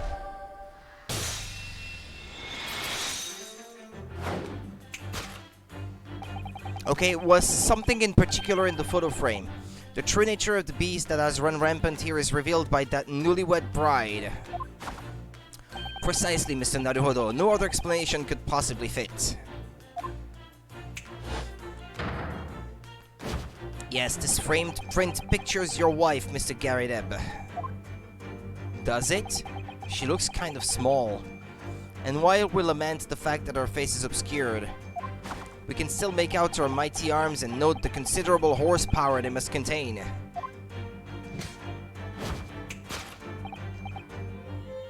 Oh, indeed, surely any woman of such powerful constitution would be honored to be described as a beast. Honored might be stretching a point. Too late. The fact remains that the beast which is so clearly savaged this room was your wife, Mr. Garydeb.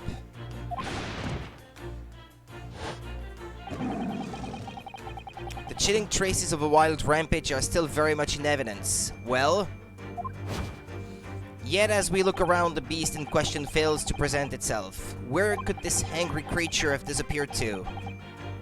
Madam? Me? I pray you do not consider me unchivalrous, but it is plain to me with one glance in your direction. It is? Your dress pocket gives us a handsome clue as to the beast's current whereabouts. The poor fragile, defenseless woman is beside herself. Well, I don't know about fragile. Oh dear. Anyway, Mr. Sholmes is quite right. There's no signs of a Mrs. Garydeb anywhere, but it seems there may be a clue as to her whereabouts. A clue that this maid is trying to hide. The ring? The sunflower ring? I wonder where Mr. Garydeb's wife could be. Well, it's her, but... there. From this angle, it's not gonna work.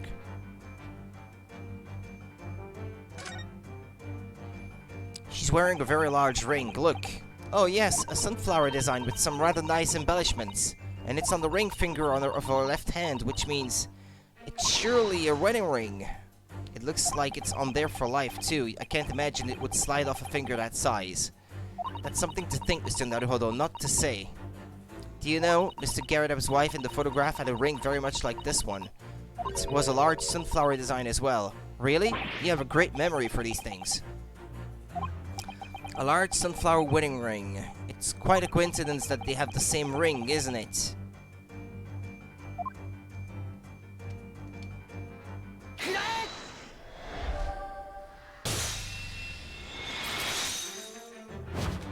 Your wedding ring gives us a handsome clue as to the beast's current whereabouts. Ah. Indeed it does. That flowery band gleaming on your finger gives you away. For it is identical to the one shown on the hand of Mr. Garydeb's bride in this photographic print. In other words, you are no ordinary household maid. No.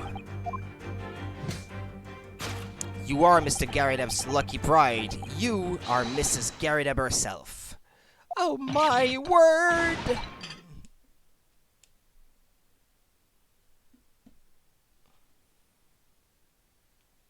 Well, jolly fine detecting, sir. As you rightly surmised, this is the wife. Yes, my Joan. Rather let herself go, you might say, but she was a bully corker back. Ah! It would appear that you don't live in the most comfortable of circumstances. After all, you are a retired army man, yet you are in the business of renting out rooms. Tch. I would assume, therefore, you have insufficient means to employ a maid. Would that be correct? It's not right, I tell you. I was 2nd Lieutenant of the 3rd Regiment. A man has his pride, don't you know? By golly, it's a sorry thing when a chap can't even afford to have a single maid in his employ. Yes, here in London, one is rather judged. A household cannot be considered worthy of society if it employs no staff at all. Though in my considered opinion, such concerns about appearances are folly. You mean Mr. Garydeb as his wife work as his maid? Precisely. Am I right, Mr. Garydeb? Only in company, obviously, but listen here. This must remain a secret. Tip-top secret, please.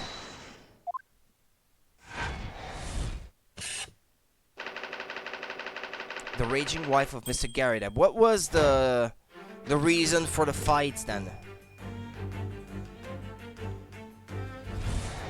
Now, Mr. Garrideb, it is plainly clear that you still have deep feeling for this formidable beast. Indeed, in that blithe pose, the distress this loss has caused you is veritably tangible.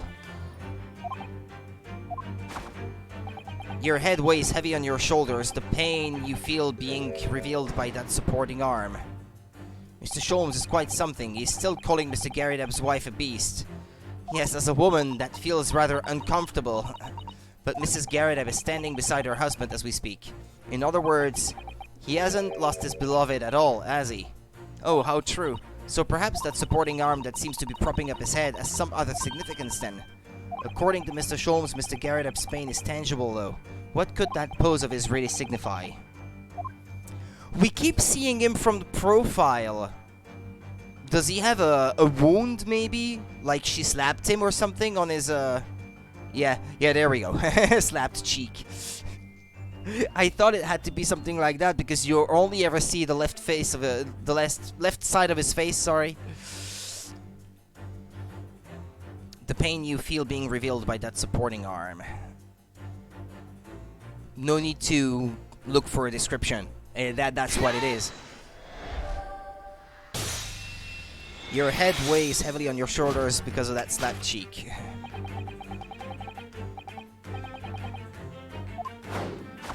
And of course, the deliverer of that impressive mark on your cheek that refuses to fade was you, Madame Joan Garrideb. Well, yes. You have been desperate to hide the slap mark on your cheek, sir. Arrgh!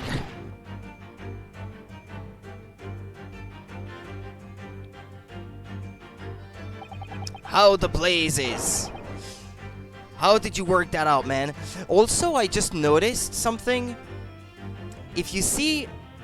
When you see their faces side by side, her, with her big round face and the thing that she wears on her head, she kind of looks like the sun. And when you see him from his profile, with his beard and his hair, it kind of looks like a moon crescent. I think that's deliberate, but I'm not sure. I can't be sure, but I think that may be symbolic. How the blazes, how did you work that out, man? Nothing escapes the notice of one trained in the art of observation, my dear fellow. That's why you haven't looked directly at us even once. To keep your other side from view. Well, Now, let us proceed to the next conundrum. Why were you subjected to such a violent slap? In other words, we must ask ourselves what caused Madame Garrideb to fly into a rage. He has a ring too, actually. Is it a moon, maybe? The ring that he has on his hand, Garrideb. We need only follow the direction of your gaze to find the answer. Yes, it is the pile of bills that has given rise to the pain you suffer. Not necessarily, no. Didn't Mr. Sholmes say that the bills were all for lion fodder? Yes, but now we've established that the lion never existed, which can only mean that the thing responsible for gobbling up all that food was Mr. Garrideb's wife. Mr. Naruhodo, she's a person, not a thing. Yes, well, she's also a person who gave her husband a mighty slap around the face. One so hard that it left a perfect hand mark, in fact. Yes, why would a woman want to hit her husband with such force, I wonder? I'd love to know the answer to that question.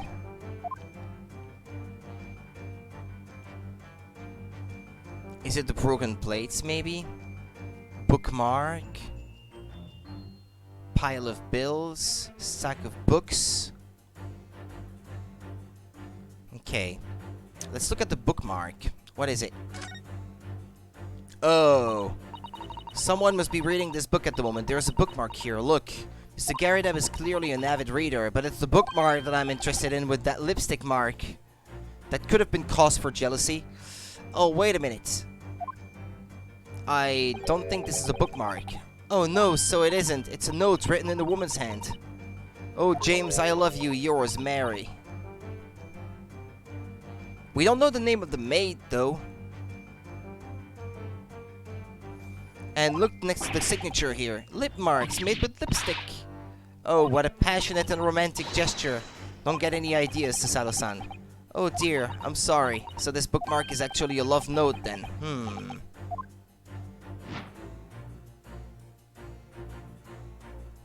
I can't look through the profiles. James, is that his name? James Garadeb? I can't recall. I think it may have been. They wouldn't have had this argument over a broken plate, right? That has to be it. That has to be the love note.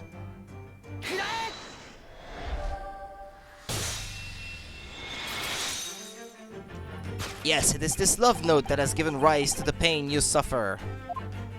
Oh, James, I love you. Yours, Mary. Passionate indeed. Perhaps the sender of this note, a certain Miss Mary, is the fly in the ointment here. Let me see his ring. Yeah, I think I can glimpse a moon on his ring. So they have that symbolism going on then between themselves. Confirmed. But I don't know the Bolly woman. You don't know her? Yeah, it's hard to make out, but by transparency through the text box, I can sort of see a moon crescent. That note wasn't written to me. It was just in the book. I don't know how it got there. Is his name James? I know it's John. Ah, well then.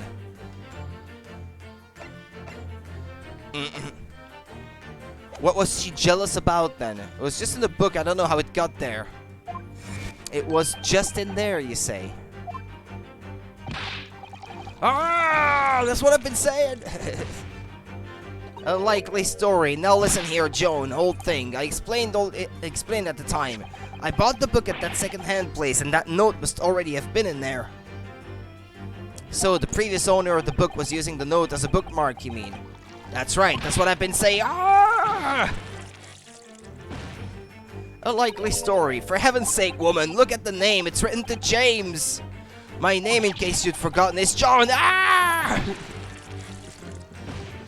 A likely story. Are you questioning my name now? Okay, and another slap. And there we have it. Arouse the suspicions of the female heart and you unleash a beast with the most ferocious bite.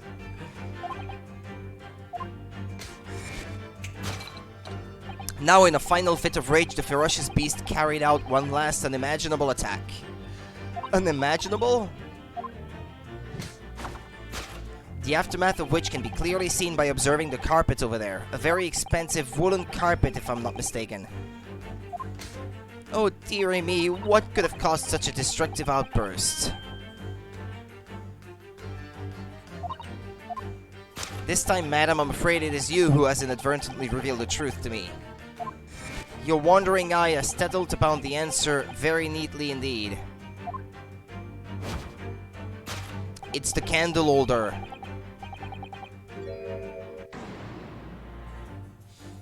But surely Mrs. Garadeb didn't eat the carpet. No, of course not. But there doesn't seem to be any doubt that the state of disarray that this room is in is a result of her wild temper.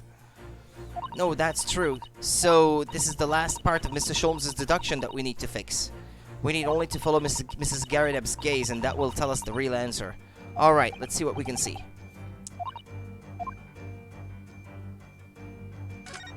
This looks like a very old candlestick, doesn't it? The base looks too small. Surely it's very unstable. It looks to me like even the slightest knock would make it topple over. Oh dear, that would be dangerous. Wait, take a closer look at this. There's one candle missing. Yes, I didn't notice that before. It's right by the burned carpet. Why is that, I wonder? Why is one candle of the three missing from its holder?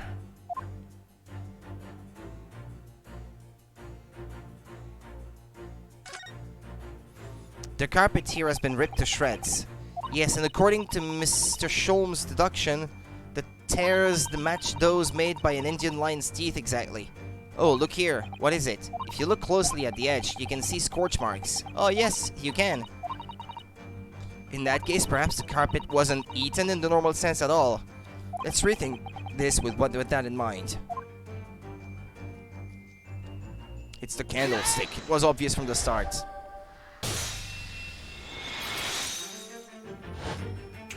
Yes, to explain the dire state of the carpet, we need only look at the candlestick. Most illuminating, my dear fellow, and of course the only possible way out of this logical labyrinth. Yes, the remnants of a ferocious attack in which the carpet was devoured are clearly visible. Indeed they are. The scorch marks at the edge clearly give the truth away. Scorch marks?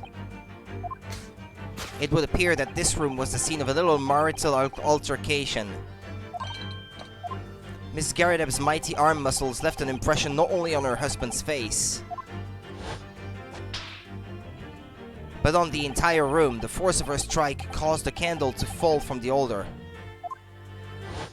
And in seconds the carpet was alight, and the whole corner of the room in flames.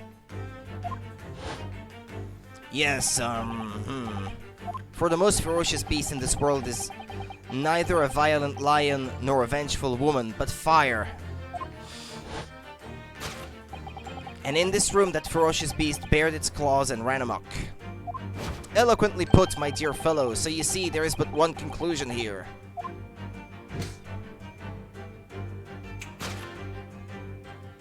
After the sparks of marital discord flew, this room was the scene of a fire.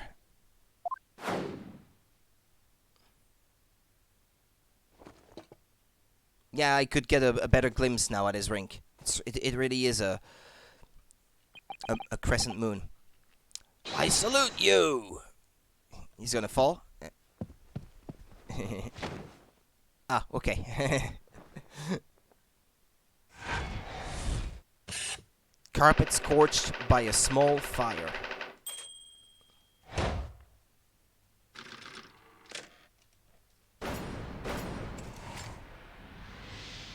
Deduction complete. Elementary. It's these dashed long winter nights, you know. Nothing to do but read in front of the fire. Luckily, there's a jolly good second-hand bookshop just around the corner. Buy all my old novels there.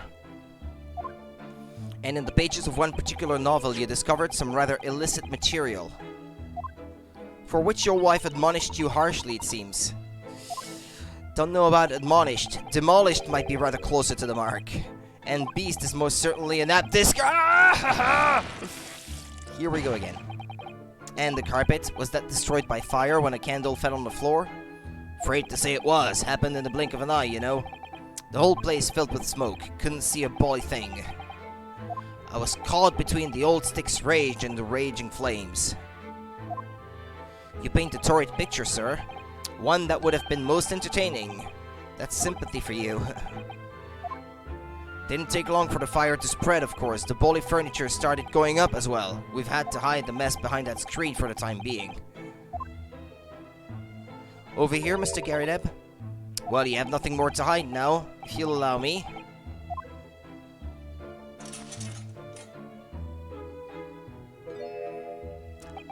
Had all my favorite old novels in that case, but as soon as the fire got hold of them, that was it. Whoosh, up in smoke. Gosh. Then the wife started hurling things at me. What a terrible sight it must have been. There was I, back up against the window under heavy enemy fire, incendiary books incoming 10 to the dozen. Worst of it is, I lost my favorite book called The Lion's Pride. The Lion's Pride? Ah yes, your notorious love of big cats coming through again. I assure you the title didn't influence my choice in the slightest. So the poor man really did lose something dear to him as a result of the ferocious beast's rampage. Mr. Sholmes' deductions turned out to be correct once again. It can only be described as a great British wonder. I tell you, it was total carnage, flames everywhere, and the old stick in full fettle. Out of interest, what time of day was that? Not sure I can remember. It was 2 days ago now. Let's see. Around 5 o'clock, I think. So at exactly the same time as a terrifying incident was unfolding outside your window on the street below. Even more terrifying on the inside, I can assure you. The whole of Blighty could have been flattened outside my window at that moment. And I wouldn't have noticed the dash thing. Oh, really?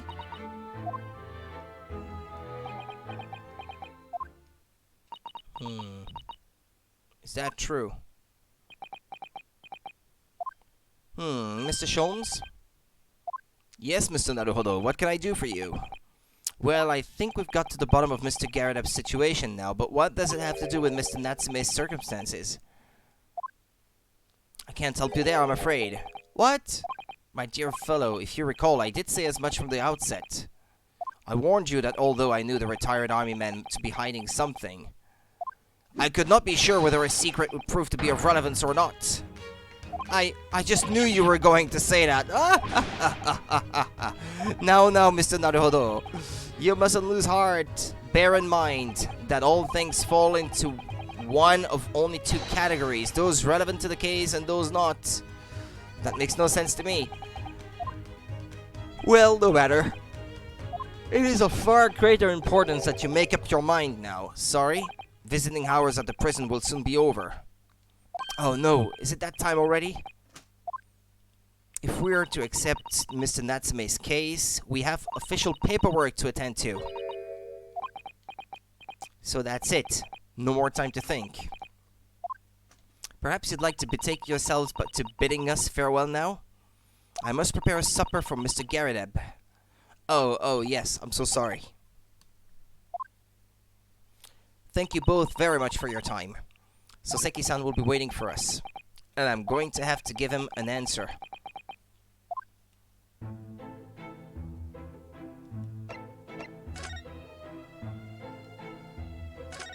What a miserable sight. Oh dear, but at least the whole room wasn't engulfed in flames. I suppose so, but my whole collection went up in smoke, you know. All those novels I adored so much. Tch, well, John, whose fault is that? Not mine, that's for sure. Well, whoever may or may not be to blame, I'm quite sure you can buy some new old books to replace them, can't you? New old books, bally nonsense.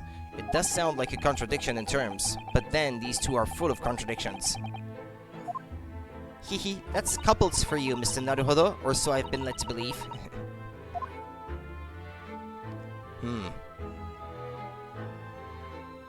Alright, well, let's move then. Back to prison.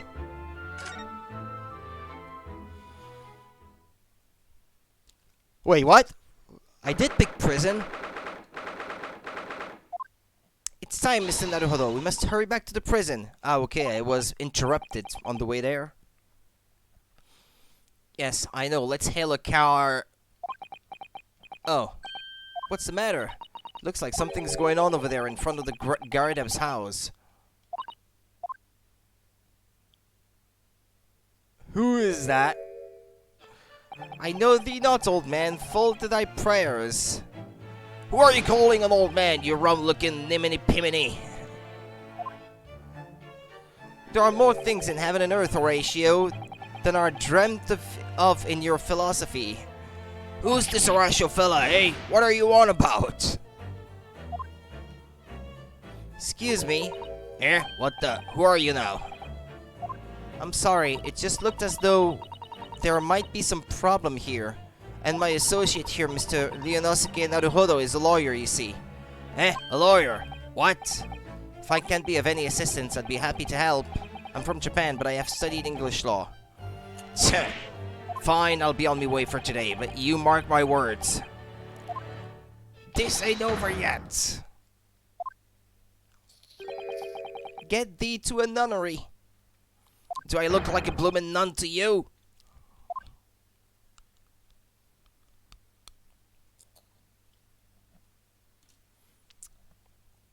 So, I do hope you're not injured.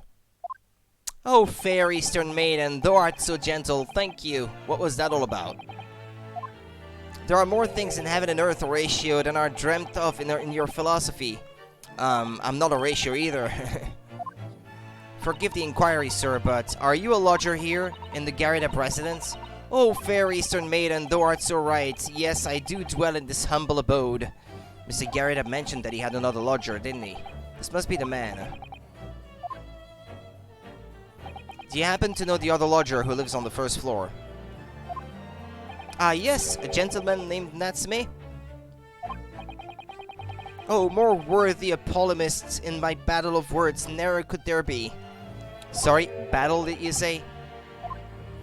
Who is the stronger, Hamlet or Macbeth? Mr. Natsume and I sparred long into the night. I see. I don't fully understand, but it seems Mr. Natsume and this gentleman are acquaintances at least. So, fair maiden, so good gentleman. I can tarry here no longer. Fare thee well. I didn't really understand him, but I think he's returned to his room. It seems he's unaware of what's happened to Mr. Natsume, so he can't really help us.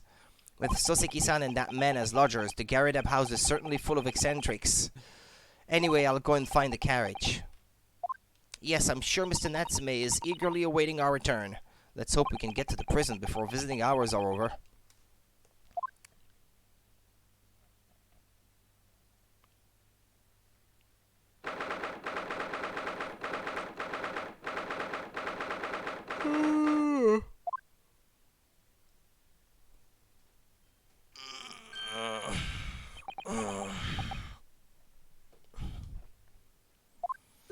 Oh, it's you! You're here! You came!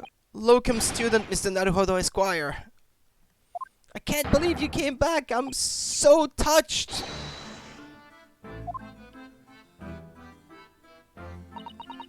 We are so sorry to have kept you waiting. Oh no, think nothing of it. Relax. If I were a cat, I would purr with pleasure at the company of such fine compatriots.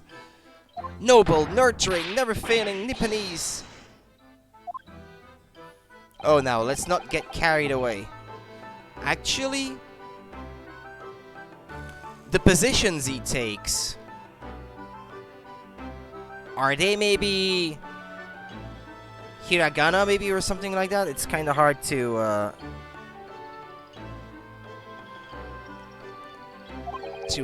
decipher. Oh, I quite agree. There is nothing more reassuring than the familiarity of one's native land.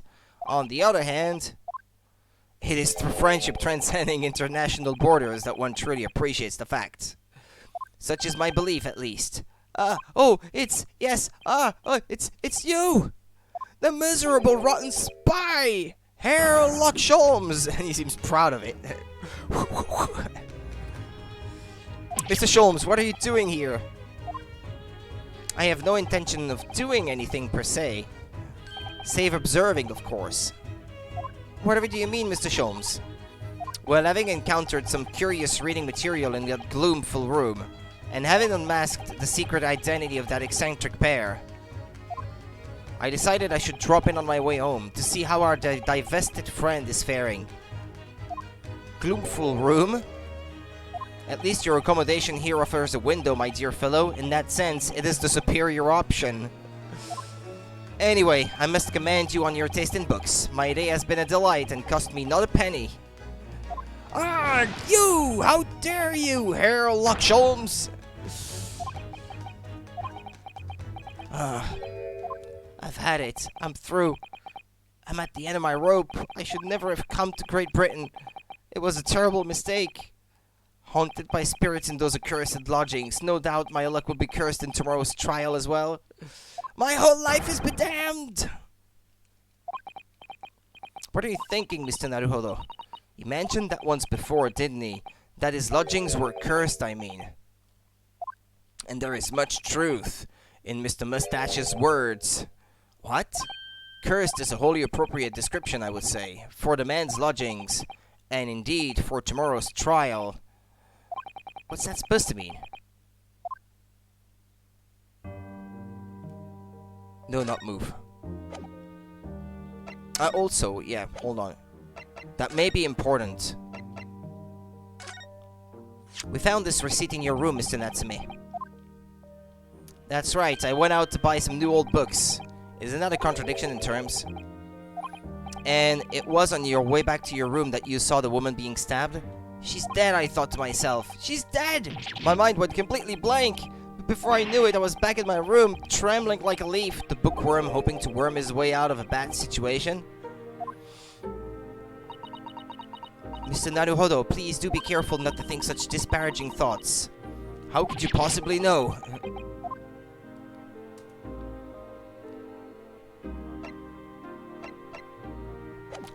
This could be important as well. Not really expecting, Yeah, okay, this is a generic answer. The sheer joy of a gift from my fellow countrymen. Complete kindness. Complete kindness of kith and kin. I don't know what these positions are supposed to be, these poses are supposed to mean. If there is any meaning to them. Oh no, sorry, I just wanted to show you. The complete cruelty of kith and kin. Oops.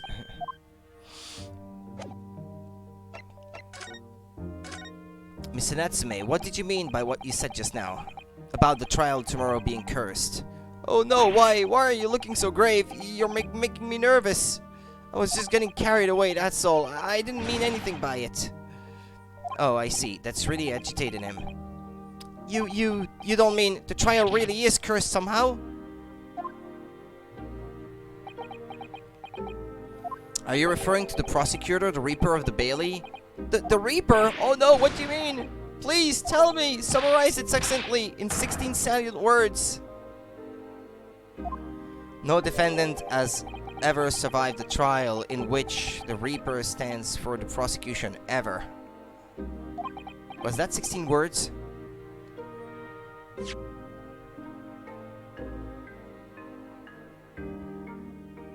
Actually, it is 16 words. Oh my goodness, can it really be true? That was 16 words exactly. I was wondering if it was going to be. Yesterday, Mr. Naruhodo successfully defended someone against the Reaper, but then, after the trial was over, the defendant passed away in unusual circumstances. Mr. McGilded. What? Ah, I am impressed, Mr. Sato. You have an eye for detail. Actually, the Lord Chief Justice told us. Mr. Sholmes, surely it can't be that having failed to have the accused convicted, Lord Van Zieks killed the man himself. Oh no, he couldn't have, surely. You have some wonderful notions. Sorry? The man isn't a mass murderer, he's a court prosecutor, my dear fellow. Oh, yes, why of course he is. Arg, of course he is! Then why are you trying to scare me? It could be said, however, that the real truth about the man is even more terrifying than your hypothesis. What on earth do you mean by that?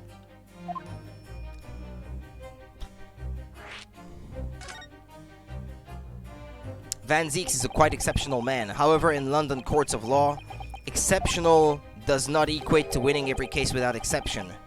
Ah, that's good. Soseki-san looks like he's going to cry tears of joy. As you are no doubt aware, in a British criminal trial there is both a judge and a jury. The judge officiates based on the letter of the law, whilst the jury offers public opinion and common sense. It is an excellent system whereby the defendant's guilt is considered from several points of view. However, public opinion in particular is somewhat easily manipulated. Right. Criminals and corrupt lawyers, for that matter, can use it to their advantage, by any means at their disposal, contriving evidence, calling imposters as witnesses, and so on. By such underhand means, those who would want to are able to sway the jury, which means that even in the light of refutable evidence, the prosecution can fail. But it means the wrong verdict can be passed. And sadly is from time to time, my dear madam. It is simply the reality of the situation. And that's alright. However, those indicted by Lord Van Zieks cannot escape justice. Their fate is sealed. Oh my. Though the adjudication may see them leave the courtroom with their freedom, within a month, they all disappear. It is most striking. Disappear? But how? Ah, by all manner of misfortune, sir. Perhaps they are trampled under a passing carriage. Perhaps they fall into the Thames and drown. Perhaps they are suddenly overcome by a raging fever, or perhaps attacked by highwaymen. Oh no, no, no! All examples of the reality of events here in London, I'm afraid, Mr. Naruhodo.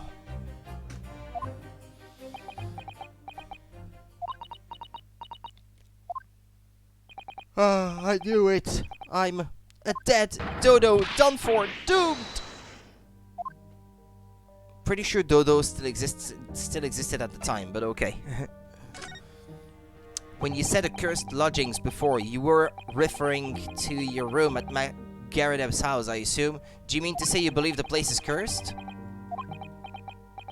It's been a year now since I came to Great Britain, but I had only been in London a week before I started to notice strange feelings in myself. That didn't take long then. Everywhere I looked, there were foreign faces staring at me, laughing behind my back. I was sure people were talking about me. I started to become nervous about going outside. They were always staring at me, all the time, from dawn till dusk. So I shut myself away in my room, but even that didn't help. The fear wouldn't go away. That might have just been in your head. You must have been very lonely having been away from your homeland for such a long time. I've had to move a number of times, most recently to that room on Briar Road a week ago now. Yes, why did you choose there? It seems a little inconvenient. Because of the lack of windows?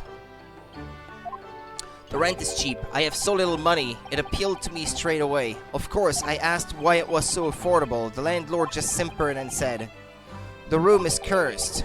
Oops. He quickly tried to cover his mistake, but it was too late, so I told him, "If you have something to say, then say it, but if not, don't mention it in the first place." Yes, well said. But it was true. It was all true. You mean, the room really is cursed then? Ever since I moved into that windowless hellhole. My sleep has been plagued with nightmares. I awake feeling as though I'm being choked to death, and in my waking hours, people are stabbed in front of me as I walk down the street. I'm branded a killer, thrown in prison. Nobody wants to know me. I'm surrounded by scary, sinister spirits. If only there was someone, just one person on my side. Can no one find it in his or her heart to believe in me? Really, no one at all? To believe, yes, to believe.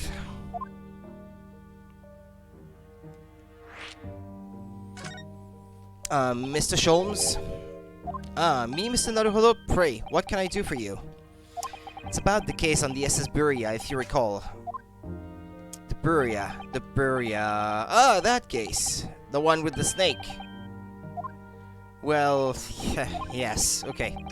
At that time, I was the suspect, but you believed in me and listened to my side of the story, and you helped us to investigate.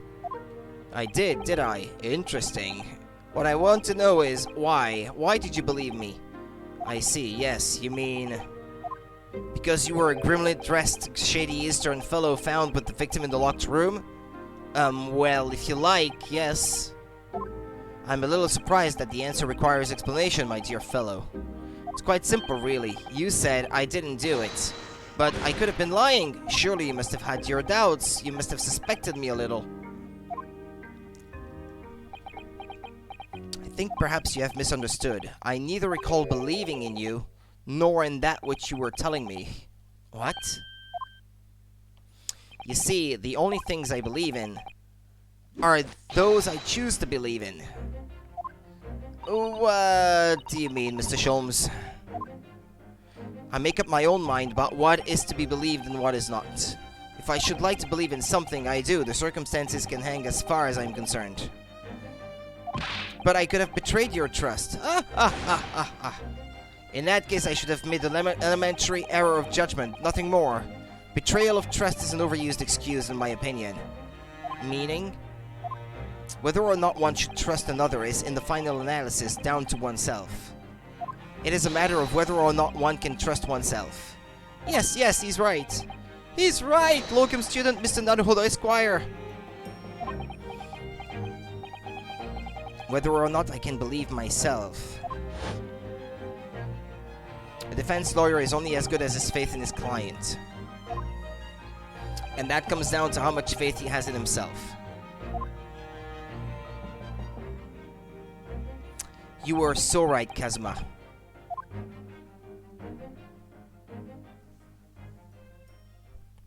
So? Well, my dear fellows, it is time we were leaving, I believe. Already? Visiting hours are over. The guard will be here shortly to escort us out. There is a restaurant near here that serves excellent trout. Would you care to join me?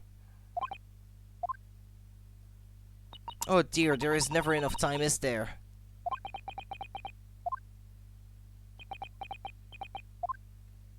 Mr. Natsume, if you'd like, in the trial tomorrow, I'd be happy to represent you. Locum student, Mr. Naruhodo Esquire! As I said, I only experienced the British courtroom for the first time yesterday, and although the man I was representing was found not guilty, I lost sight of something crucial. Something crucial? What to believe in, the defendant, justice, or the truth. How to believe even. But I think I finally worked it out. I've decided I must believe in myself above all else, to trust my instincts. Never give up, trust your instincts. Yes, Mr. Naruhodo. And my instincts are telling me that you, Mr. Natsume, are innocent of this crime. And it's imperative that we prove that in court. Locum student, Mr. Naruhodo Esquire, I will fight for your innocence until the bitter end, with every weapon available to me. So I hope you'll permit me to represent you tomorrow. As I said when we first met, I'd like to entrust my fate to someone who will listen to me in my native tongue. Of course, Mr. Natsume. It would be fair to say, Mr. Naruhodo, that your mind was in many ways made up from the outset. You merely needed the events of today to fully realize it. Yes, I think you're right about that. It's been a roundabout journey, but I got there in the end. Miss Susato, yes? Would you be willing to stand by my side tomorrow and help me in court? Absolutely. As I said this morning, you may consider me your personal judicial assistant.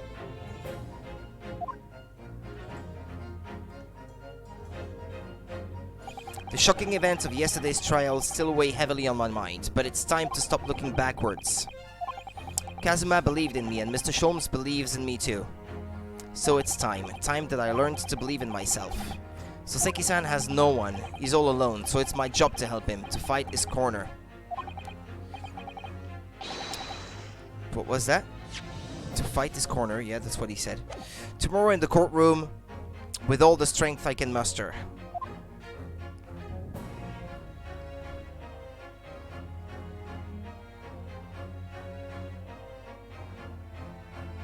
Okay, let's maybe get through the first few moments of the trial then. Before I have to stop for today. Trial part 1.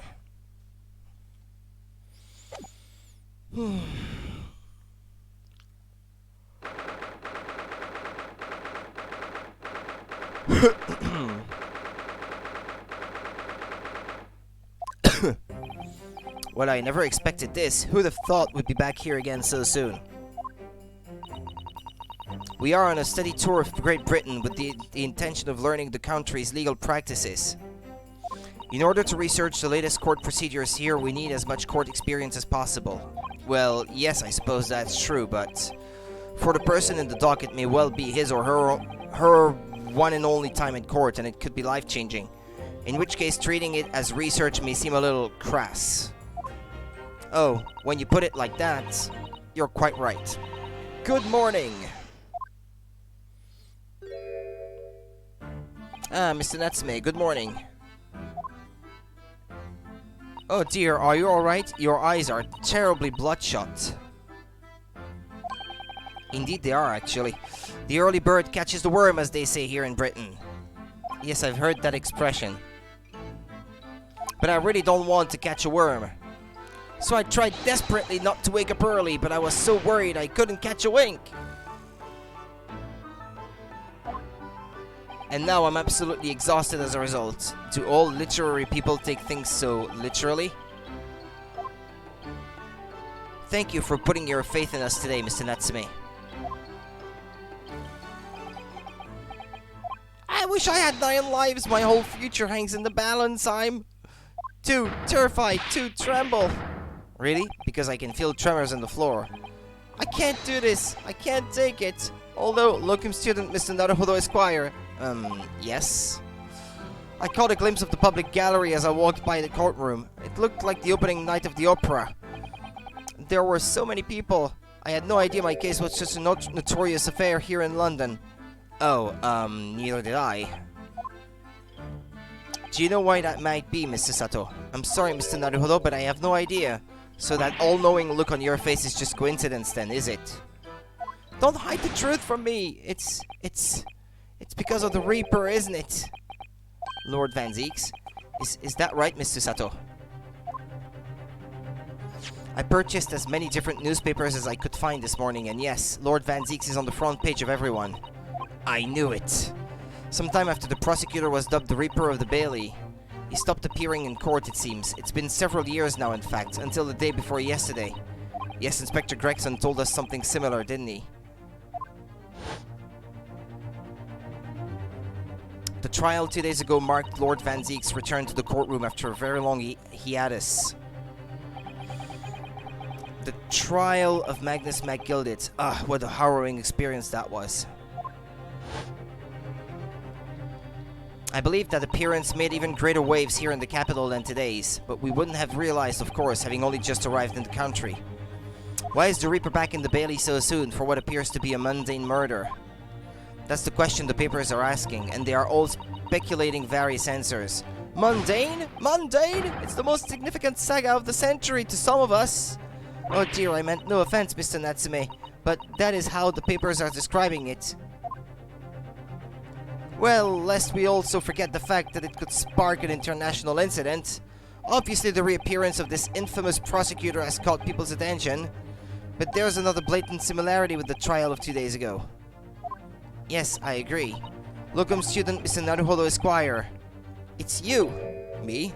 Well, I suppose that's true. Both times it is you who stands against this legendary prosecutor. It can only mean that you're friends with the Reaper. Please, I don't rub shoulders with Deathbringers. I'm afraid that there's really only one other explanation. It can only be another example, Mr. Naruhodo, of your uncommon bad luck. Thanks for that. Oh, this is just my luck. Why must I be represented by a man with such frail fortune? By the least lucky lawyer alive! Well, let's not forget that it was you, Mr. Natsume, who asked me to represent you. Yes, it's true that I'm just a student new to London, with little in the way of experience or skills or luck, but I promise you this, I will fight your corner until the bitter end, and I will believe in you, Mr. Natsume. Oh, benevolent locum student Mr. Naruhodo Esquire. You're not alone here with us, Mr. Natsume. Whatever happens, we will always be on your side. Oh, benevolent non-locum assistant Miss Mikotoba Esquires. I am in your debt forever. I shall never forget it. Mr. Natsume, counsel for the defense. What was it at the end of his sentence, by the way? I shall never forget this great kindness for as long as I live. Okay. The court session is about to begin. Kindly make your way into the courtroom at once. Alright then, Mr. Natsume, it's time. Let's go. Yes! Not face, though. This is it, my second appearance in a British courtroom, and my second trial against the Reaper. I hope you're watching over me, Kazuma, because this time, I won't let my faith waver. I'll believe in my client to the last, just like you believed in me. I believe I can do this now. I'm ready for this fight.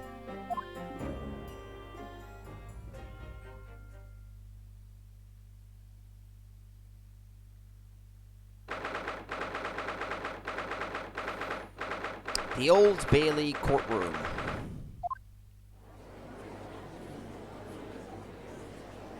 In the name of Her Majesty the Queen, I hereby declare this court to be in session.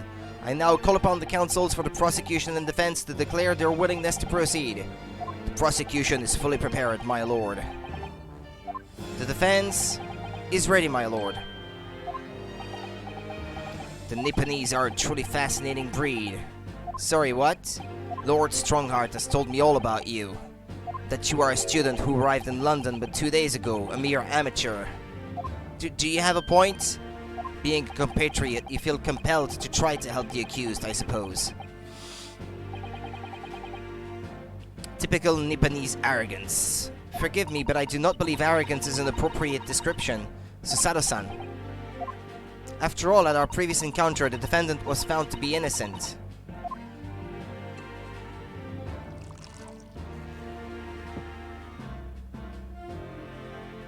Very true, and a most fascinating, if dark, trial it was too.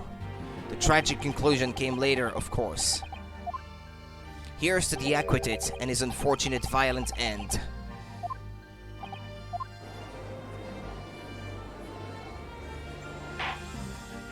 Wait, is that Miss Garideb in the among the jury? Thank you, counsels. I see both sides are in fine fettle. Now, ladies and gentlemen of the jury, are you ready to carry out your duties here in court as impartial members of the public? Oh no, not him! You never know what you might be down on your luck, but I believe in fair play for everyone. Okay, she's new. Well, I must warn you, I'm rather more ruthless than I appear. Oh, well, not me. What you see is what you get. I'm a peace-loving fellow. Doesn't he look like the Hatter from the previous case? I'm afraid to say I think it's quite possible that mustached foreigner did the deed. Come on, what are we waiting for? No doubt he did it anyway. Eh? Sorry? Didn't quite catch that. Very well, let us proceed. Your opening statement, if you please, Lord Van Zeeks. Very recently, Great Britain signed an alliance with a rising power in the Far East. The accused in the dock today is a student from that same land, a certain Mr. Soseki Natsume. And while our country has extended this foreign student the warmest of welcomes, regrettably the kindness has not been returned. In fact, this student is accused of a most sinister act. Of plunging a knife into the back of an innocent woman who was doing nothing but walking down the street. A knife crime! I tell you from bitter experience, those are the worst. Bloody oath they are. Just look at that sallow complexion and short stature. He's one of those dreadful Japanese. Come on, let's get this over with. With me now, everyone. 1, 2, 3. Eh? Sorry? Didn't quite catch that. Pray forgive the discourtesy of smashing my hallowed chalice here in this great chamber.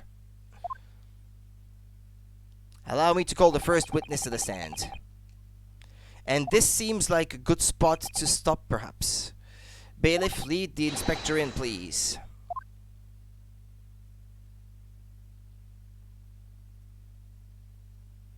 Okay, well, let's stop here, because that way I will start listening to what he has to say from scratch on a fresh with a fresh mind, and I won't have to think back to what happened the day before. Well, not quite as much anyway, and I can simply go through that and just counter interrogate and so on and so forth. Cross-examine is what I should be saying. Take care of yourselves, people. Thank you for watching. Have a good rest of the day, good rest of the night, depending on where you are, and I shall be back tomorrow in the evening, not the afternoon like today. And I shall continue this. Well, maybe finish this case. I'm not sure how long it will be. Don't know if I'll have enough time to do this. And, well, there is still one case after that, so tomorrow will definitely not be the finale anyway. So, take it easy. See you next time. Bye-bye.